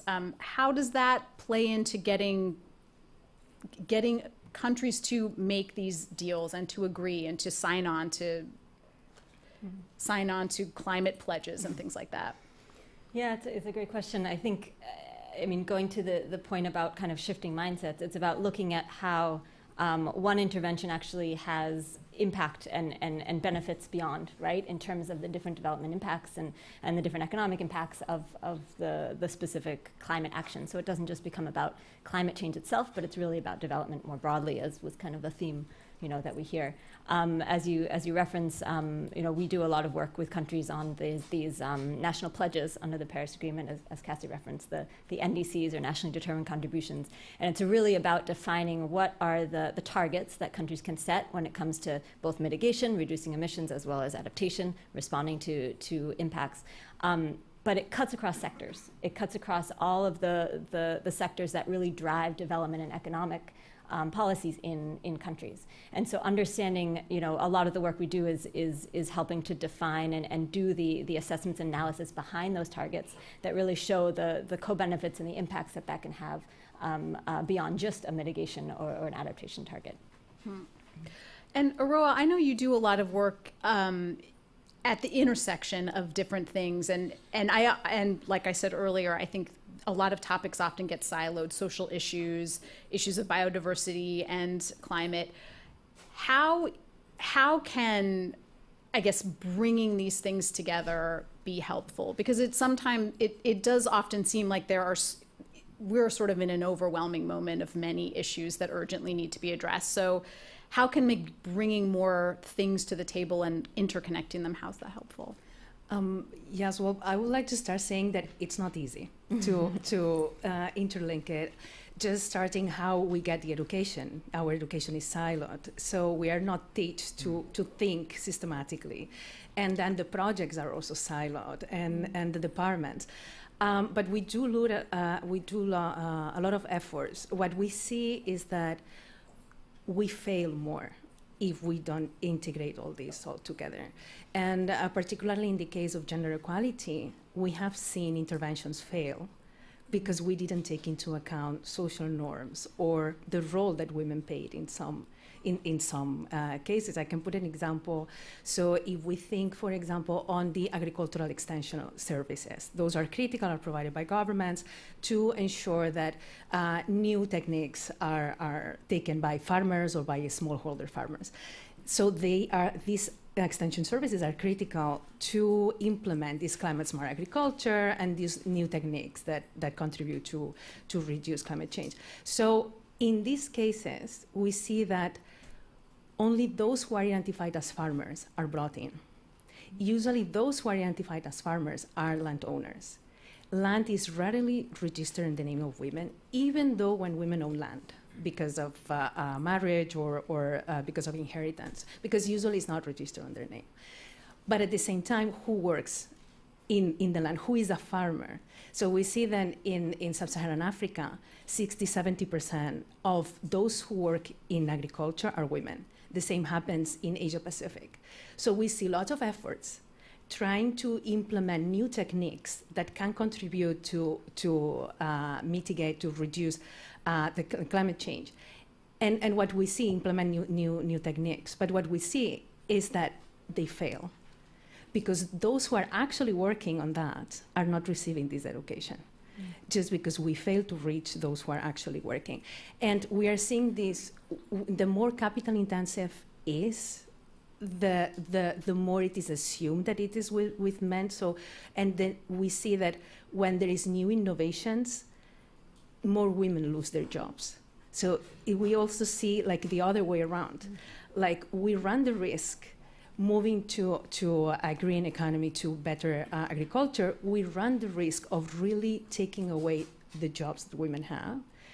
And we have seen how even they have lost access to money they controlled before, when they were milking the cows, when they were getting the eggs. When these practices are mechanized, then we see how these are taken away from women, and they lose the money that they had, the livelihoods that they had. So we see here the interconnection. So how climate change, agriculture, food systems, they need gender equality to succeed, or these projects, but also gender equality projects need them. So we can achieve gender equality. So it's a win-win situation. I'm wondering what some possible solutions are going forward, given that there often is, like you say, a trade-off between jobs and progress. I mean, that's true of any kind of progress. Usually the status quo has to get disrupted. I hate using that word, but I'll just use it. In order to make progress, something has to end. And I think that's a lot of what we often come up against in trying to make these big changes. I'm wondering if any of you have seen examples or if there are ideas that you're particularly excited about that can help to overcome that. I think often that is one of the biggest barriers to change in the case of a huge issue like climate. I'll take a couple. Actually, like a very general and again ethereal solution that we do, but it's concrete on the ground, is bringing all the sectors from ministries in governments to work out solutions together. Like the past was working solutions in silos, no? And we bring UNDP as a convener has that option of bringing different sectors together. That's on a more like general level. On a more concrete level, at the like globally, the work that some coalitions, there were some coalitions formed after the Food System Summit of 2021, and they are pushing for more ambition at the global and national levels on certain issues. For example, agroecology, the coalition on agroecology that I've been following, is been doing amazing stuff on like being more ambitious on agroecology, on the transition that we urgently need. And also the Blue Food Coalition that I'm part of is doing amazing work on having an agenda for fisheries and aquaculture that is more systemic, that is not only about extraction, but it's also about social inclusion, about nutrition, about jobs, and about sustainability of those marine ecosystems. Mm-hmm. Go ahead. I could also contribute with one example, and it's a very specific one in Bhutan from last year. And so there was work done with the support of UNDP to help small farmers and family farmers to apply these new techniques that are sustainable. And we do have the record that we supported 20,000 women who improved 40% the revenue. So it is possible to improve the revenue while developing sustainable agriculture. But we are not talking about improving the revenue of these huge corporations that have these billions of benefits, but something that is sustainable, that helps develop the local community, and that is something that then they're going to have a good land that then they can pass to their children. So I think that there are ways to combine both. I was just thinking about, just the big picture. 10 years ago, the Human Development Report put out a graph that showed carbon emissions and human development. And there was a missing quadrant. So low carbon emission and high human development, it was just Sweden, maybe Denmark. That was it. And we've been following that chart, year to year, and now it's being populated by a number of economies that are changing energy transitions and so on, but they're mostly driven by changes in technology and prices. And that's what we've seen so far in this decade. We think the changes in the next decade are going to have to be a lot faster and at scale. And that means foresight, regulation. It means more than just letting the market set the terms of the speed. We have to do more than that, because otherwise that quadrant actually has to be full by the year 2050 to hit the 1.5 degree target. So it's got about 20 economies now. We have 173 economies to go.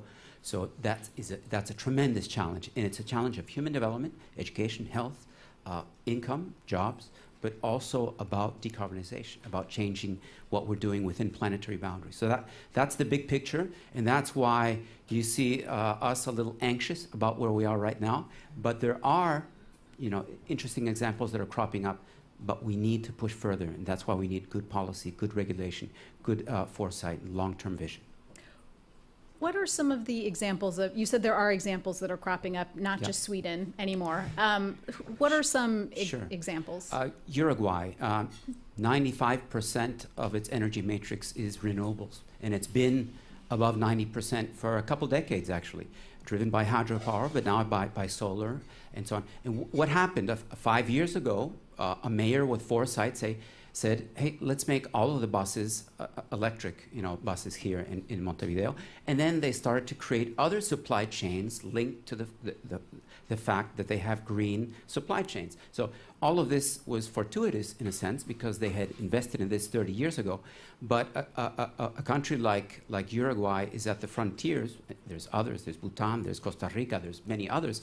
But I think those are the country level scale. But then as we go into each country, there's pockets. And there's pockets in the food system. There's pockets in the transportation system, some cities. And those pockets need to grow. So that's what we're also tracking, those pockets of transformation.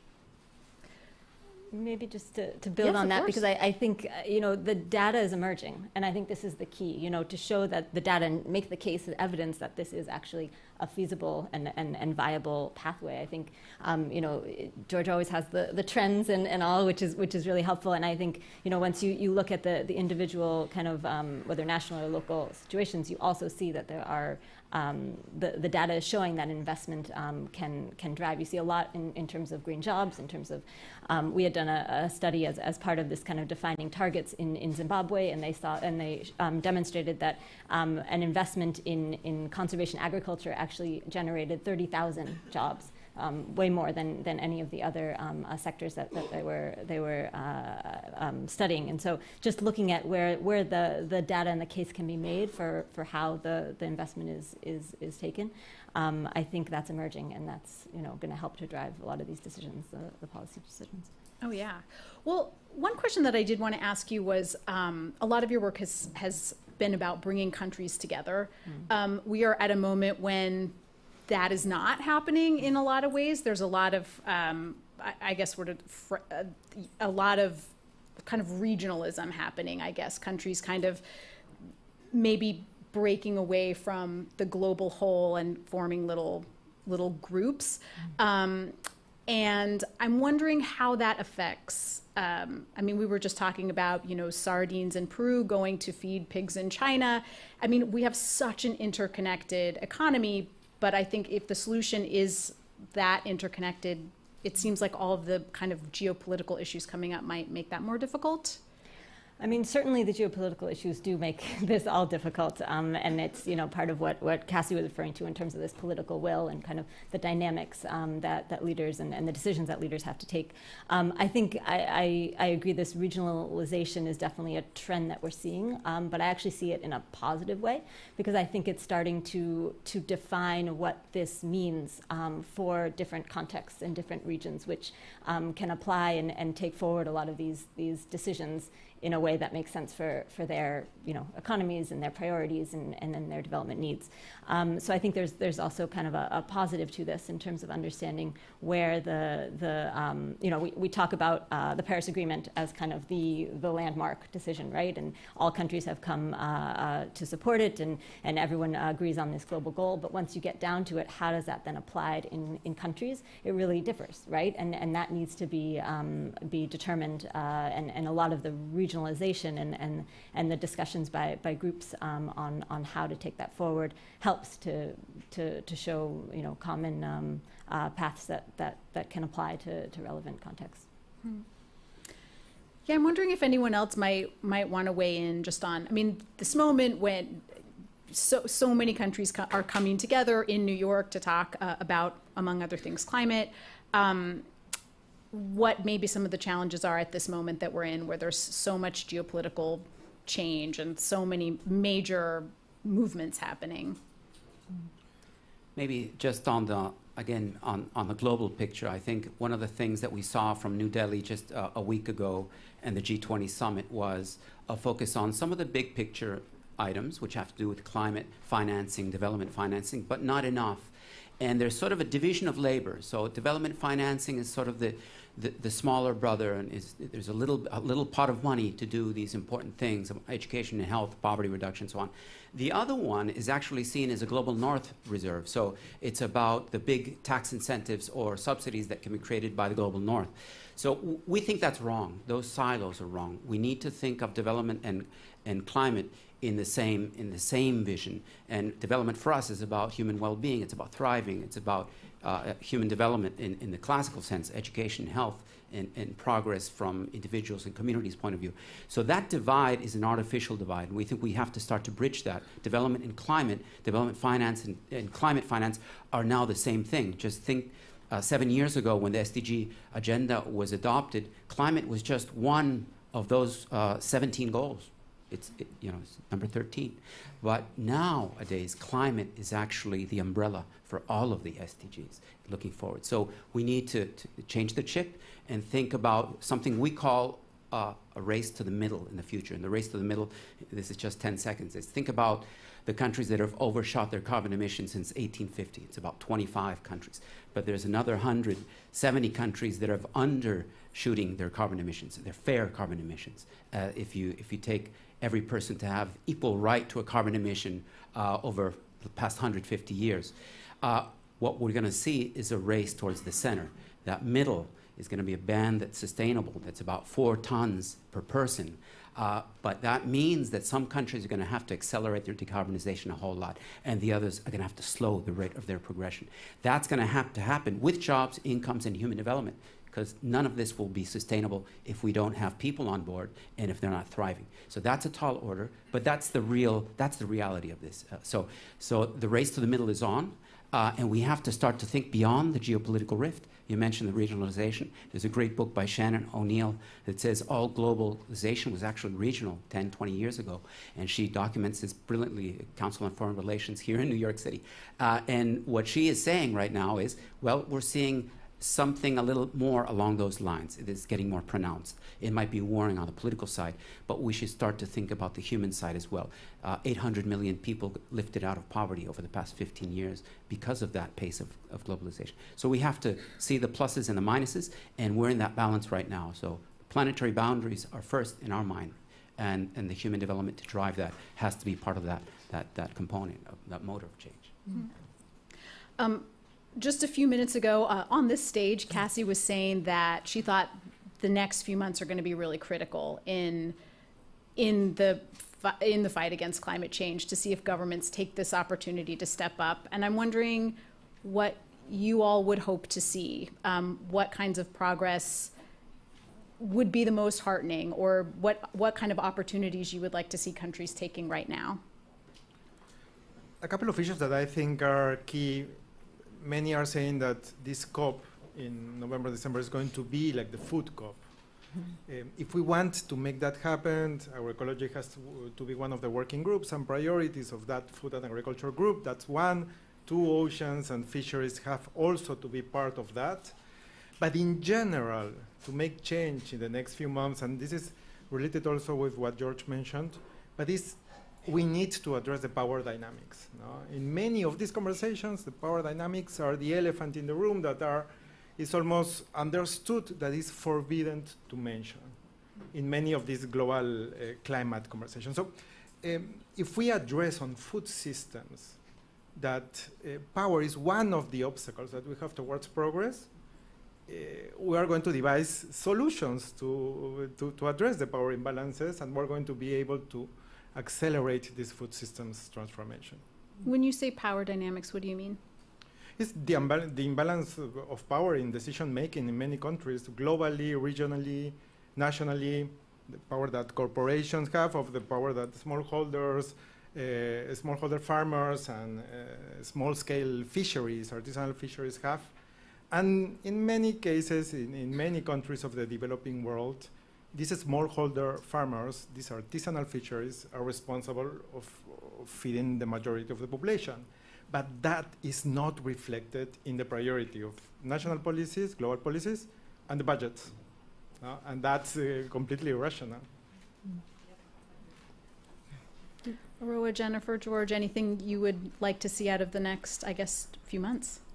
I can add, and I am with George on the part of the fiscal space. And I think that if governments really would assess their fiscal policies, including the revenue and including how they spend the money, I think we could see a lot of changes. If we consider like every dollar to be a vote, and like government like really deciding the system they want. And I think this relates to the power structures that you were mentioning. So who do we want the government to support, like large and sustainable corporations, or we want to support like small farmers who can take these new types of agriculture?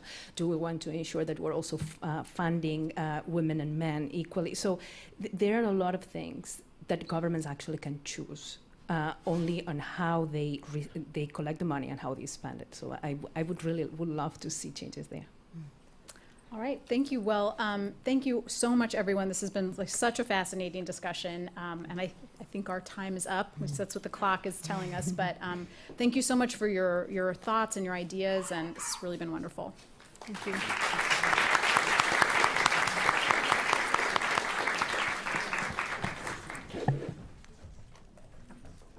Thank you. That was a great panel. I want to thank Stacy and all of the panelists. I am now going to be joined by Catherine Reed, the program manager at the Sanitation Foundation and a graduate of NYU Steinhardt. So let's give her a round of applause. So Catherine, my question for you is, can you talk a little bit about how food waste contributes to the climate crisis and some of the solutions that you're able to see here in New York City? Yeah, absolutely. It's really an honor to be here and to speak with you today. As Danielle had mentioned, I am a program manager at the Sanitation Foundation, and we are the official nonprofit partner to the Department of Sanitation. Addressing food loss and waste throughout the supply chain is a critical component of combating the climate crisis. You know, of course, when food is wasted, so too are all of the inputs and energy that go into the production, the transportation, and the packaging of that food, along with all of the greenhouse gas emissions that result from landfilling. You know, food is wasted throughout the supply chain for a myriad of different reasons that make it really complex to address. But the solutions really have the potential to create environmental, economic, and social benefits, which is really exciting. Throughout my time in the food studies program at NYU, I focused a lot of my research and coursework around looking at local level policy changes and approaches to combating and managing food waste. Well, policy approaches to addressing food waste really need to happen concurrently at the international, the federal, the state level.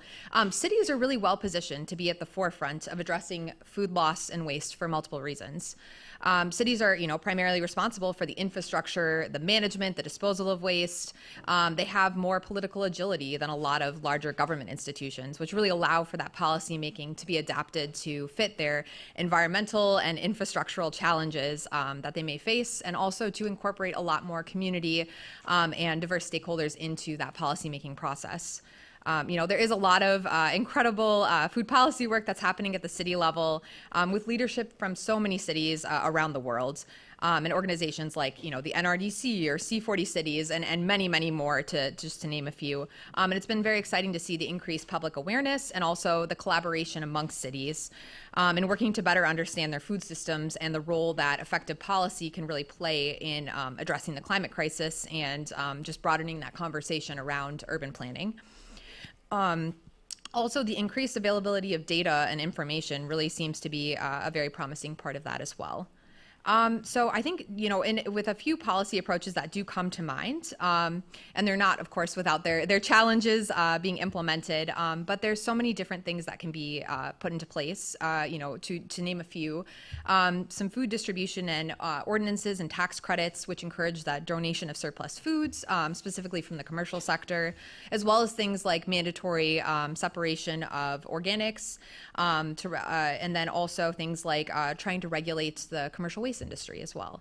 In conclusion too, I would be remiss if I didn't focus a little bit more on New York City. One of the things that for those of you that are New York City based, I'm sure long anticipating is the rollout of the curbside organics collection program, which is underway and will be in place within the next year throughout all 5 boroughs. That obviously is built on years of advocacy from community leaders and the influence of so many cities around the world that have been doing this work for years. And I think, as we think about that and going forward, this program and other programs that the city is currently trying to implement, I believe, really can act as a starting point and a foundation that more comprehensive and stronger food policy can really be built upon going forward. Thank you so much, Thank Catherine. you. Round of applause for her, please. I I want to thank all of the NYU Steinhardt students who've participated today and alum, because they are extraordinary. And if anyone asks you, like, what kind of job are you going to get with food studies, ask Catherine, because she did a great job. So thank you. I'm now excited to welcome to the stage Jahan Zeb Chowdhury, the Global Lead of Environment and Climate Cluster at the International Fund for Agricultural Development, and he'll be speaking with Zoya Turstein, a writer at GRIST. Please give them a warm welcome. Thank you.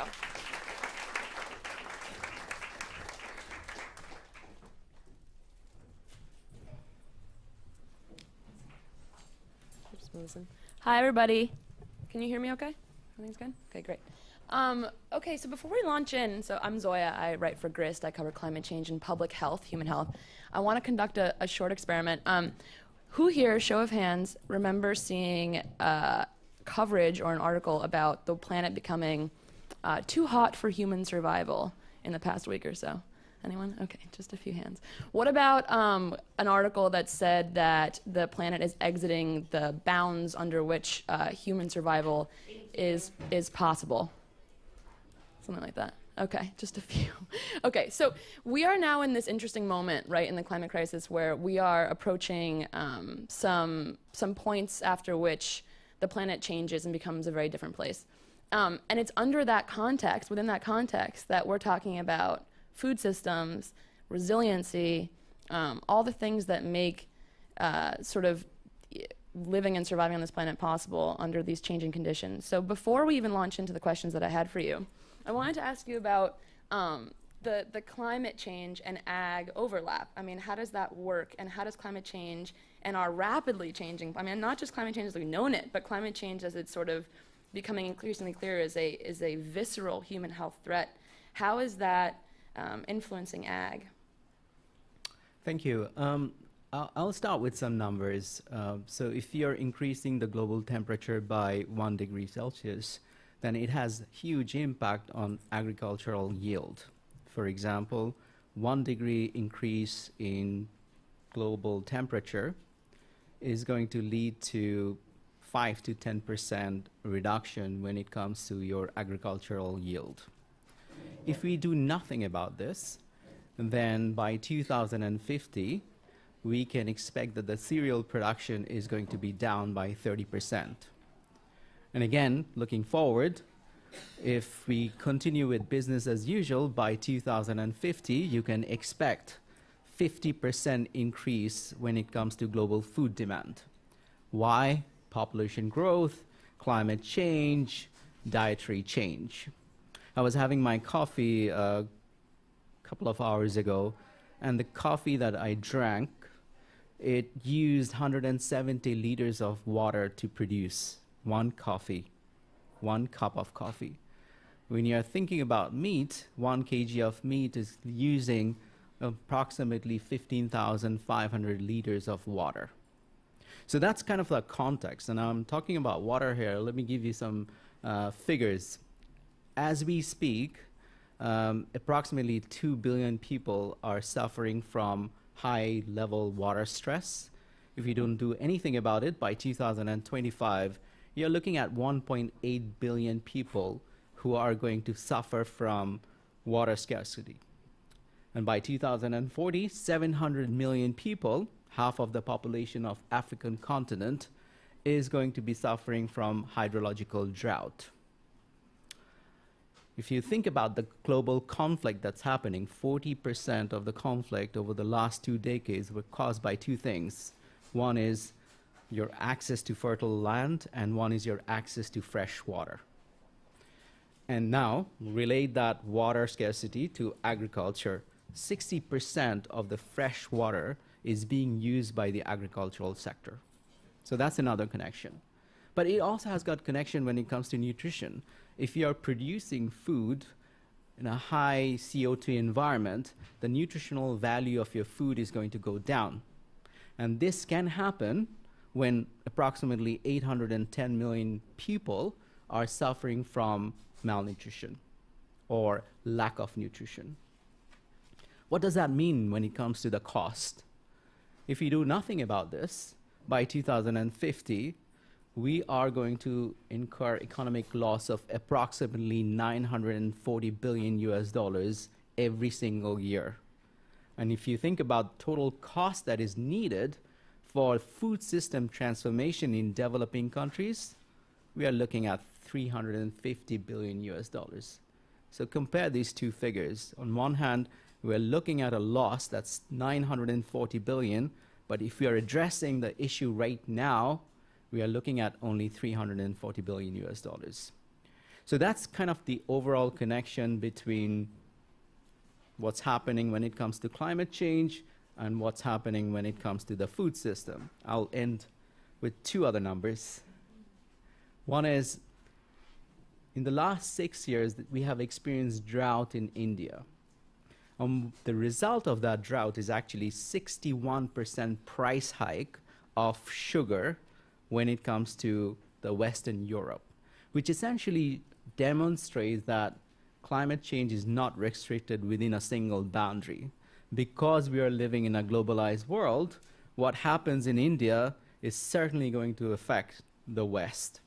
And therefore, when we think about solutions, we need to think about holistic solutions.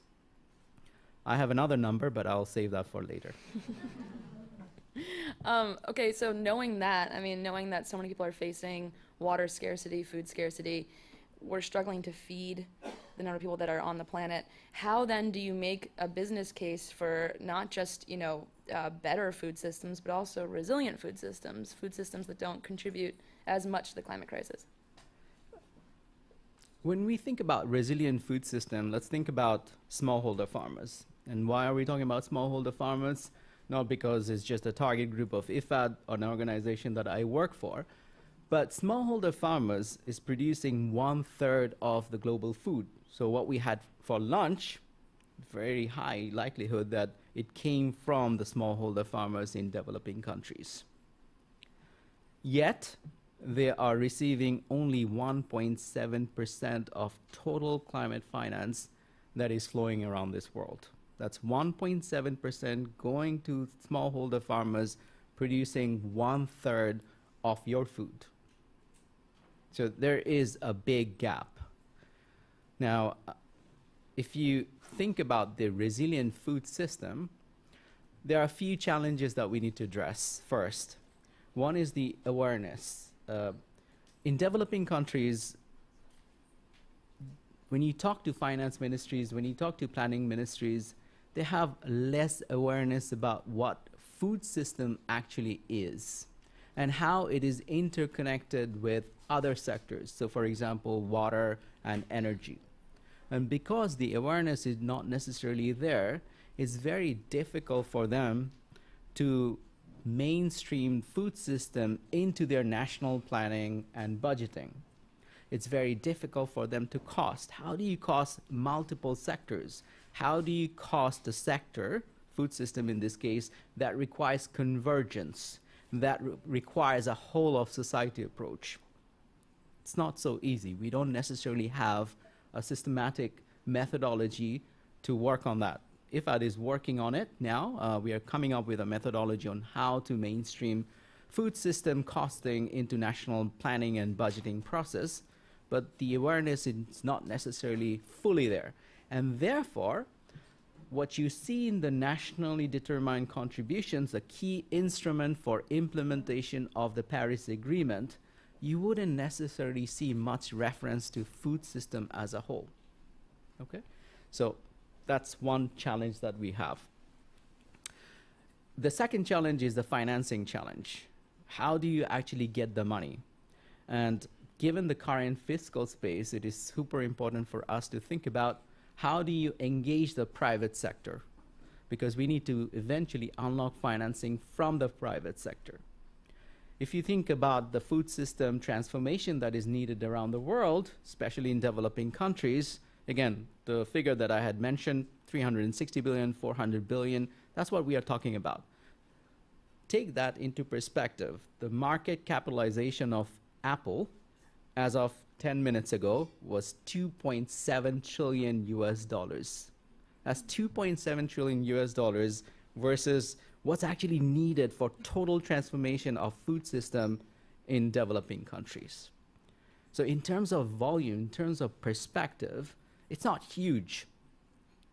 But the problem is three things. One is that we are not in a position, or we are not generating enough pipeline of projects when it comes to food system transformation that would resonate with the needs of the private sector. What is the need of the private sector? It's always about risk and return. They want to see that their investment is going to bring a return. So that's what we need to do. We need to come up with better quality, bankable projects that would give a consistent and persistent market signal that food system is a priority for the government, the enabling environment is there, the investment environment is there. So that's one. The second challenge that we face in developing countries is that the volume is not there. The project size, they're too small. And if you have smaller projects, your transaction costs when it comes to investment from the private sector can go up. So it's important for us to bundle projects, various different projects coming together in order to give the volume and scale that the private sector actually wants.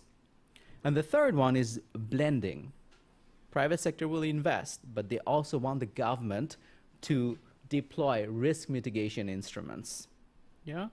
So guarantee, for example. Can the private sector be offered guarantee so I have a higher prospect, higher interest, higher incentive to invest? So this is what I call 3 Bs. You build, you bundle, and you blend.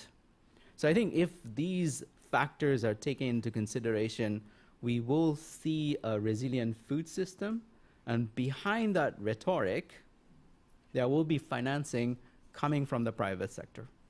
I mean, you're talking to someone who doesn't really fully understand how credit cards work, so what I'm wondering about is, like, would it just be, could, like, one country undertake this alone? Like, if the U.S. is really determined to fix this problem, to sort of, like, balance out that deficit that you're pointing at, could it undertake that on its own, or would it have to be like a UN-driven enterprise? I mean, how do you actually go about doing this? I think every country has to play its own role. So, for example, first you need to reflect this as a priority in your policy, that food system is really a priority. So, for example, resilient infrastructure building that can actually reduce the overall productivity loss for the smallholder farmers should be there in your policy document. Then in the policy document or the strategy document, it is important for the government to signal that we have created an enabling environment so private sector now can come in and work together with us. So policy signal is super important, and that should come from every single country. I see. So it's like governments basically incentivizing the Correct. private sector to do this. Okay, and so are there examples around the world, or especially in developing countries, where this has worked? Are there pilot programs that indicate this is a feasible undertaking? Yeah, absolutely. I mean, again, it really depends on how do you actually define food system. If I can give you one example of a project that IFAD has successfully implemented, it's actually a 4P structure. You already heard about 3 Ps, public-private partnership. What we have done, we have added a 4th P, which is producer. So it's producer, public-private partnership. And what we have done, and I'll give you the example of Kenya. In Kenya, there is Upper Tana River. It's in Nairobi. So we looked into the wetlands and the forestry. And wetlands and forestry, they naturally purify the water. What started to happen, because agricultural intensity had gone up, there were much more flow of water with chemical that was going from upstream to downstream. So you're cultivating in your upstream, but the water that was going to the reservoir was downstream, and there was higher intensity of chemical. And what we try to do is, essentially, we try to incentivize the smallholder farmers who are living upstream through what we call payment for ecosystem. Okay, so we had given them payment for them to practice better agricultural, for example, production, agroforestry, sustainable land management. And as a result, what had happened is that the productivity had gone up by 50%. The chemical composition in the downstream water that was captured in the reservoir got down by 13%, and the overall water treatment cost was down by 250,000 US dollars by the water authority. And as a result, the energy cost had also gone down because you don't necessarily need to treat higher volume of water anymore that with higher sedimentation. It was like much lower. So you have higher productivity, you have better quality of water, you have more and better livelihood. And that had an impact on the food system in general because your productivity had also gone up. So as an example of how, for example, all these systems are interacting with each other, water, food, and energy. And as a result, you're getting a better food system processes, food systems in general. Yeah, and that sounds great. I mean, I'd imagine that there are sometimes issues that could be obstacles to achieving that. Like I'm thinking of Syria. I think of Syria as ground zero for the ways that climate change influences the food system and leads to conflict. I'd imagine that implementing a resilient food system there or anywhere that's enduring sort of civil war, et cetera, would be an issue. So how are there examples of places where this hasn't worked or where it wouldn't work? Could it work everywhere, I guess, is my question. I think there are some fundamental requirements. You need better governance. So you need the attitude of the government to work with the public sector, private sector, civil society organizations, because that's what we had done. It's not just one single actor. That's part of the 4 Ps. You're looking at multiple actors. So the openness, the governance system to work is important to make this kind of things work. And also at the same time, the ability of the government to also co-finance. Mm-hmm. Yeah? So it's not just about the private sector coming in, international organization coming in, but how do you also ensure that the government has a stake in this? So those are, I would say, are some of the critical success factors before you could make food system or any other system work. Mm-hmm. And then at the beginning of this conversation, we have like 3 minutes left, so I just want to ask you one more quick one, which is just about how public awareness leads into all of it. It's something I think about a lot, and why I sort of quizzed you guys at the beginning is there are these studies coming out. There's this research that shows that we are approaching these limits, and people, I mean, many of you knew about it, but I found that also many people don't know about it. Mm-hmm. And so I guess I'm wondering, I mean, all of these stats that you listed off the top of your head, which is very impressive, by the way, people don't, I mean, I didn't know a lot of those. I'd imagine that having the public on board, when it comes to having governments sending that policy signal to the private sector, doesn't that really come from the public and sort of asking their governments to sort of send that signal in the first place? So how does public awareness of these issues play into this? Yeah, when it comes to public awareness, I always give example of what exactly had happened in Bangladesh when it comes to family planning. You go back to 1980s, we had this, I'm from Bangladesh, we had this public awareness campaign. And the objective of the public awareness campaign was to generate knowledge, to create knowledge, to share knowledge. So that was one part. Now, just by giving knowledge is not sufficient. You need to then trigger the attitude change. So you provide knowledge, but then how do you actually change the attitude?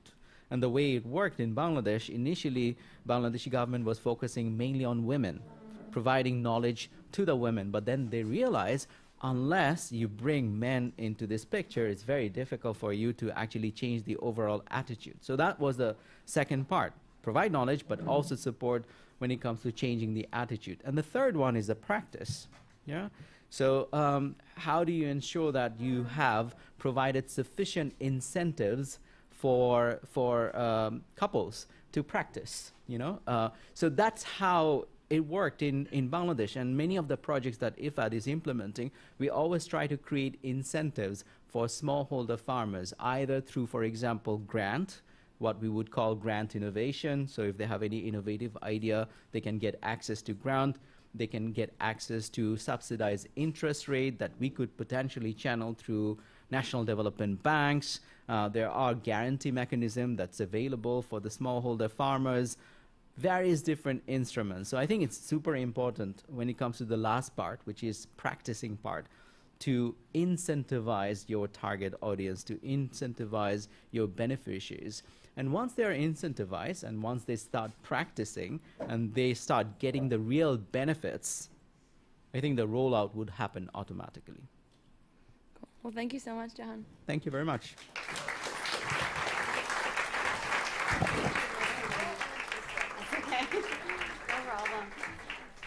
That was wonderful. I want to thank Jahan and Zoya so much. Now we have a fireside conversation on creating resilient food systems with Olo Chawla and Chloe Sorvino from Forbes.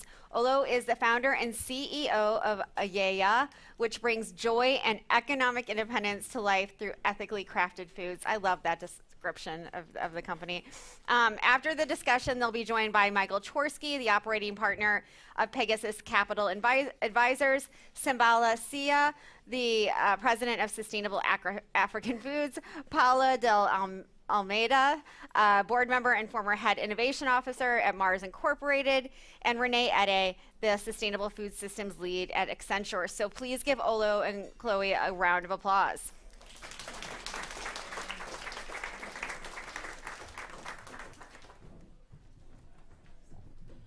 Olo, I'm so excited to have this conversation. I mean, you have been doing such incredible work for 20 years, and just to kind of tee you up a little bit, we're going to hear all about how you really did it and what we all can learn from it.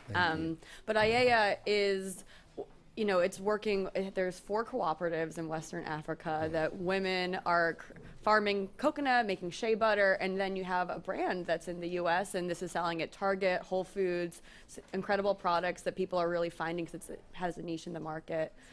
And so, you know, we really need to hear how you did this and how it started for you. It's a very deeply personal story. You're from Togo. Can we hear about how it first got started? Certainly, Cleo. Thank you.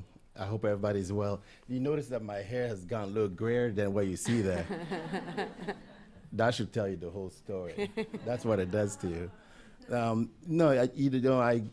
father has 42 children, and my mother has 8 children, where we grew up in a place 8 by 10. And as you mentioned, it's a bit personal, what I decided to do 20 years ago. So by 6th grade, I dropped out of school and ended up in state and went to UC Davis. And what I realized is that we see product in the marketplace in the US, but yet when we look in West Africa, we notice that why did I have to grow up the way I grew up, and why do I have to drop out of school? So I thought that there got to be a solution. And many of you know that most of Africa was colonized. It wasn't until 1960s that we went through the decolonization. And we thought that with the decolonization, things would be better. And sadly to say, things are actually worse without the European rule. Don't get me wrong. I'm not suggesting that we need to have any other country rule other country because of the various governance that we have. So my point is that I thought that we got to come up with a new solution, a different way that we can uplift our own communities. And when you're a student, there's only so much that you can do. And I'm sharing this because I think it's important to realize that all of us can do something. And for me, 20 years ago, I had to look back into where I come from. And first look, what can we actually do? Right? What can we do for ourselves that is not government reliance and is not even Uncle Sam reliance? And that really comes down to the cultures that we have, which I think is central. And so when we look into cultures that we have in the central Togo, within our culture, we know how to make shea butter. And there's a key important here, because there's one element that was important to me. That is, by making shea butter means that we have the knowledge that exists with ourselves. We don't need to have imported knowledge. Because after the decolonization of many African countries, essentially we adopt the European doctrines of governance, which mean the greater populations, even today, do not understand the system that we have of governance. Completely left out of the system. Very, very much left out. Like even my mother can't read or write. So within that culture, we have a knowledge. And I thought, why not package this knowledge and sell it to the world? and then use the income to do investment forward. And that's what we did. I went to the student loan, tell the admission that I want student loans, and they gave me, and you're not supposed to use government money for this, but don't tell them put salmon way in the air. But I pay back. Right? And long story short, when form a cooperative of women, we start with 17 women. And the cooperative idea is really important, because as much as we don't want to say it, we're very diverse communities. Togo has 40 or so different ethnic groups. And then inclusivity is necessary. So how do we bring all those different ethnic groups together to make one product that will be good for the market? And so I started with 17 women. It was not easy, and I'm fortunate to say today we have some 250,000 women between Togo and Ghana that we work with after 20 years. Thank you. Yeah, it's amazing. It's really, I mean, that is some scale that so many people wish they could accomplish, and you've spent, again, 2 decades doing the hard work to have these cooperatives be thriving. Thank you. But the other part is also important, in addition to bringing the community together, because we have to remove our ethnic differences and see that more as a resource. But when we look in the market side, because what we did is not just trying to produce raw materials, right? To this day, I can argue that 99% of what the continent of Africa produce is raw material. And there's no margin in the raw material. You cannot get out of poverty by simply providing raw material. So the money is on finished good, on the consumer side. So we decided that we can be vertically integrated, not only producing our own raw material, but also making finished good in the state, and then driving that to the market. And so you have this kind of virtual integration. But the key important part of this too is that you're able to measure and identify anything that may be wrong in your supply chain, the custody of supply chain. And it's also good for the consumer, the end user. And when we talk about carbon and everything else, you're able to measure what's happening in your supply chain. So providing alternative to the end user and the customers. You know, in the U.S., if you have a child and your mom, there's a lot. It's a stress for families in America as well. So you cannot expect the families to be able to choose the ethical product for themselves. I think organizations in between are also responsible. So it's also good for Americans, households. But there's also an opportunity for us to invest in our own community. And I think that when we look colonialism, we look at what's happening throughout Africa, there's a sense of dignity that is required. So if somebody can sweat for themselves, and now that the funding from selling the product can go back, then you see that you yourself are contributing to your own society. And I think that can change the mindset. Yeah, there's a complete multiplier effect, right? Because again, this is a cooperative model. It's not just you owning this corporation's 250,000 women who are all have an equity stake and a role in these operations, which is hugely important. And there's so much more to the scope of this than just, these amazing shape products, which by the way are amazing. But, there's maternal health investments you've made. There's school investments. You were telling me about, thousands of bicycles for the women of Togo to be able to actually get to those schools that you've been building for the first time. So can you share a bit more about how it works in terms of how you decide what projects you get to do, and how much of the profits of these co-ops are really being put to work back in the communities? Yeah, certainly. It may sound like I blame government, or I don't like government. All government people here, I love you. I don't want to go to jail after this. It's true. It's true. The decision to where do we invest, many of them are very personal to me. But when you take the aspect of emotions out of it, they're a very rational thing to do. So, because you have to, the real question, at least for me, is the reductions of poverty and also how do we increase gender equity. And to do that, you have to do it through economic means.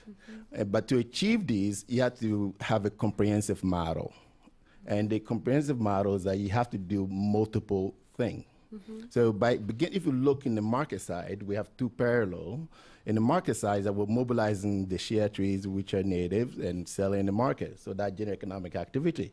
But the other side is when you invest, that too needs to be comprehensive. And so you have to invest in maternal care. And the investment in maternal care, 130 women would die in sub-Saharan Africa today simply by trying to give birth. And that's is serious because either we like it or not, in our communities in West Africa, once you lose a mother, the other child will drop out of school. And if the other child drops out of school, the cycle of poverty continues. So there's a need to keep the mothers alive. And then when you move into education, we're growing some 3%. Togo was 2 million back in 1960. Now we're 8 million in a very small country. It's true that we have high dropout rate, but the system, the infrastructure have not increased to absorb the amount of more people that are maybe going to school. So you need to build more schools. So to these days, we build schools simply so that we can have a place. Even I remember myself, or you sit in the bench of 4 or 5 children on the bench, and don't ask me if I was cheating, looking at the other person. Well, I was. I was looking. You can't learn that way. Well, you're all tight together. You can't have a place to write, you see.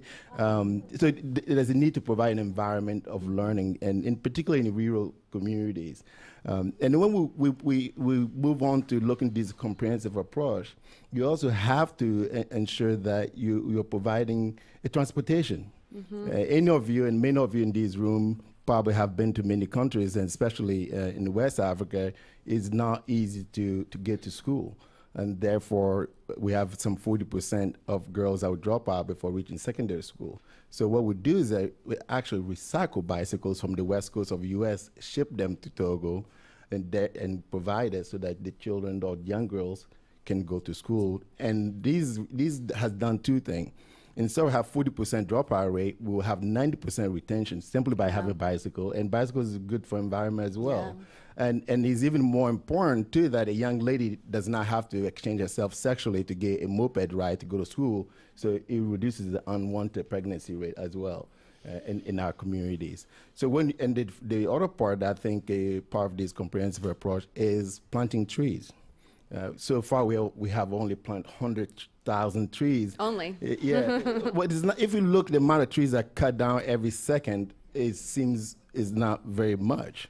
But what it does, though, is about the psychology. It gives us a way to engage with the community to discuss what are the alternatives. It's about engagement in the conversation, and and I think that, again, when we're looking various issues and matters we have within the West Africa, I think it's very key that we look what can the community do for themselves first, and when we approach it, we have to have all the various cylinders firing at the same time, and I think that's what everybody is trying to do here. Yeah, I mean the scope of what you do is so incredible, and you have it's a very interesting mix of private business, but also having this clear public good. You have a line, for example, that works with women who are getting out of the sex trade, and now they're making the shea butters, and it's been really impactful for you. Very much so. We all know about human trafficking, and part of human trafficking goes into prostitution, and I don't think anybody will want to exchange themselves for just a thing. But if you have all the alternatives. So what we do is trying to provide a solution. And I always go back to this more economics. I feel that if you have a place where you can earn an income, then you'll be fine. And that's what we're trying to do in Central Togo by using boutiques that the women will make into bags and bring them here to the States, and they have a job and alternative. I do want to go back to something else you were saying earlier, though. You're talking about how there's such an incredible expertise and a history of cultural expertise for making shea butters. And just to, I think, just added a little 2 cents to that.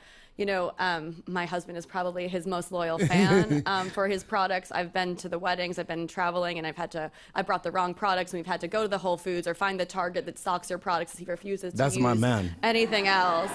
And so they really are and he's tried every single product on there. They really truly are so much better than what is else out there, like really, really significantly so.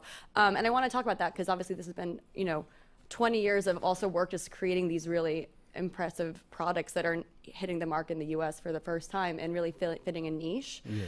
And so, as you've been building that, and as you've been expanding through having, now 4 different cooperatives, what are some of the learnings that you've had from, and maybe some takeaways that some people in the audience might be able to learn from here, as you've been able to expand and as you've been able to still maintain the quality and this super, high-regarded product? No, thank you. I think, like all of us, you'd never finish learning. You continue to learn.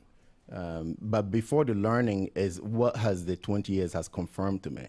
What it has confirmed that it is actually possible that you can have societies that are not so-called Western societies to coexist with Western societies.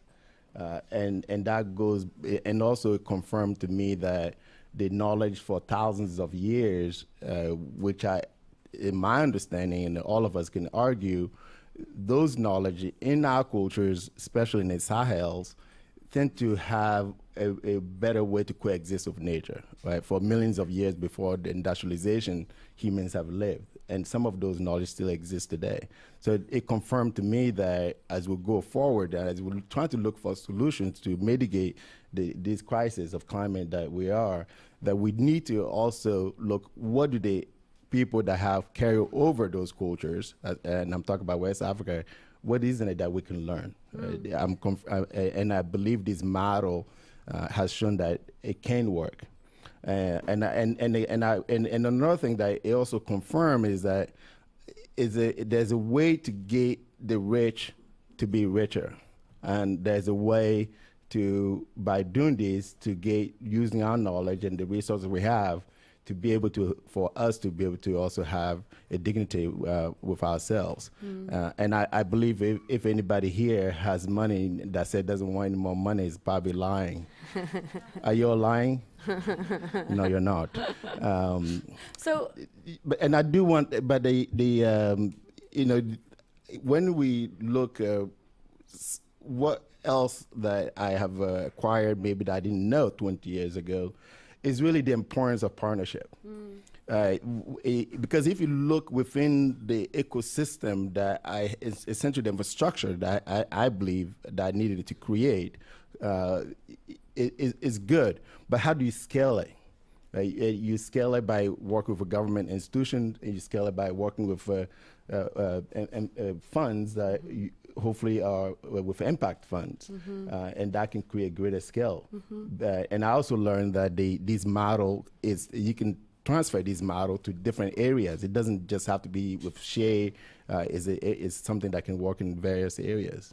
So sometimes when I hear investing, even impact investing, or just, kind of need for capital, all those types of things, you think of pressures on a business, right? And obviously climate change is putting huge pressures on businesses like yours and everyone else, and all the things that are agricultural products, because shea butter is an agricultural product, wine's an agricultural product, these are all woods and agricultural product. We don't think about them as agricultural products, but they really are. And so I would love to hear your take about, how do you prioritize fighting climate change while also protecting these really important traditional cultures? Yeah, I don't think it's so much about how. I think that it is time for truly all of us to recognize there just aren't other options but to prioritize our global climate system. And for me, there's something, if you're in the consumer base, that's why I think the market is important. You cannot deviate from your differentiation point in the marketplace. And so you don't have a choice, at least for me. So it doesn't matter what type of investments come in, unless you want to lose that customer. And if you lose a customer, and there's no point of people getting out of poverty. So you must continue to keep the customers in mind. And if you have to die, you die. You don't compromise. I appreciate that. Not compromising is something I think more of the food industry can hear from and should take note of. So we only have a few minutes, but then we're going to have another whole conversation about more digging into this. But, I know you just signed a pretty big, infrastructure deal that we're going to talk about. What types of infrastructure are most important to what you're building? especially as we're talking about the nexus of gender equity and really bringing cold cultures out of poverty. Certainly. And I think that goes back to what I was saying earlier, that one thing I have learned is partnership. Right? If you asked me years ago, I would say you shouldn't partnership with, even if it is an impact fund, but it's about scale, right? Because now we know that we can make life better and we can preserve our cultures. And with the infrastructure, when I look in our system, is really the lack of small warehouses through our entire network. Because if you're in agriculture and you're poor, and mostly it's poor people that produce the world food, at least the good food. And so what they don't have is where do you store that food. So we need to build a better network of those warehouses, and so that they have a place to store it. But it also does something that's actually quite critical. Then the collective has a place to bring all their various goods together, which give them power to negotiate under the fair trade principles, so that more economics can be generated. And also in our facilities where we do make those products.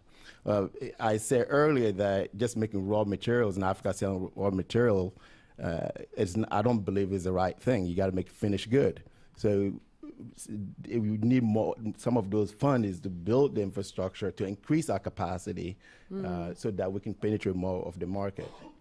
Just for this last moment, I've gotten so much hope just from talking with you. But where do you get the most optimism in your day-to-day work right now? One, I would say for my mother, I have. Made shea butter, right? She makes shea butter. I ate lots of shea butter growing up. Don't ask me how much, but really the inspiration too is to see that there's lots of young folks throughout the whole West Africa that are beginning to see that these models, that they can do something. Because the truth of the matter is that all of us, we only live for so long, and the next generation will have to pick up. And so what we're doing on the ground, regardless of the impact, they see as a sense of hope. And we need hope so we can buy time so that the future generation can find better solutions that we're having. So that is a source of inspiration for me, that we're able to create not just a livelihood for people, but a sense of hope. I really appreciate that. Thank you so much. Thank you. Thank you. Thank you.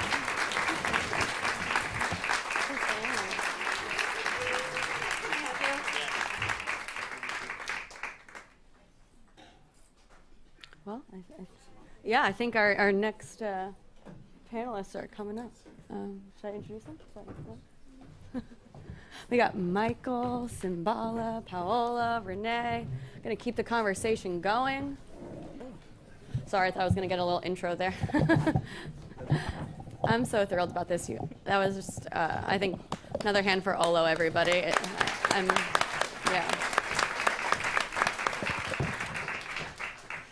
So we were just talking about infrastructure and that driving optimism, and also maybe bringing us, giving us a little, I won't say more time, but I think maybe helping us with some of this time urgency, driving quick solution. So I'd love to kind of just start off with that for all of you on this and kind of the second part of this panel.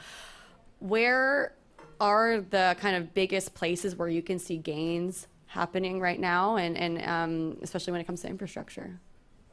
Where are the bigger opportunities when it comes to infrastructure? I'll dig in. So I think, we kept hearing partnerships.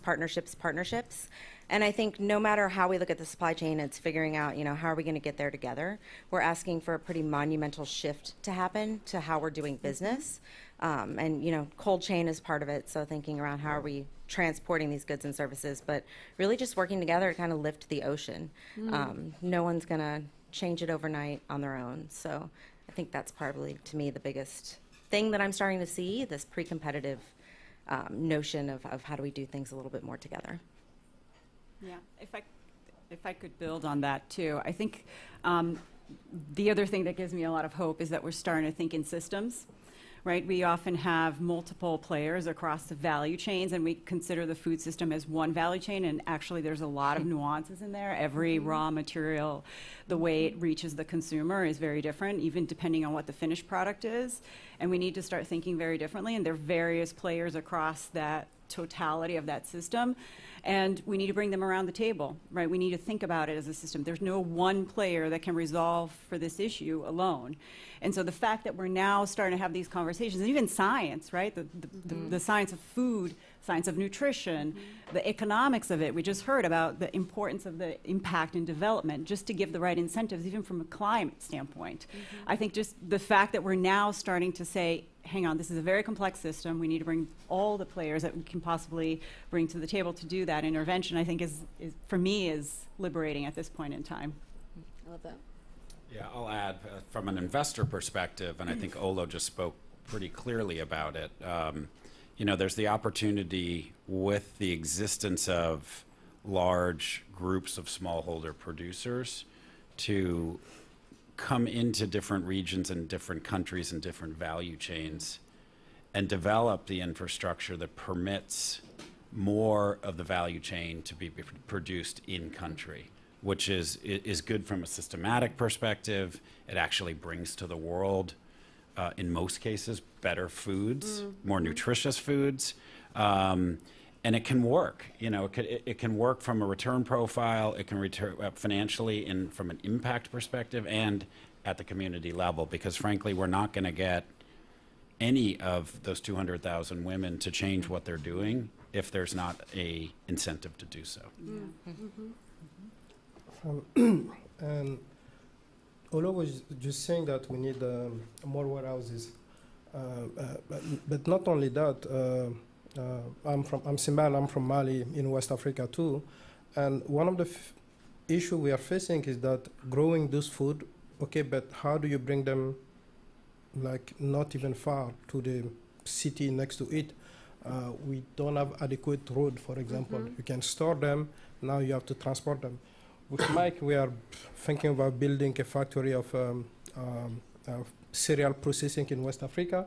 One of the issues we are facing is logistic of it, the logistic of bringing it from the farms to the bigger cities, not even exporting yet. I appreciate that. Yeah, Michael, you mentioned incentives on an earlier panel. They were talking about incentives. So I want to bring that to this panel to dig into a little bit more. You know, what are the most effective kinds of incentives that you're seeing actually put to work, especially when we're talking about not just investing amid climate change, but investing for climate change solutions? Without being crass, as an, you know, kind of as an investor, there are financial economic incentives, right? But how do we make those financial economic incentives work from a private investor standpoint, from a public investor standpoint, but most importantly, from a producer standpoint? So I think it has to be economic incentives, and that's led from equity. From an equity perspective for sure, but you know, in order for those incentives to reach the soil level, to the farmer level, you know, we need to know with some sense of confidence and assurity that the product will be bought. And that's where the importance of what the Forum for Farmers and Food Security is doing here, which is, okay, how do we engage corporate America, the large CPGs of the world, to understand, A, the value from a nutritional perspective of this product, and then B, how it's ultimately having the impact that we want. And you know, for us, for the Subnational Climate Fund, we're a mitigation fund, so we actually have a genuine interest, and we have to have a measurable need on what's going on at the soil level. Like, you know, to use biological fertilizers versus synthetics is actually good for the soil, which ultimately, from a systems perspective, right, is then better for the producer because you're going to get higher yields over time. Yeah. If I could add, I think there's an important stakeholder that's not often elevated in these sorts of conversations, but it's going to start accelerating in that conversation. And I think you talk about incentives, even in the market, right? Mainstream financial markets, generally large food corporations have massive market pressure to respond to, right? Financial performance and shapes that they have to adhere to. And it's not that large corporations don't want to do the right thing. It's just that they have this fine line that they have to balance between delivering what the shareholders are asking for versus what's the right thing to do for the whole. And so I think this point on financial incentives is really important because there is a stakeholder group that also needs to come along in terms of the thinking and what that shape needs to look like, right, for the long term. What are the right financial measures that need to come into play so that we all can collectively start seeing the right behaviors in the system overall? Well, it's interesting you say that too, because Olo was talking about how his cooperatives needed to be vertically integrated so that he could have like the power to counteract this like global big food power, right? And have like actually a stake at the table. And I think that's important. Yeah. And I actually wanted to ask him on the other panel. We didn't have enough time, and I'll bring it to you all too. Cooperatives. His cooperatives are clearly the model that works there, and it spreads out equity across the table. How have you seen cooperatives work, and do you think it's necessary for change? That is just set up for you so perfectly.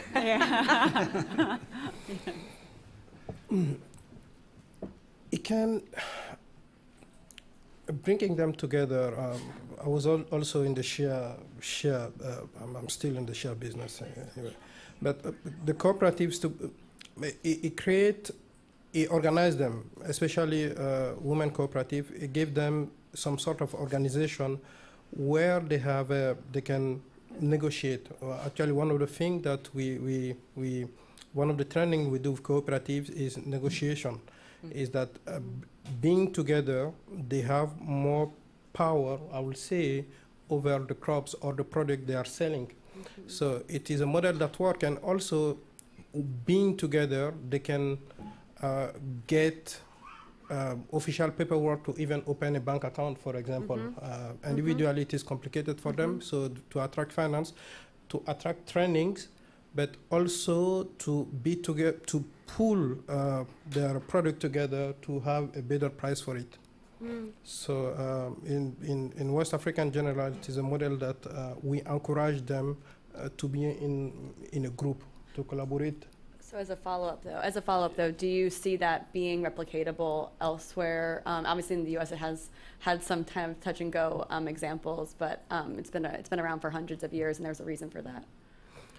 Well, I think it is replicable if we talk about small farms, because they are very small farms. They have share. It is different because trees are wild and the land is not possessed by anyone. But if they have to do agriculture, they have like small lands, 1 hectare, half hectare, 2 hectare at most. So it is replicable if it is not very, very big farm. Those are very small ones. Renee, I'd love to hear your thoughts. Yeah, so I think the concept of cooperatives is amazing. I come from the fair trade world, so I mean I've lived in that space for a long time. But I think this notion of market access is also key. So if you look at the fair trade model, it was a great way to accelerate access for smallholder producers to be able to get their product to market. But if you look at the percentages of what is actually sold on fair trade terms, I mean we all understand the concept of a blended margin. So if at the end of the day you have this little premium that's just going to be a little taste extra, but you've invested a lot of money into this scheme, is that really the equity that you're looking for? So I think there's kind of a way to look at this as saying the cooperative model for people and for community and for learning how to do business is phenomenal. We all get so much out of, community growth and moving together, but we also still need to incentivize and pay what the market needs to pay to keep that going. Otherwise, we're just kind of exploiting the system that we're calling a way of trade, but it's maybe just another way to look at development or something else. So it's really kind of getting to the nuances behind it. I think you talked about systems and complexity, and hopefully the answer will be in this chaos somewhere, but it's there. Great way to put it. I also just wanted to bring a point that I think theoretically, we all understand the problem, right, from the various vantage points. I think it's the devil's in the details of the tactical interventions. And I think that's where things get lost in translation of we think we're all talking the same language, right? Apples to apples, but oftentimes we're talking apples to alligators in terms of what needs to happen. And I think what's important also to consider is that there is an order for intervention, right? And historically, we've all been coming from different angles to try to tackle the problem all at the same time. And that creates, I think, the chaos you're talking in the system, which is there is a sequence of events for interventions that creates this positive domino effect of change, but we don't have a place yet to have those conversations. On the cooperative side, I think you need to be careful, like, in going back to what Olo said about culture and cultural elements within a particular area, right? You know, a cooperative, you know, in one country or one region is very, very different, and that's because things have been they've been operating for that way for generations and millennia, frankly. So we need to be careful not to say, okay, where is this replicable, right? Because that in its own way is a little bit domineering, dare I say, colonial, you know. So we need to be very, very careful not to replicate that. But on the other hand, from a cooperative perspective, and I think that Yolele and Fonio is a really good example, as it's an existing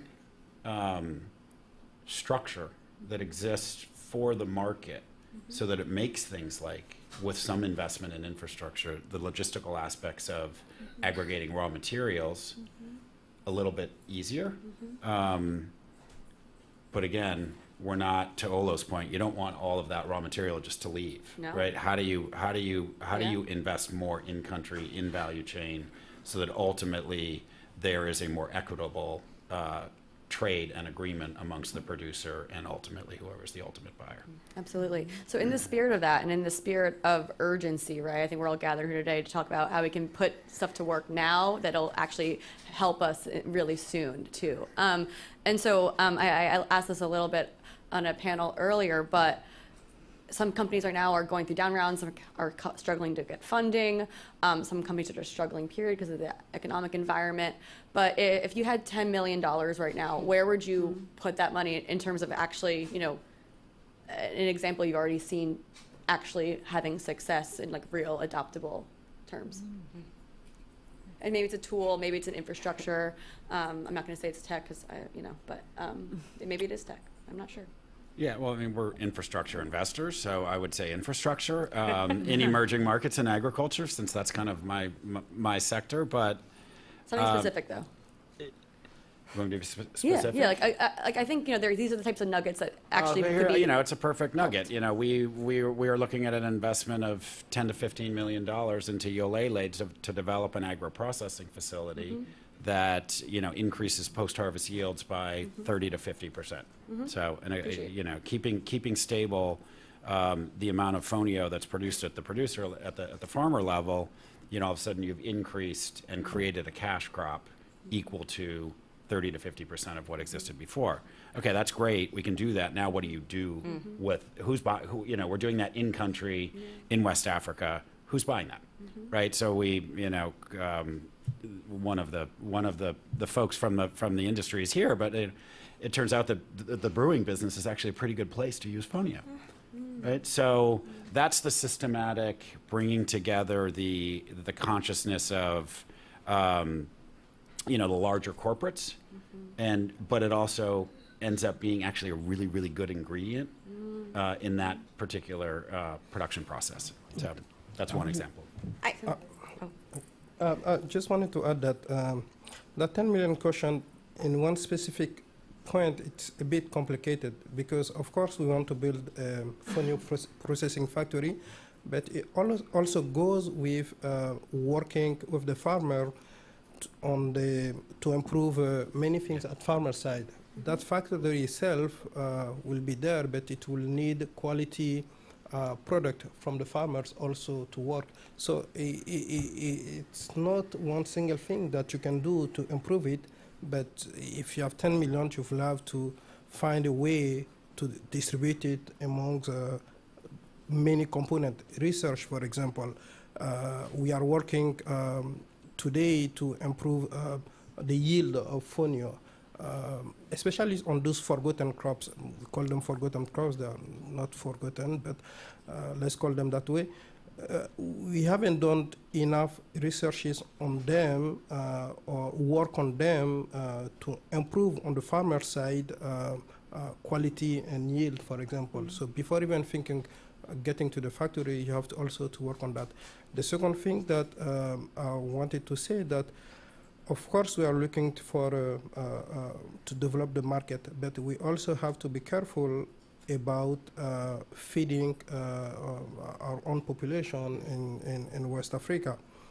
Fonio is drought resistant, it's very nutritious, it has 3 times more protein, iron, fiber than rice, for example. Rice that in West Africa we are eating at least once a day. So we want also that fonio to benefit those countries where or those regions where we are growing the fonio, so that it is not all export, not all for the Western market.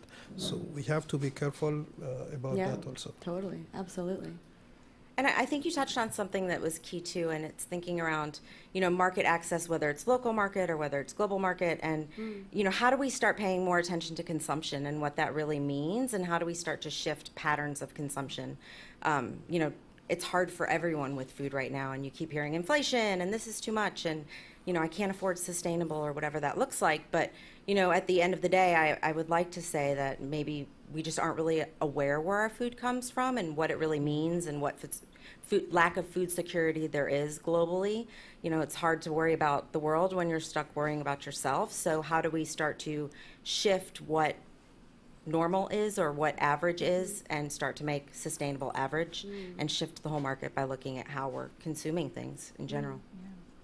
Paula? Yeah, I was going to build on that because I think, you asked the 10 million investment here. Yeah, you're at Mars. You can give me 10 million. You can give me a 10 million idea right now. I was at Mars, yes. I think, in the last 20 to 30 years, especially from an innovation standpoint, it was the era of creation. We created a lot. And I think in an earlier panel was saying we have solutions, right, in the system. We have a lot available. It just hasn't scaled. It hasn't scaled to the level that we need to see. I think now we're in the era of combination, where we need to take these solutions, the data. And again, if we look at the food system, it's been built on logic, data dating back to 50 years ago, right? Now we have better data. We just haven't yet evolved the logic of how that system should operate based on the new technology, the new innovation that's available. And so I think if I had that power to choose that investment, it would be about, ensuring that the data, and again, we're generating a lot of data, it's not integrated, and it needs to, because it is creating confusion in the system. Consumers don't know what to make of it, let alone, all the way across the value chain. And that creates a sense of hampering action, right? Because folks are like, well, I don't know what to invoke first. And so there needs to be a place where that data comes together. It's, the insights are generated, and then we get to elevate and understand and coalesce the decision making for the interventions. Because I think right now it's, we're doing the best that we can, but there is no one place or consensus forum where this information can come together. And to build on that interoperability too, I think you touched on something that's key, is that, an earlier panel said that we have, all these different systems that are siloed and they're not talking to each other. And the bigger picture behind that is that we have different systems of information that we're not able to make cool decisions based on, right? So there are cause and effects within these systems that we're not even able to think about. If we are doing an intervention at the farm level, how is it impacting that farmer, but how is it impacting the community? How is that impacting child labor? How is that impacting deforestation? We have this, I need data to solve this one thing, when I would argue that all of these things like cause and effect for each other, and we need to look at how maybe they affect each other. And if you shift one or push regulation or whatever it is, you might not get the effect that you're looking for in another place. So by bringing all this information together, we're at least able to see a little bit more holistically the bigger picture of what we are doing within supply chains or aren't.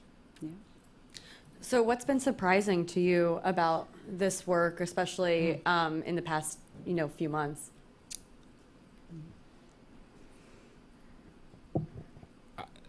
there's just a host of opportunity is what's been surprising to me. I mean, I think it's the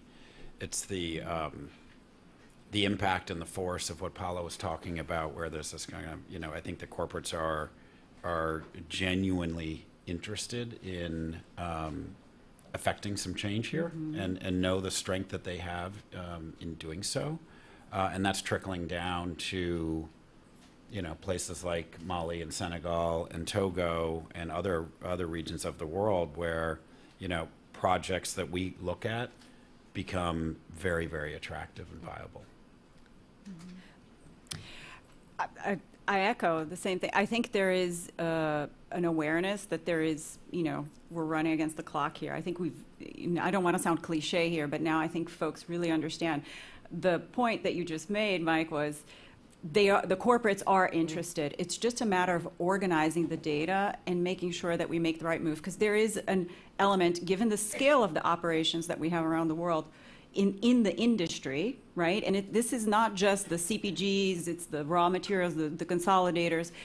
Everyone is concerned about making sure that the first intervention is the right intervention, right? I think it's the point you were making earlier around the unintended consequences and making sure. So, because when you do make that move, it will be significant, right? It will have ripple effects across the whole industry. And so it's not like we're making a regional intervention. It's now requirements are starting to be made in how you demand data, expectations, standards, governance.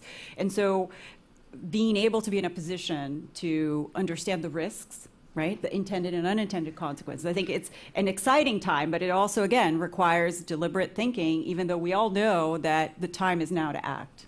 So we are running up against our clock too, and I don't want Danny to give us the hook. So I will just say, if to wrap up here, if today's theme is hope and urgency, what would be one word that you want to leave the audience with today? One word: transparency. Yeah, I echo that. Transparency on demand, I'll add. You could write a sentence or pick your own word. Scale. I'll say eat what you can grow. Love it. Thank you so much. This is great.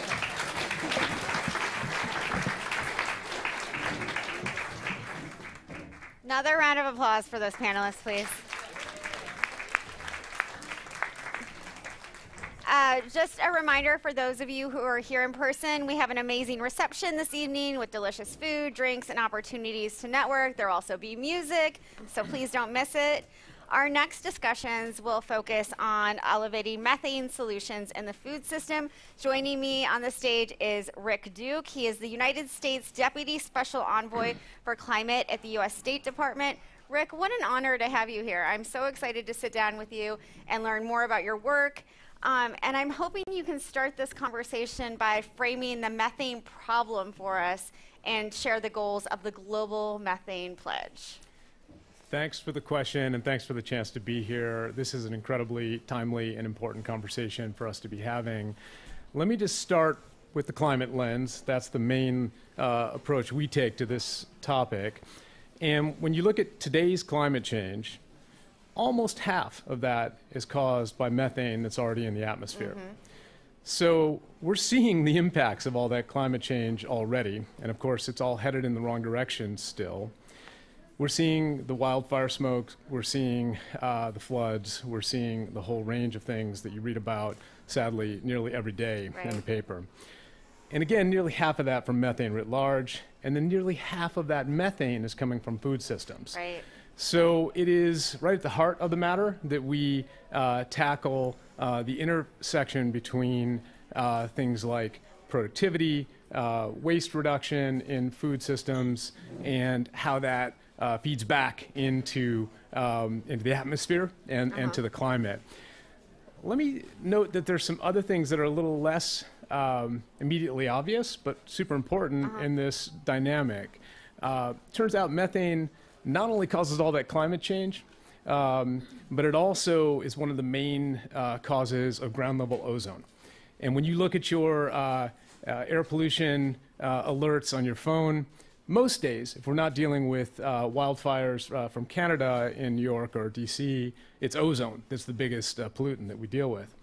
That's bad for our lungs, but it turns out it's also causing about a 5 to 7% loss right now in staple crop output globally.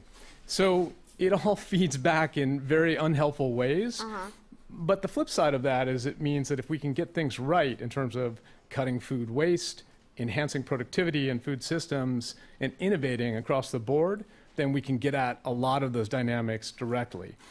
And what we've been working on diplomatically is making sure that the world's clearer about how important this all is. Methane itself and methane in food systems as a key part of that challenge. You asked about the Global Methane Pledge.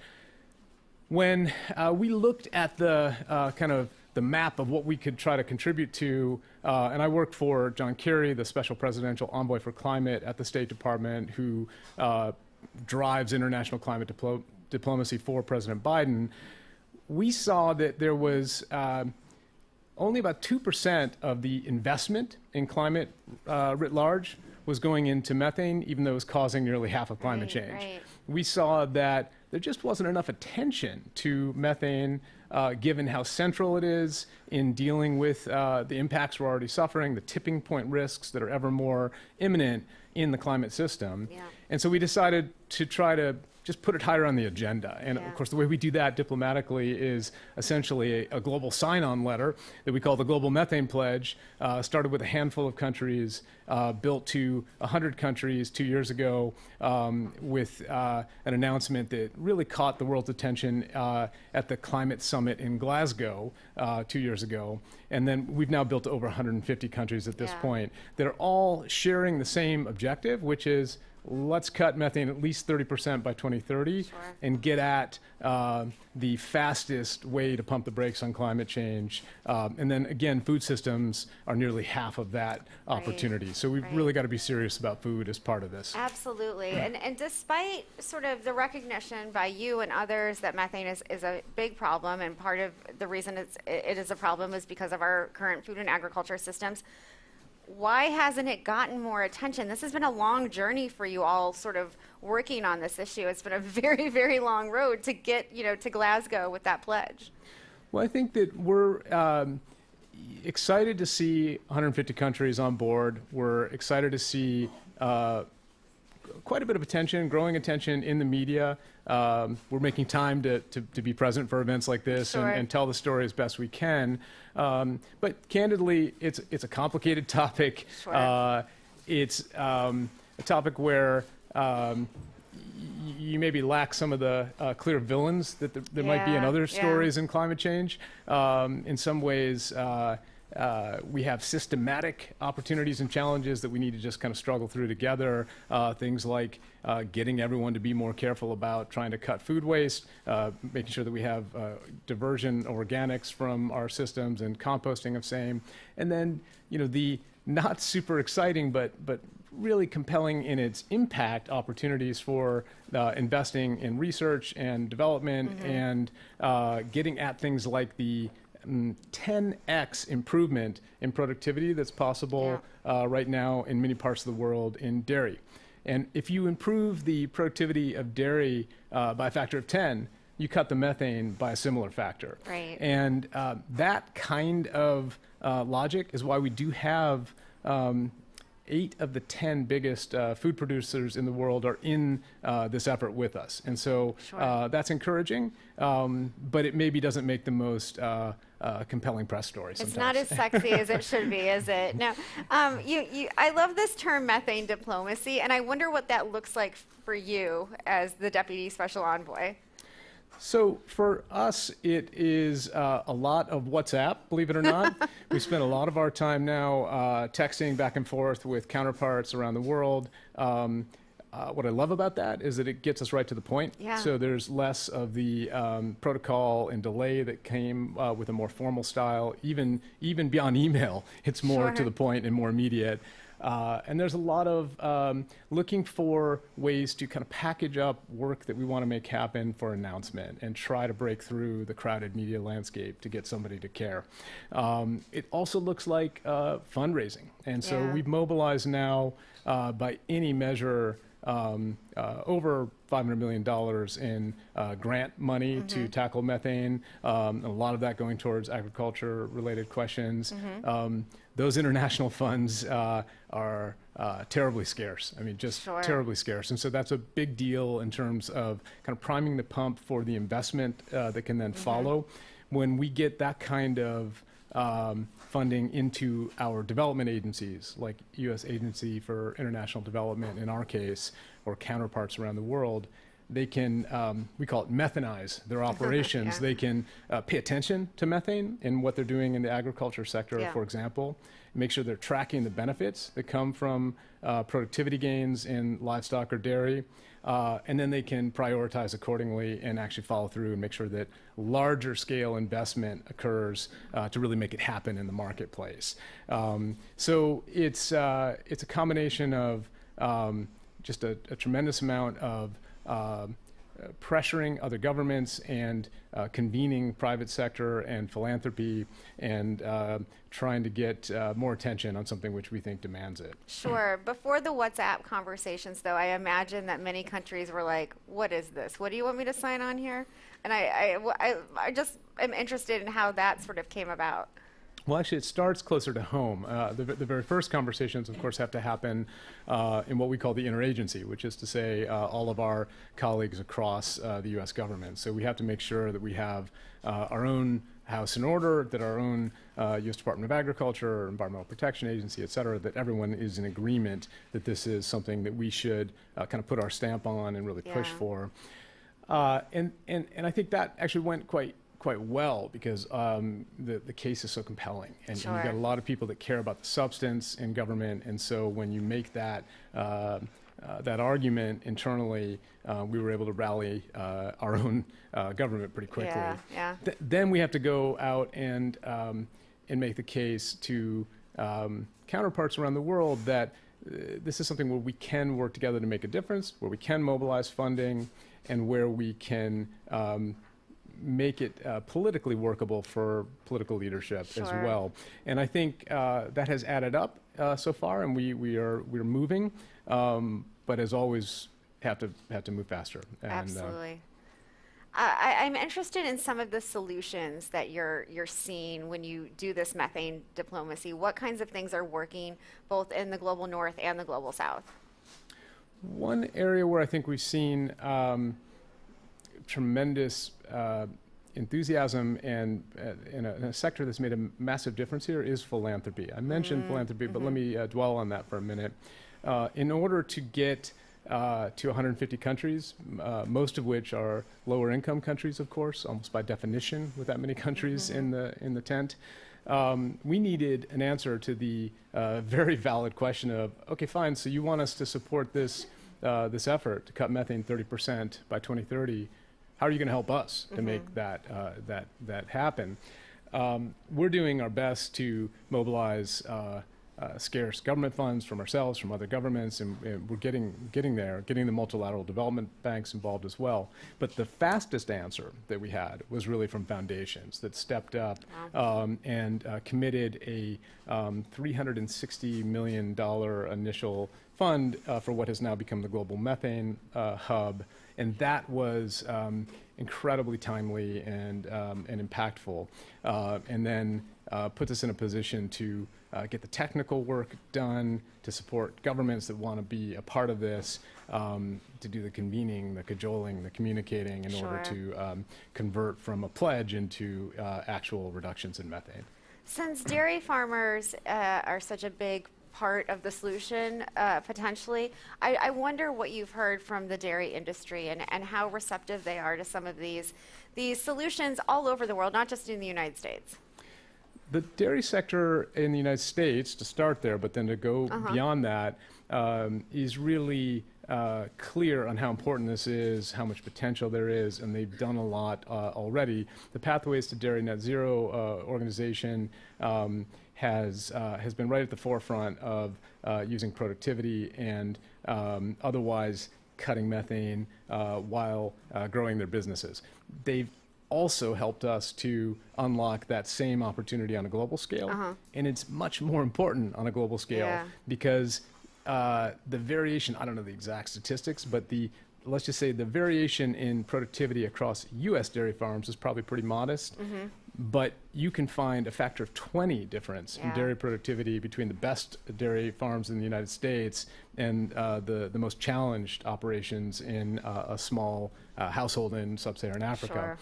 And when you find a way to resource the latter, you can bring that productivity up, and with that comes a proportionate reduction in methane emissions, and obviously an improvement in well-being and nutrition as well. So huge opportunity there, and we are now working in East Africa through something called the Greene Climate Fund on unlocking $400 million in related investment in dairy productivity. So that's a nice bright spot, and we're thrilled that we've got the lion's share of the world's biggest dairy producers again in this conversation working with us on the agenda. What does it look like for smallholder dairy farmers in places like India?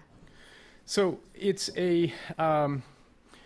I'm not going to claim to summarize on a global scale because I don't know in every case, but I think the theme that cuts across every country when you're talking about smallholders and low productivity challenges is not enough capital or financial wherewithal to provide the nutrition needed, and even literally access to proper enough water all the time, water and nutrition to make sure that the dairy cattle are able to produce faster, and so and be more healthy. And so there's also medicine involved as well, veterinary medicine and so on. So those kinds of inputs, they're expensive, and you get caught in the usual trap of not enough output on your farm, so not enough money to pay for the inputs that would allow you to improve productivity. And so that's where the World Bank, aid agencies, the Green Climate Fund can help to break that cycle and unlock the productivity. Sure. So what I'm hearing is collaboration is really key. It's governments, it's the private sector, it's academia, it's all of these sort of groups working together, veterinary medicine, it's all of these different entities working together. That's a huge undertaking for your office and for so many working on this issue. Sure.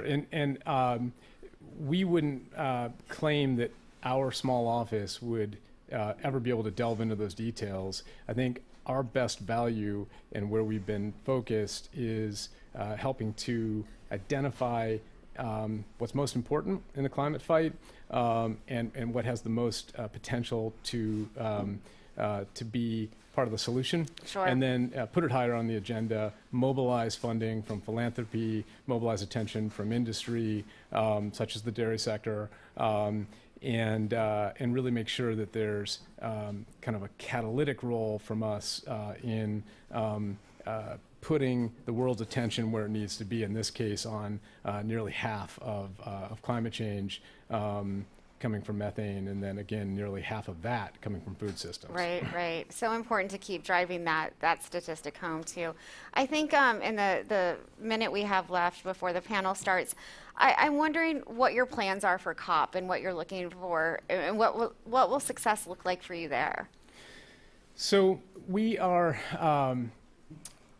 in this COP planning to put tremendous effort into taking those 150 countries that are now working together on the global methane pledge and making sure that that is matched by implementation, including more mobilization of funding, and in particular focusing on catalytic grant money that can methanize the World Bank and sister multilateral development banks, and methanize the operation of development agencies and the like. So we're looking for ways to use scarce funding as intelligently as possible to really frankly, first stop the growth in global methane emissions, Right. which sadly are continuing to grow, and then begin to make the cuts that we need so urgently, because it's overdue. And I think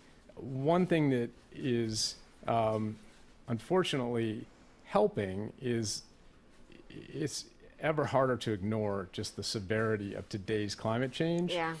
So I do think that puts more attention on the fastest solution we have, which is cutting methane, including Yeah. centrally in the agriculture sector. It's not exactly the low-hanging fruit, but it is something that we can make a change on and do it immediately. And I'll just add, we're not solely focused on food systems Sure. methane. We're also, of course, tackling fossil sector methane, oil and gas, flaring, Right, venting, and right. leakage, and waste sector itself. The waste sector intersects with the food sector Sure. through questions like composting and organics diversion. Right. None of this is easy to get people to pay sustained attention to, Sure. but that's where we come in and do our best in order to at least get institutions to pay attention and to resource the work that's required to change the emissions trajectory. So Rick Duke, methanizing the world. Appreciate you stay right where you are, but I appreciate all of that. I would like to welcome to the stage also Jess Fanzo, a professor at the Columbia University Climate School, and Didier Tubia, the CEO of Aleph Farms. Please give them a round of applause. Hey, Jess.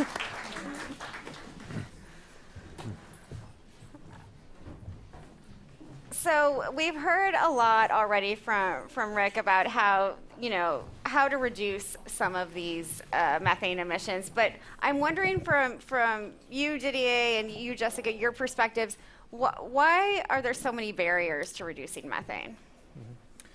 Yeah, first to echo what Rick just said, I think that we need to burst the myth. Reducing carbon emissions will not solve our climate change issue in the time frame of our life, of this generation and the next one. When we emit carbon into the atmosphere, it stays forever, for hundreds of years. So if we emit less carbon today, it means that we pile up less carbon in the atmosphere and that we slow down climate change. We can't reverse it.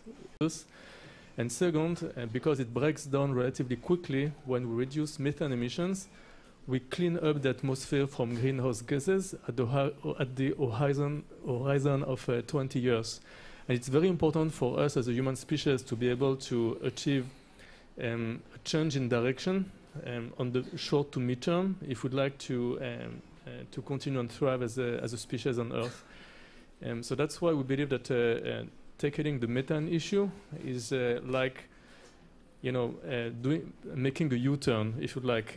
Reducing carbon is like continuing and driving on the highway in the wrong direction, but slowly. If we really want to make a U-turn and reduce the amount of greenhouse gases and revert climate change, we need to reduce methane. And as long as methane is concerned, again, to echo Rick, the food system, according to the FAO, is responsible for 53% of the methane emissions, and the cattle industry, animal farming in general, responsible for 40%, primarily through enteric fermentation and the manure management of cattle. Sure. So we need to focus on methane, and within methane, the way to really have the biggest impact is by addressing the methane in the food system with a focus on cattle. Thank you, Didier. Jessica, from your perspective as someone who works on diet and food systems and climate, what are the barriers you're seeing in your work for folks not getting sort of on the methanization, methanizing the world bandwagon? Yeah, I mean, it's obviously there's a huge demand piece in all of this, and usually at the COP meetings and all of the climate and SDG negotiation tables, diet never really comes in. I was on another panel yesterday down by the UN, and diet will not be discussed. It will all be really on production, and Sure. and that's important, but it's only part of it. If there's a demand for consuming ruminant meat, again, big methane producers from their burping. If there's a demand for rice, which there is, rice produces 12% of the world's methane from flooding paddy fields and from burning rice straw. there's always going to be a demand for these foods. And as I work mainly in low-income countries, as incomes rise, there's more demand for animal source foods, ruminant meats. So that's, I think, the biggest barrier from the demand side. Sure. But there's a lot of production barriers as well. Even if we feed cows seaweed, which is really, really important in reducing methane, and there's been a lot of work on that. Cows are still one of the biggest drivers of tropical deforestation. So it doesn't completely solve the issue if we deal with the feed piece. There's a lot of other drivers around deforestation, and livestock being a big one. Right, and such a good reminder that these things are very interlinked. We Always can't look trade-offs. at them. Right. Didier, I want to turn back to you because Aleph Farms is a cultivated meat company that's looking to reduce methane is one of its part of its mission. But can you explain, I guess, why cultivated meat would help reduce methane emissions? Maybe we'll make it simple like that. Yeah, sure. Actually, we know that the production of meat, especially beef, is the main emitter of methane, and the demand for meat should increase by 70% until 2050. So on one hand, we need to invest into the transition toward regenerative agricultural ecosystems, which are very important for us to continue and be able to get into balance with our natural resources. But when we talk specifically about beef, the amount of land per animal required to farm a cow in a regenerative framework is up to 50 times more. So if we move toward regenerative ag, we can feed the world with vegetable crops, fruits probably, but we can't feed the world with animal proteins on the basis of regenerative ag. So we need to implement additional production systems for animal proteins and fats to complement regenerative ag, keep up with the demand for animal proteins, because even if we promote a better diet, we need to probably eat too much meat, promote pulses, lentils, beans, still the demand for meat will continue to grow. So less production, more demand, we need to bridge this gap. The way we're addressing it at Aleph Farms is to make animal products, animal proteins and fats directly from the cells, which we cultivate in our cultivators. The cells are the building blocks of the animals, of the meat we know today. We do eat cells today. When we eat a steak, it's made of cells. We're able to isolate cells from a healthy animal and grow them and make them proliferate in a very efficient way outside of the animal, and that way we can make an equivalent to meat in 4 to 6 weeks with a fraction of the resources. We're committed to be net zero carbon emissions by 2025, and we need more production systems for animal proteins, not only cultivated meat. It's not a silver bullet. There are other methods based on precise fermentation or even insect-based. So we need to invest both in reducing methane emissions from conventional agricultural systems, seaweeds, feed additives, regenerative ag, and we also need new production systems as a complement. Rick, what do you think of those complements to sort of traditional or industrial livestock systems? So first, just on the regenerative agriculture side, I want to add to that a related and sort of additional point, which is we can do more to restore degraded lands. So you can take lands that aren't even in production right now and escape those kind of trade-offs by actually taking something that's kind of fallow and not even particularly biodiverse and investing to restore it. We're doing that in Brazil and broader Amazon region through our Development Finance Corporation, and there's lots of opportunity around the world for that kind of approach. And then, of course, you want to do regenerative agriculture on that land over time to make sure that it stays healthy and gets better and better soil quality along the way. In addition, there's certainly opportunity in alternative proteins. American companies are at the forefront of investment in the sector, and as with conventional protein, you want to make sure that you're doing it in a way that is using the right kind of inputs and the right kind of productivity and actually gets the environmental results. Sure. And that is certainly possible with alternative proteins, and we're very excited about it. Department of Agriculture is a partner with industry in trying to invest there. And a lot of big countries that we work with, like Brazil, are interested as well. So it's a dynamic space, and I think it's one of the kind of X factors in tackling this well. Yeah, thank you, Rick. I kind of want to turn to sort of research and data right now, Jess, and if I can turn to you. I'm wondering what kind of research is still needed, or do we still need research about methane to convince governments or to convince businesses or to convince producers that this is a problem?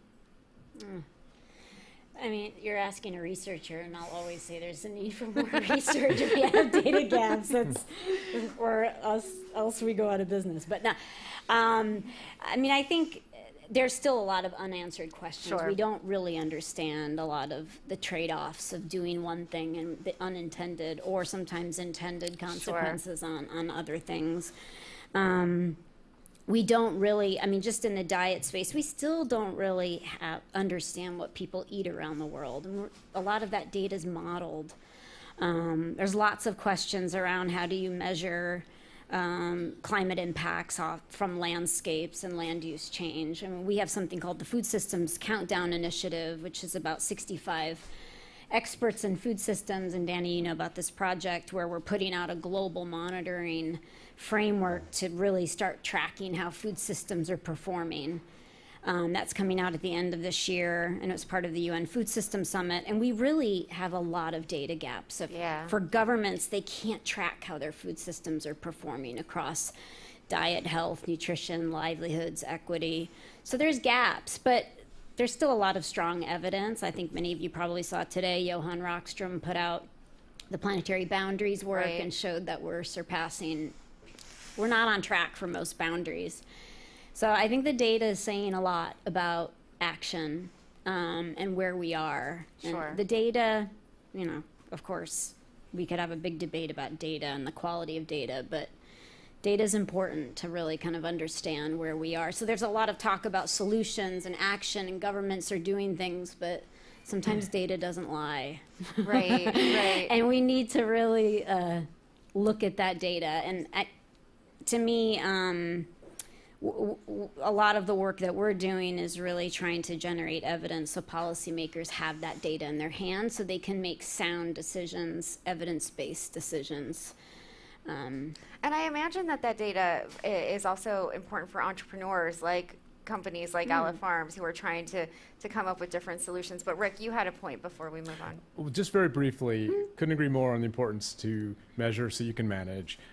We are participating with European Commission and others in something called the International Methane Emissions Observatory, or IMEO, and at the heart of that is a whole range of different ways to measure methane emissions, but including satellite-based measurement. That's most important for fossil sources like oil, gas, and coal operations, and lots of action and excitement on that, literally spotting leaks so that we can address them in real time as the way we're moving on that front, but also in the waste sector. And that relates to food systems, and that the thing that's causing the methane emissions from landfills around the world and dumps is really organics from food systems above all. So there are ways in which the measurement technology is getting really exciting, including in ways that intersect with food systems as well. And we're excited to be investing in that, and then trying to work to make sure that the data get acted upon as well. Right, right. Didier, I've been reading a lot about how cultivated meat may have a potential to reduce food loss and food waste that themselves contribute to methane emissions. Do you have any thoughts on that? Yeah, sure. I think that, again, as stated previously, a lot of those issues are imbricated. Climate change is, of course, important as it's happening too quick today for life to really adapt, and it's causing a loss of biodiversity, but we do see it as a trigger for loss of biodiversity and ability of life to really continue and thrive here, not as an issue per itself. In our views, the real issue is biodiversity. The root issue is this one, and we're currently, on the verge of a mass extinction. We had 5 in the history of planet Earth. We lost 60% of all species, according to WWF. 1.5 million species of insects, and actually.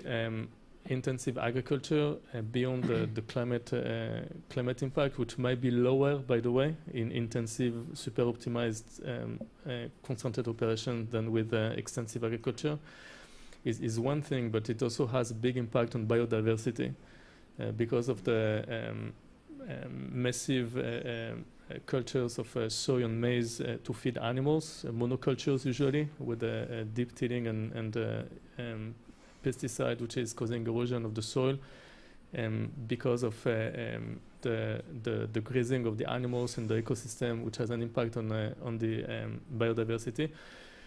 So rebalancing the system, in our views, has an important role for biodiversity, but also for climate, but also for biodiversity. And beyond that, diversifying the supply of protein and fats is also a way to have a better resilience in the food system, to be more resistant to shocks, to have circuit breakers, B plans. And to your point, technologies such as solar agriculture, when we grow cells independently to the climate in a closed system, we can actually decentralize the production. The food system today is very centralized. We saw that during the COVID pandemic, but also afterward with the war in Ukraine. We suddenly discovered that most of the wheat in Europe is produced in one place. Most of the sunflower seed oil as well. And meat is the same. The beef production is very concentrated today. By the means of those new production systems, we can decentralize, distribute the production with shorter supply chains, meaning less waste, because those systems are more flexible, shorter production cycle, shorter supply chain. It can also help tackling inflation in the food system, as inflation is many times related to the lack of flexibility of the food system and to the cost of transportation and to waste. And so we believe that those new production systems have a huge role in the transition, in a just and inclusive transition of the global food ecosystem beyond climate. Thanks so much, Didier. Jess, I want to sort of end with you, I think, because I think there's a huge burden on people like you, Jess Banzo, I think, to make sure that people are listening to you, that the data and research that academics are providing gets to companies like Didier's and gets to the US government and other governments across the world. How can all of us in this room and the people on the stage help facilitate that? How can we better listen to scientists? Well, I mean, I think, there's been lots of scientists and researchers who've been able to impact public policy. And we have people in this room, and we've got Marion Nestle, who's been incredibly impactful in the food policy world. And, I think research can chart a positive path towards change. And can I just interrupt you for a second? Yeah. Climate is different, though, right? Yeah. Well, yeah. Because it's politicized, is what I'm trying to say. Well, food's not. No, but I mean, nutrition seems more straightforward. So I think that's what I'm getting at. Yeah, but I do think more and more researchers are partnering with governments. I mean, we have a project right now with the State Department on a vision for adapted crops and soils, where we're mapping all of the climate and nutrition impacts of what were considered neglected, underutilized species in Africa that Carrie Fowler is leading. So our group is doing that modeling under Cynthia Rosenzweig, and I think sometimes those partnerships are really important. So Carrie Fowler, who's at the State Department, has initiated this, and he's really brought in scientists from the very beginning of thinking about how a project like this would work. So I think that's important. And there's been a lot of researchers sitting at the table as part of the UN Food System Summit. Absolutely. And the food system pathways. A lot of us have been involved in the COPs. And feeding evidence and data for coming up with then would be global goals or scientific targets that we seem to never reach or meet. But anyway, a lot of that starts from the science, those science-driven targets that then become global targets. So I think, it's a behind-the-scenes sort of thing. Yeah. I mean, the Eat Lancet Commission that I was on, that's very controversial, tried to establish these scientific targets, and we still get death threats for being on that commission. But anyway, it was a moment to try to put targets to food systems to meet both human and planetary health. Yeah. Maybe eventually we'll get there and we'll have more food-related climate targets, but you always have to start somewhere, and it often starts with sort of the scientific measurement of what you can get towards. And then translating that to governments, translating that to companies, and then translating it to all of us. I really appreciate this panel. Thank you all for your work. Give them a round of applause, please. Thank you.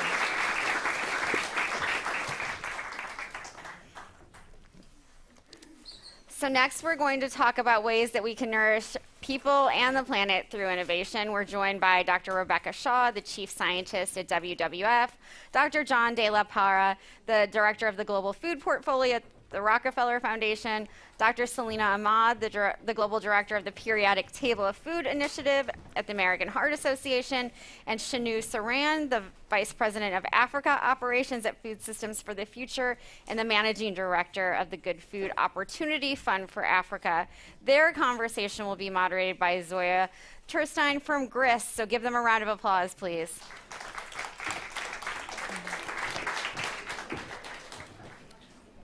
Okay, well, hey everyone again. I'm really excited about this panel because, as I was saying earlier, I'm not a food journalist. I'm a health journalist and climate journalist. But these things are so interconnected, and innovating your way out of this mess is applicable in both arenas. So I think that this conversation is going to be really fruitful. And I wanted to start with you, Rebecca. I want to talk about feedback loops. Something that you've talked about. We had a prep call where we talked about feedback loops for a little bit. And one of the things that came up was how crucial these loops are to looking at agriculture, climate change, and nature, those three spheres that are so interconnected. There are feedback loops that affect all of them, and they affect each other. So can you just talk about that a little bit and how it affects all those three things? Yeah, one of the reasons, thanks so much for having me on this panel. I'm so grateful to be here. One of the reasons why I wanted to talk about these positive feedback loops between climate, nature, and human health and nutrition is that they aren't that positive. And it's really important that innovation that is brought to bear to tackle these is actually really focused on the whole set, not just one or the other, because you can have unintended consequences unless you're not thinking holistically. So to start out thinking holistically, I just want to remind everybody of the facts. Our food system is responsible for 31 to 37% of greenhouse gas emissions, depending on how you calculate it. Main driver of deforestation around the globe, particularly in the tropics. Main driver of biodiversity loss, therefore, and responsible for 60 to 70% of the freshwater withdrawals. And with respect to human health, it's just as impactful in that sort of negative way. 1 in 3 people are overweight or obese. 1 in 12 are hungry or malnourished. No country is on track to meet its 2025 nutrition targets, and the leading cause of total disease burden is now communicable diseases as opposed to non-communicable diseases or infectious diseases. And that's largely due to our food system. So this is a triple challenge that innovation can't solve one system, one thing at a time. It needs to be taken as a whole. And when you're addressing climate change, which places food production I closed the window. It doesn't seem to make a difference. Right, that's live. Right. For us to go live. Yeah. But I'm still getting this here. I don't know how to make this stop.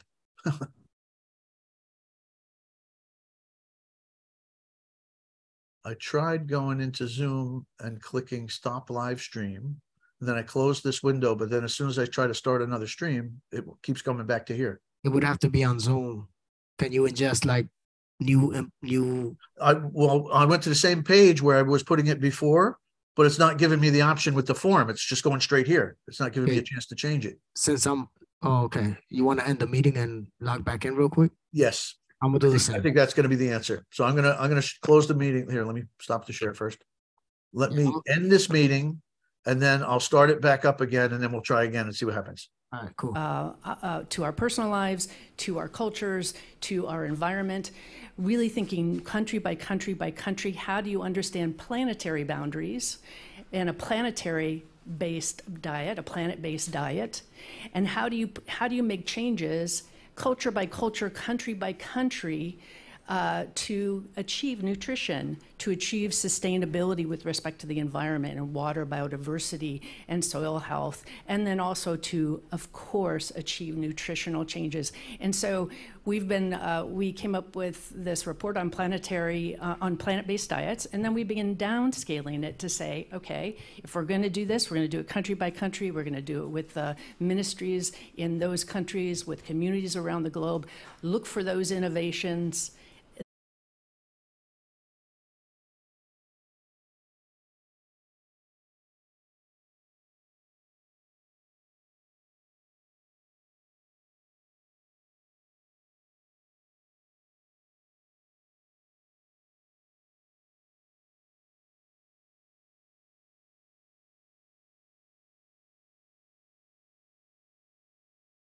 The carbon capture of nutrition. It's more about looking at the system holistically. I wanted to ask you about sort of like past examples of sustainable food systems, because I know that when we talked, you mentioned that there are some historical examples, indigenous examples perhaps, of ways that food systems have been able to benefit both the environment and the people that they feed. But the one thing I wanted to caveat that with is that, you know, of course, we've got billions of people on this planet, and how do you feed all of them? I mean, I'm well aware that it's nice to talk about, you know, local food systems, going to your local food market, whatever. It's expensive. It's not accessible to everyone. So when you talk about these examples, can you also talk about scale and how to scale them up? Absolutely. No, those are excellent points. That's the convergence, especially in philanthropy. I think a lot of what Rebecca's saying really rings true. These ideas of silver bullets, not taking into account the unintended consequences, are rarely considered honestly. And we see a kind of technocratic bent in many philanthropic endeavors, which has led to things like the Green Revolution, which is often seen as this marvelous thing if you don't dig into actually what else happened besides feeding a lot of people, which was obviously very important. But it shows what happens when you have a single target and you're looking for a single outcome. When you have that type of thinking, that mechanistic, technocratic thinking with a single output that might be carbon in this day and age, you might just want to know about, well, how much greenhouse gas was sequestered? What happens to biodiversity? What happens to people? What happens to the system? So it's really a call for systems thinking, and even in reflective way of systems thinking, meaning looking also at like things like the Green Revolution, which are often seen as universal goods, but actually there are things that we've inherited that have impacted the environment very negatively. And to your question specifically, I think that on this panel about innovation, it's important to think about what one might call ancestral innovations or heritage innovations, the things that humanity has developed over many thousands of years, and the history of agriculture, at least 10,000 years of innovation that by its nature, much of it is sustainable or maybe even regenerative because those societies had to live and be regenerative within their systems. So I think that there are a lot of things that we can look at in those ancestral innovations, which are often called in an umbrella term perhaps regenerative agriculture, agroecology, traditional ecological knowledge. There's a lot of terms and it's loosely defined, but there are specific practices, and then but more importantly, there are specific outcomes that we can measure. So I think that that's very important, is to kind of look back at those techniques, everything from silvopasture to no-till agriculture. I mean, there's many of them. I could name a lot of them. But that's less important. The outcomes are important. Now you mentioned, well, what about feeding the world, right? We come into this world that as a product of the Green Revolution in many ways, meaning that we have a very large population we have to feed that more than 50% of that population is relying on synthetic nitrogen fertilizer in order to survive, right? So if we're going to do something like regenerative agriculture, agroecology, which perhaps means not using at least as much synthetic nitrogen fertilizer, where is that going to come from? I think that's the biggest question that we have to answer if we are serious about transitioning agriculture to something that is more traditional or more regenerative. We have to figure that out. And there are many different solutions. Again, we could name many of them, but we have to figure that out. Where is 50% of the world's right now synthetic nitrogen going to come from? Or are there ways to curb the usage of that? In many places it's being overused and it's just evaporating into nitrous oxide, which is another really harmful greenhouse gas. And the other thing is empowerment of labor. I think that's another question that isn't often thought through deeply. Where are the people going to come from, and how are they going to be compensated fairly? How will capital be redistributed appropriately in a system where perhaps we need more human input to create the food that will feed the world? So I think it's a marriage of those things. It's not completely turning back to these ancestral innovations. It's including them in the conversations. It's including the people and cultures that fostered those and preserved them and still practice them. And then marrying that with some deep reflection and investment in research, I think, in understanding what ways are we going to feasibly replace that nitrogen fertilizer and empower labor. Yeah, that's a great answer. I like the way you guys have seated yourselves. It's in order of the questions that I want. It's like a Russian doll situation where we've got like the largest, like the large scale question for you, and then we're going down to a small scale, sort of more localized example. But I wanted to ask you, Selena, about an initiative that you're working on, because, just going off of what John said, it seems like we need like a redefinition of the way that we even think about food, kind of from the ground up. So I wonder if you can talk about the Periodic Table of Food initiative and tell us what that is and what it could possibly do. Absolutely. So the paradigm shift that I think that we need in this world is really shifting from the paradigm of thinking about crop yields and food abundance to thinking about food quality. This is really what the Periodic Table of Food initiative seeks to do. We've identified a huge gap in the data on what is food quality. Food quality is a multi-dimensional parameter. It includes ecological parameters, cultural aspects, human health, nutrition, and economic aspects. At the Periodic Table of Food initiative, we are measuring food quality based on the comprehensive composition of everything that is in food that is impacted by the environment as well as agriculture. And really to provide this data as open access resources for the global community, to healthcare practitioners, to food system workers, really throughout the food system. And in thinking about this paradigm shift from thinking about crop quality or crop yields to crop quality, food quality, we need to start to think about how do we actually measure this. And so we've identified a huge gap on the actual tools to comprehensively measure food, everything that's in food, not just the basic nutrients, but all of the specialized metabolites that contribute to these molecules having ecosystem service roles for mitigating abiotic stress with climate change, as well as mitigating diet-related chronic disease.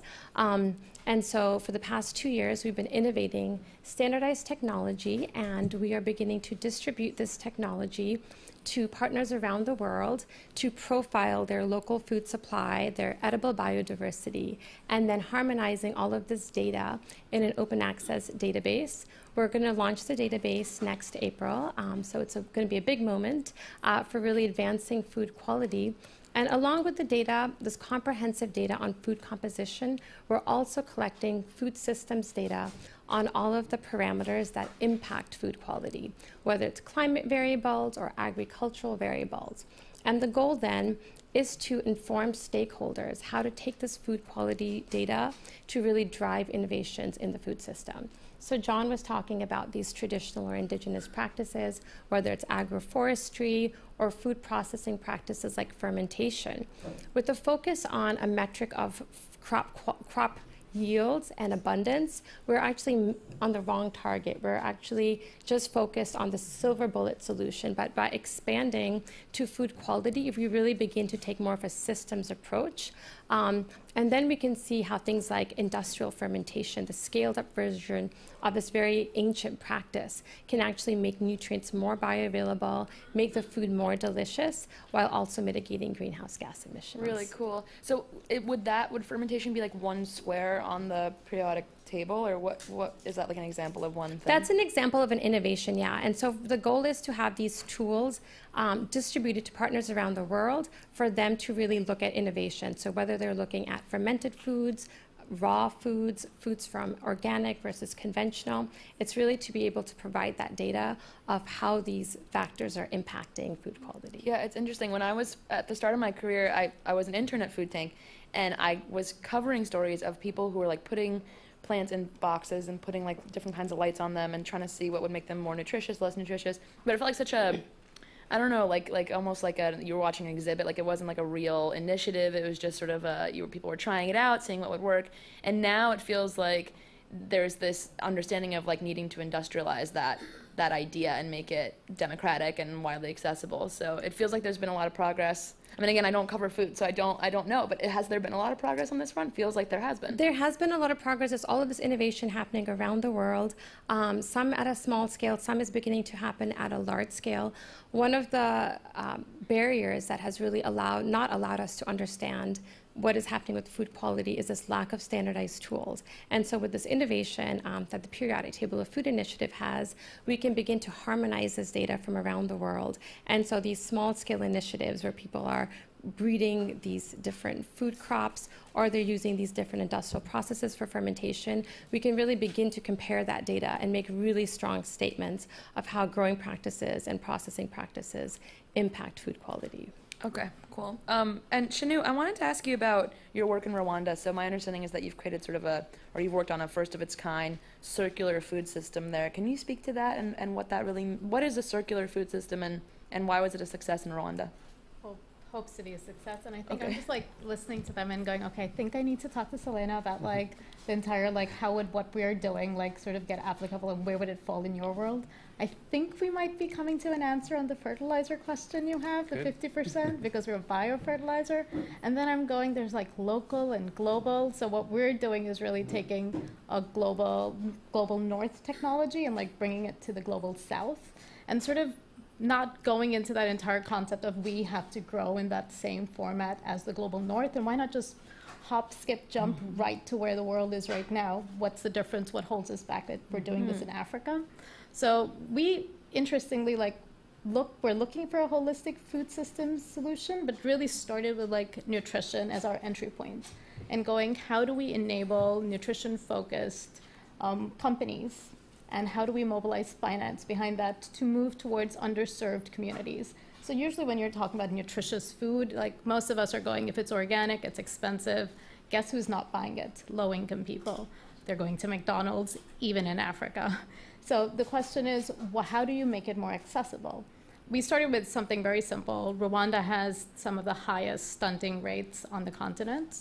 And we started looking at with the government why that was the case. And one of the campaigns that the government wanted to go into is increase animal source food, consumption of that. And we started looking at something as simple as eggs. Why are eggs 20 to 30% more expensive in Rwanda than in the neighboring countries? And it came down to simple supply chain. So supply chain, it's a landlocked country. If you're bringing in anything into the country, there's more cost, transport cost.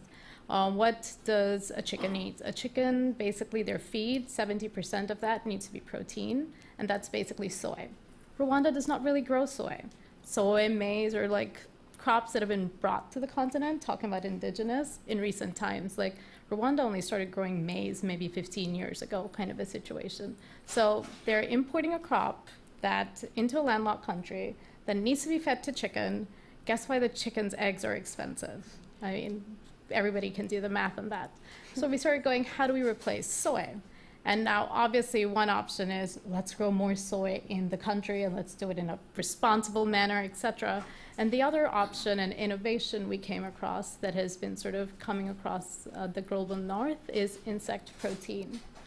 So black soldier flies, grow them in, so there are two options. There's black soldier flies and there's mealworm.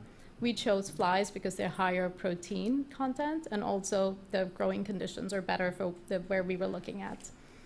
Simply, what made it a full food system solution is that these flies predominantly vegetarian and eat food waste. So we are able to divert food waste going into the landfill to be fed to these flies who are who are basically high in protein, comparable, more protein than soy rather, to be fed to chicken in addition to the rest of the meal. So it's not just flies that they're eating. And you also are able to create a frass, which is a biofertilizer, that is more or less equivalent to an NPK. You would not use it solo. It, as of now, has better results if it's blended with synthetic. But basically creating a complete closed-loop local circular solution by using technology from what the global north has been playing with. This creates new green jobs, high skill and low skill. And at the end of the day, it also sort of drives innovation and education in a format from a consumption perspective and a production perspective that we originally had not thought of. We were just trying to lower the cost of eggs. So it's pretty interesting. But then the question comes of, like, how do you measure it? It's only in July that one of the global carbon credit accrediting companies has come up with a food waste and loss accreditation for carbon credits. We still don't know exactly how to measure nutrition, and we've tried it from everywhere in the world, and it's just, there is no standard. What says something is healthier than the other? And that's where our curiosity also lies. Like, is the egg, the chicken, the fish, equivalent or healthier or less compared to quote-unquote traditional? So I'll leave that question with you. Okay, we'll leave it at that chicken or the egg question. Thank you all so much. It's been really great. Thank you. Thanks again to Zoya and all of the panelists. What a great discussion. We now have our next conversation focused on the important role of youth who are working to solve the climate crisis. I'm excited to invite Lana Weidegan, a youth mentor at Act for Food and the policy manager at ProVeg International, Paula Perez, the community manager at Oatly, Sage Lanier, the founder and executive director of a Sustainable and Just Future, and Erling Cruz, the director of Kitchen Connection. Their conversation will be moderated by Jocelyn Zuckerman. Please give them a round of applause. Okay, you're on. We've thinned out a bit across the day, haven't we?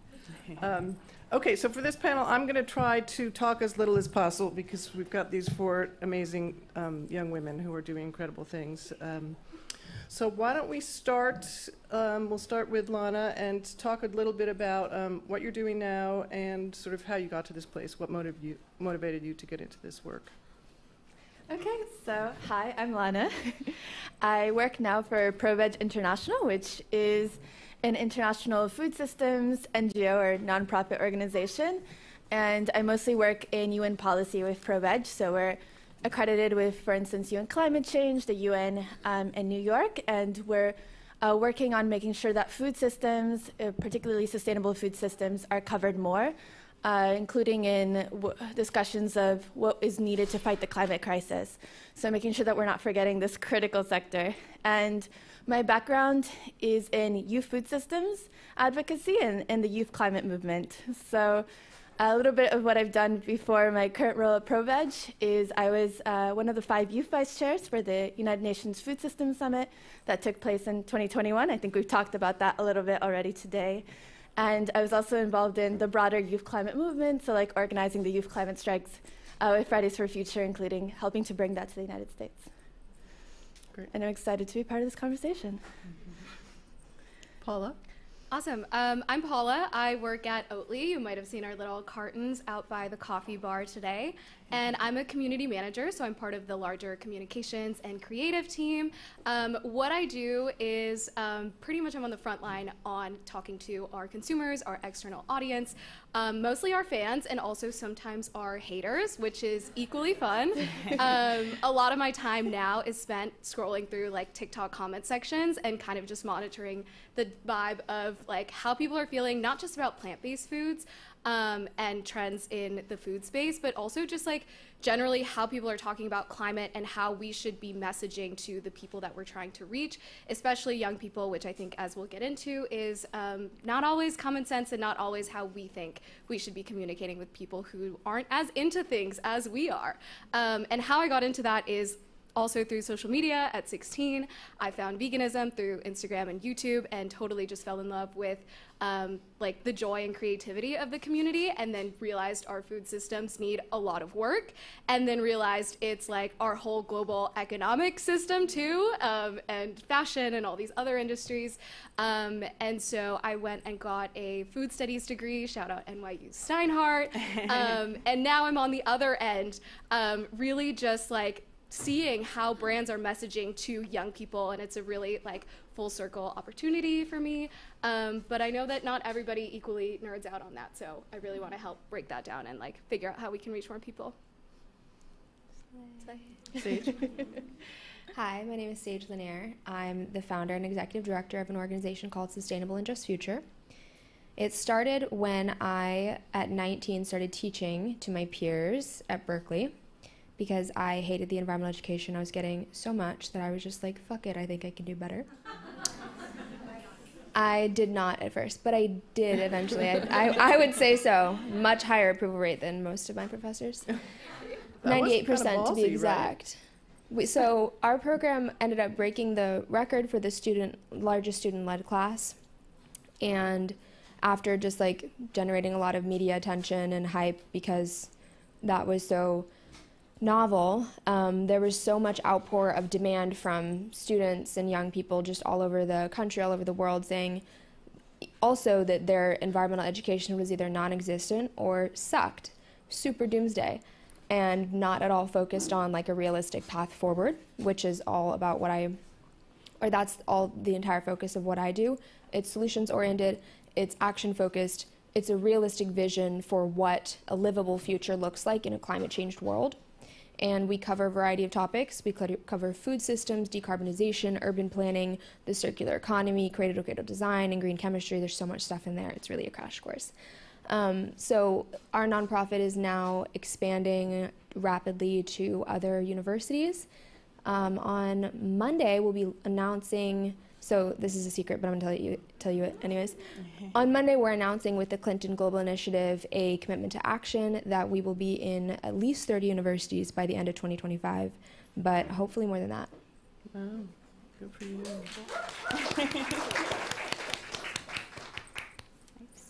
Hi, everyone. I'm Erlene Cruz. I'm the director of Kitchen Connection. And like Paula, I'm also an NYU alumna, so shout out to NYU. If I'm not mistaken, because the lights are pretty bright, I see Dr. Marian Nessel back there. Yes. And I didn't have the opportunity to have her in class, but we've met through this work, and I'm just honored to be in her presence and to have followed her work, because a lot of what I'm going to say is inspired by her research. So thank you so much. I'm happy to see you. Right now, I direct Kitchen Connection. I'm also an adjunct professor at NYU focusing on food studies.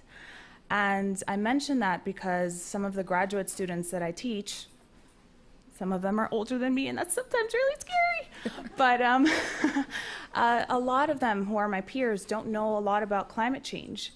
But through Kitchen Connection, we do a lot of education. That's our focus around food systems and climate change, and empowering the average individual to better advocate for his or her future, his or her present as it relates to climate action. And a lot of the fifth graders that we interact with know a lot about climate change. And if they don't know a lot about it, they're able to really connect the dots in terms of how a change in climate really is able to affect our food supply. It's marvelous how they're able to work through that without a lot of oversight. It's not a top-down approach in that regard. And so the disconnect, the generational disconnect that exists between how much Gen Z is advocating for it, and people who are my peers as millennials who may not even know that it's the case, makes it really obvious that in order to truly make a difference, we need more education. How can you care about something? How can you care about your future? How can you say you really love your kids if you're not actually securing their future? And how can you do that if you don't actually know the challenges? So I think personally and professionally, that is where our biggest challenge lies. Educating our peers, as Sage is doing so adamantly and so beautifully. And so that's our goal at Kitchen Connection. We want to use creative tools. So we launched a cookbook a couple of years ago. Last week at the United Nations bookstore, we launched a children's book, which was very apropos given our work with children and education. And so I'll talk a little bit more about that later maybe, but the inspiration for this work started in Ghana in 2012 after I lost my wallet.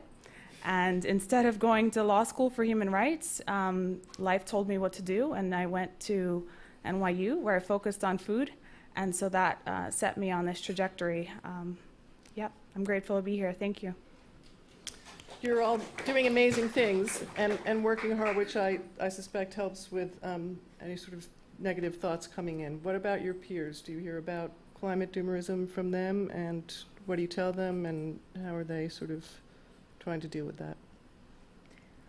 My take, or what I've seen, is the majority of the people in our age group have kind of like turned off. It's just posed as though there is like absolutely nothing we can do. And I know so many people who just live in an ignorance is bliss mentality. And I can understand it, absolutely, especially when it feels like, I mean, one of the most popular phrases that's always thrown around amongst our generation is there's no ethical consumption under global capitalism, which a lot of people use to justify like shopping at Shein and stuff like that. It's really interesting. But I would say the contrast to that is those who do care, I think I've been seeing like a wilting effect where like Berkeley is supposed to have some of the, like one of the best environmental programs in the nation. And I was watching like after like doomsday sermon lecture, like all these really passionate, super fired up young people around me just like wilt. And a lot of people ended up changing out of the environmental college. And if I like talk about that on TikTok and it goes viral, my comment section will be full of that. People say, oh, I had to drop out. I couldn't take it. It's too depressing. I became a media studies major. Or like, yeah, studying the environment put me in therapy. So that's like the overall discourse is or the overall sentiment is that there's like nothing we can do. Which is obviously not productive. And hand in hand with that, like, fuck it, I'm going to fly all over the world, and the other generations got to do that, so. Yeah, that's a big thing too. What do you tell them? It goes hand in hand with all the conversations about elitism. That's a huge issue for Gen Z, and so it gets swept under as like, I see Leo DiCaprio making movies about climate change, but he has all these yachts, and Kylie Jenner's on her private jets, and so is Taylor Swift doing laps around, who knows what, for what reason. When you just washed your recycling, but Taylor Swift took a 9-minute jet ride. Right. So, or the map of like all the jets flying out from the Super Bowl in a span of like half an hour, it just feels truly useless to agonize over where your clothes are coming from or where your food is coming from. So that's kind of what we're working up against. But I think for those of us who are in a position to make decisions or influence some sort of platform or messaging, it's really important to not add to that. Like, people know there's a problem. People know we have to do something. We get it. It's really just about like, hey, here's what those of us up here are doing for you. It's about transparency. And I think just relieving a little bit of that pressure and reassuring Gen Z that we're all in it together and the adults in the room have got it. I don't know if that's true, but like if you're in a position to say something about that, that is, I think, what resonates. Yeah, I asked an 80-year-old, I think maybe 4 or 5 years ago. She's still alive, so she must be 86 now. If the world was in a worse place now than it was when she was growing up. And she was like, I don't think so. I think we just have so much more access to information that it's overwhelming. And so that got me thinking to how so many of us grew up during, a post 9/11 world where we were in school maybe and aware of what was going on. And that, for me personally, was the first time that I realized, oh my gosh, we're so connected. What happens here really does affect everyone.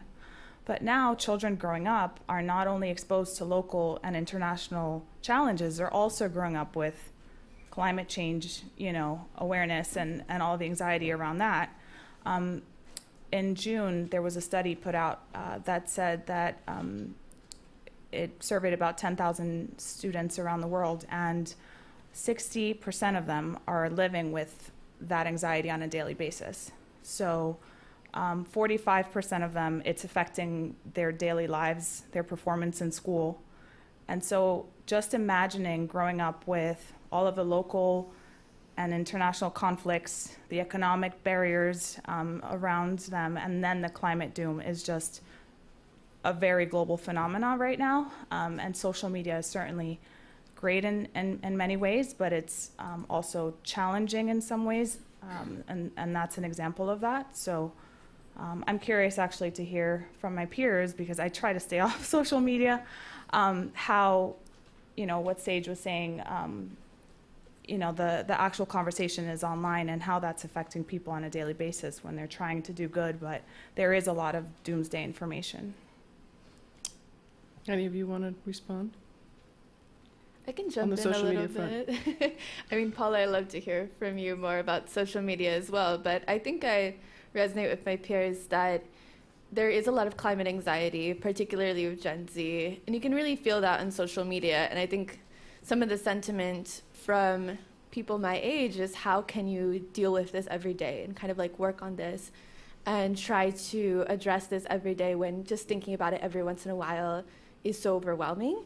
But I think what I've found for myself and the other young people who are doing this work is that action actually relieves a lot of the climate anxiety and helps you to feel like it's not impossible or that it's not such doom and gloom when you are doing something about it and you're surrounding yourself with other people who are doing something about it. And I think something else that can be helpful there is really making it youth-led, right? So it doesn't feel so much like the UN or the companies or the older generations that kind of put us in this place are the ones telling us now, like, switch off your lights more often. But when you rather have other young people your age or who are doing this work telling you, like, this is how we can fight this and this is how we can overcome this together, then like putting young people in those positions of leadership and of kind of leading ourselves can make a large difference. And I think what you're also getting at a little bit is community, like just the power of tapping into the fact that Gen Z is really lonely. We're having a really hard time making friends, especially like older Gen Z, like we're moving to new cities for the first time. So scrolling on social media just kind of like feeds more into that isolation, but going to a community garden doesn't, or like a clothing exchange, like thrifting and taking a friend, those kinds of like really positive behaviors that have a snowball effect counteract these other worries that we're having. So it's, of course, as a community manager, that is huge, and I think it also translates digitally. That's something we really try to do at Oatly, whether it's like a shared aesthetic or activities or our merch, just this kind of understanding of like, I see you, I know what you're doing, and let's get some more people to join into this movement and this thing that really feels like a tight-knit circle. We have very little time, but let's pull it back to food if we can. I would think that when you're dealing with this doomerism, with this like sort of bad scenarios, food is something that people take great pleasure in. It's a great sort of community builder. Can you talk about the extent to which food is the thing that you're really leveraging to deal with these issues? Yeah, certainly. Food is one of the most ubiquitous shared experiences, and there's great power in that because it is so uniting that it brings people to the table. Every time there's an event with free food, people are there. And so when they're there, that's the opportunity to talk about the challenges, but also about the solutions. And I think that alleviates some of the doomerism that we're talking about, because there are so many options. There are so many things that we can do. Yes, the food system contributes to so many greenhouse gases, but it's also a great tool for carbon capture. It's also a great thing we can do every single time we open our fridge. We can make a choice, an active choice to do better, to be better, to do differently. And so those are very practical things that we as individuals can band together on. And so food is a great source of community. It's also a great source of action. You know, community gardens from farm to table. When children are composting, when they're growing their own food, they're learning where their food comes from, and that translates into their food choices. We see that research after research from Cornell to Harvard and beyond. The facts are there that when children interact with food, when they're making food choices, they're able to better make informed decisions. And so building community around every aspect of the food system is really important. Many children in urban environments don't know where their food comes from. A lot of them link food to the supermarket, and a lot of them think that food is actually grown in supermarkets. I've heard that time and time again.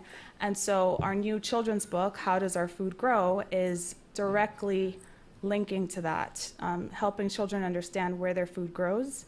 And that zucchini, for example, needs really hot, arid climates in order for it to grow. So what happens when the hot, arid climate changes?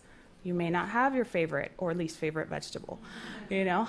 So there are tools that we can use with food as a focus and food as the end solution as well. Anybody else? No notes.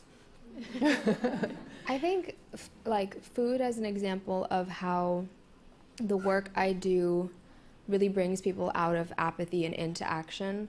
So if I'm sitting down at dinner with someone and they're like, there's nothing we can do, whatever. Food, if I'm going to use that as an example, I'm going to be like, all right, well, 14.5% of global greenhouse gas emissions come from the animal agriculture industry. 8% of global greenhouse gas emissions can be attributed to food waste. Western agricultural practices are destroying our soil. Let's look at this example of Polynesian agroforestry and how that built a more resilient food system, And I'm just being very succinct here for the sake of time, but I'm also speaking to the choir, like you all know what I'm saying.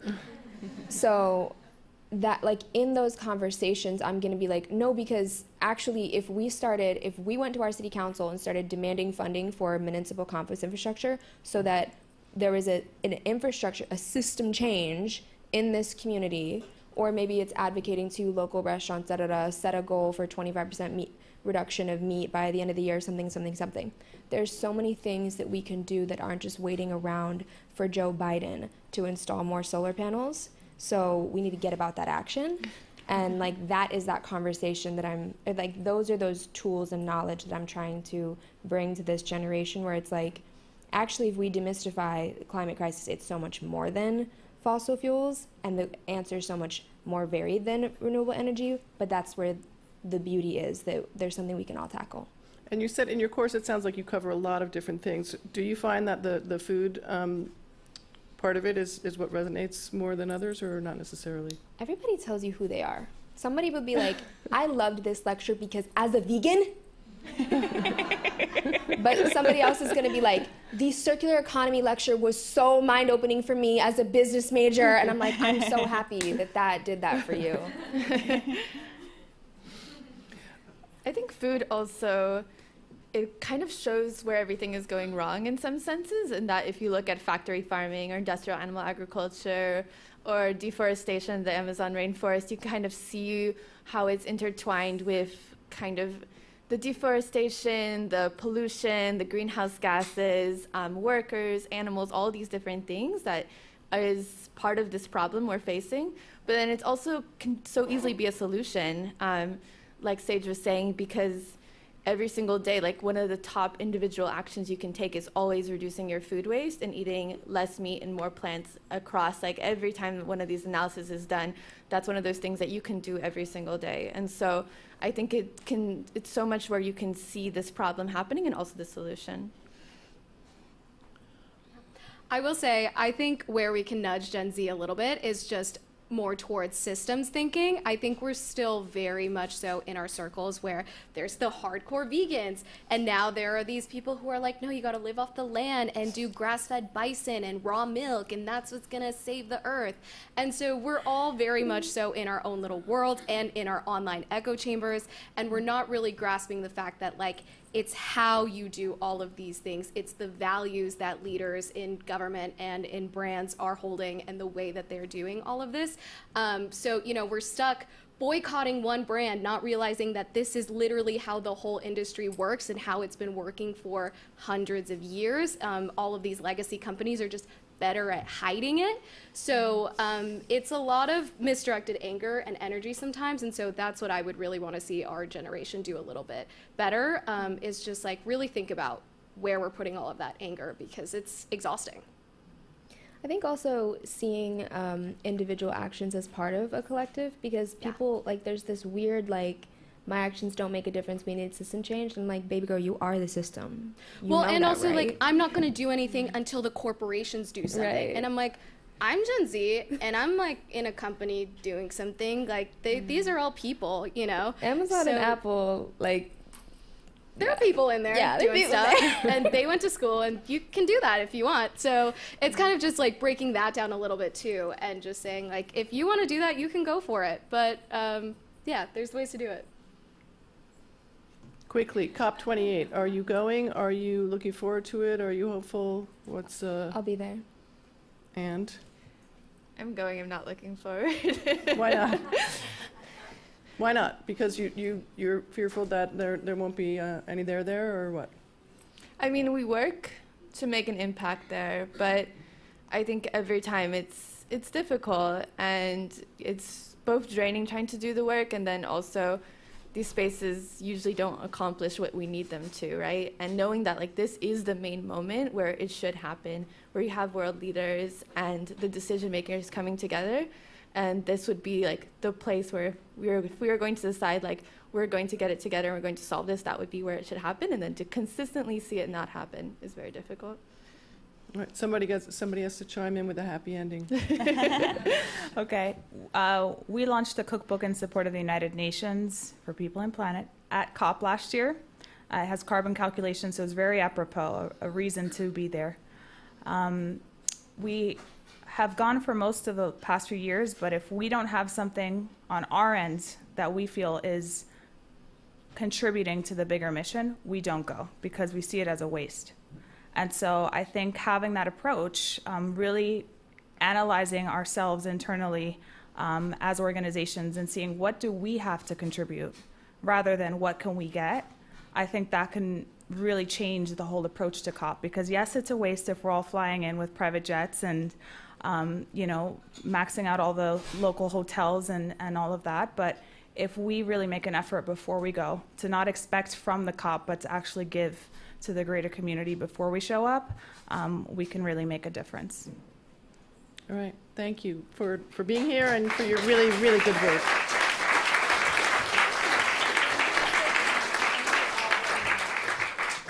Thanks to Jocelyn again for taking on two moderating positions today.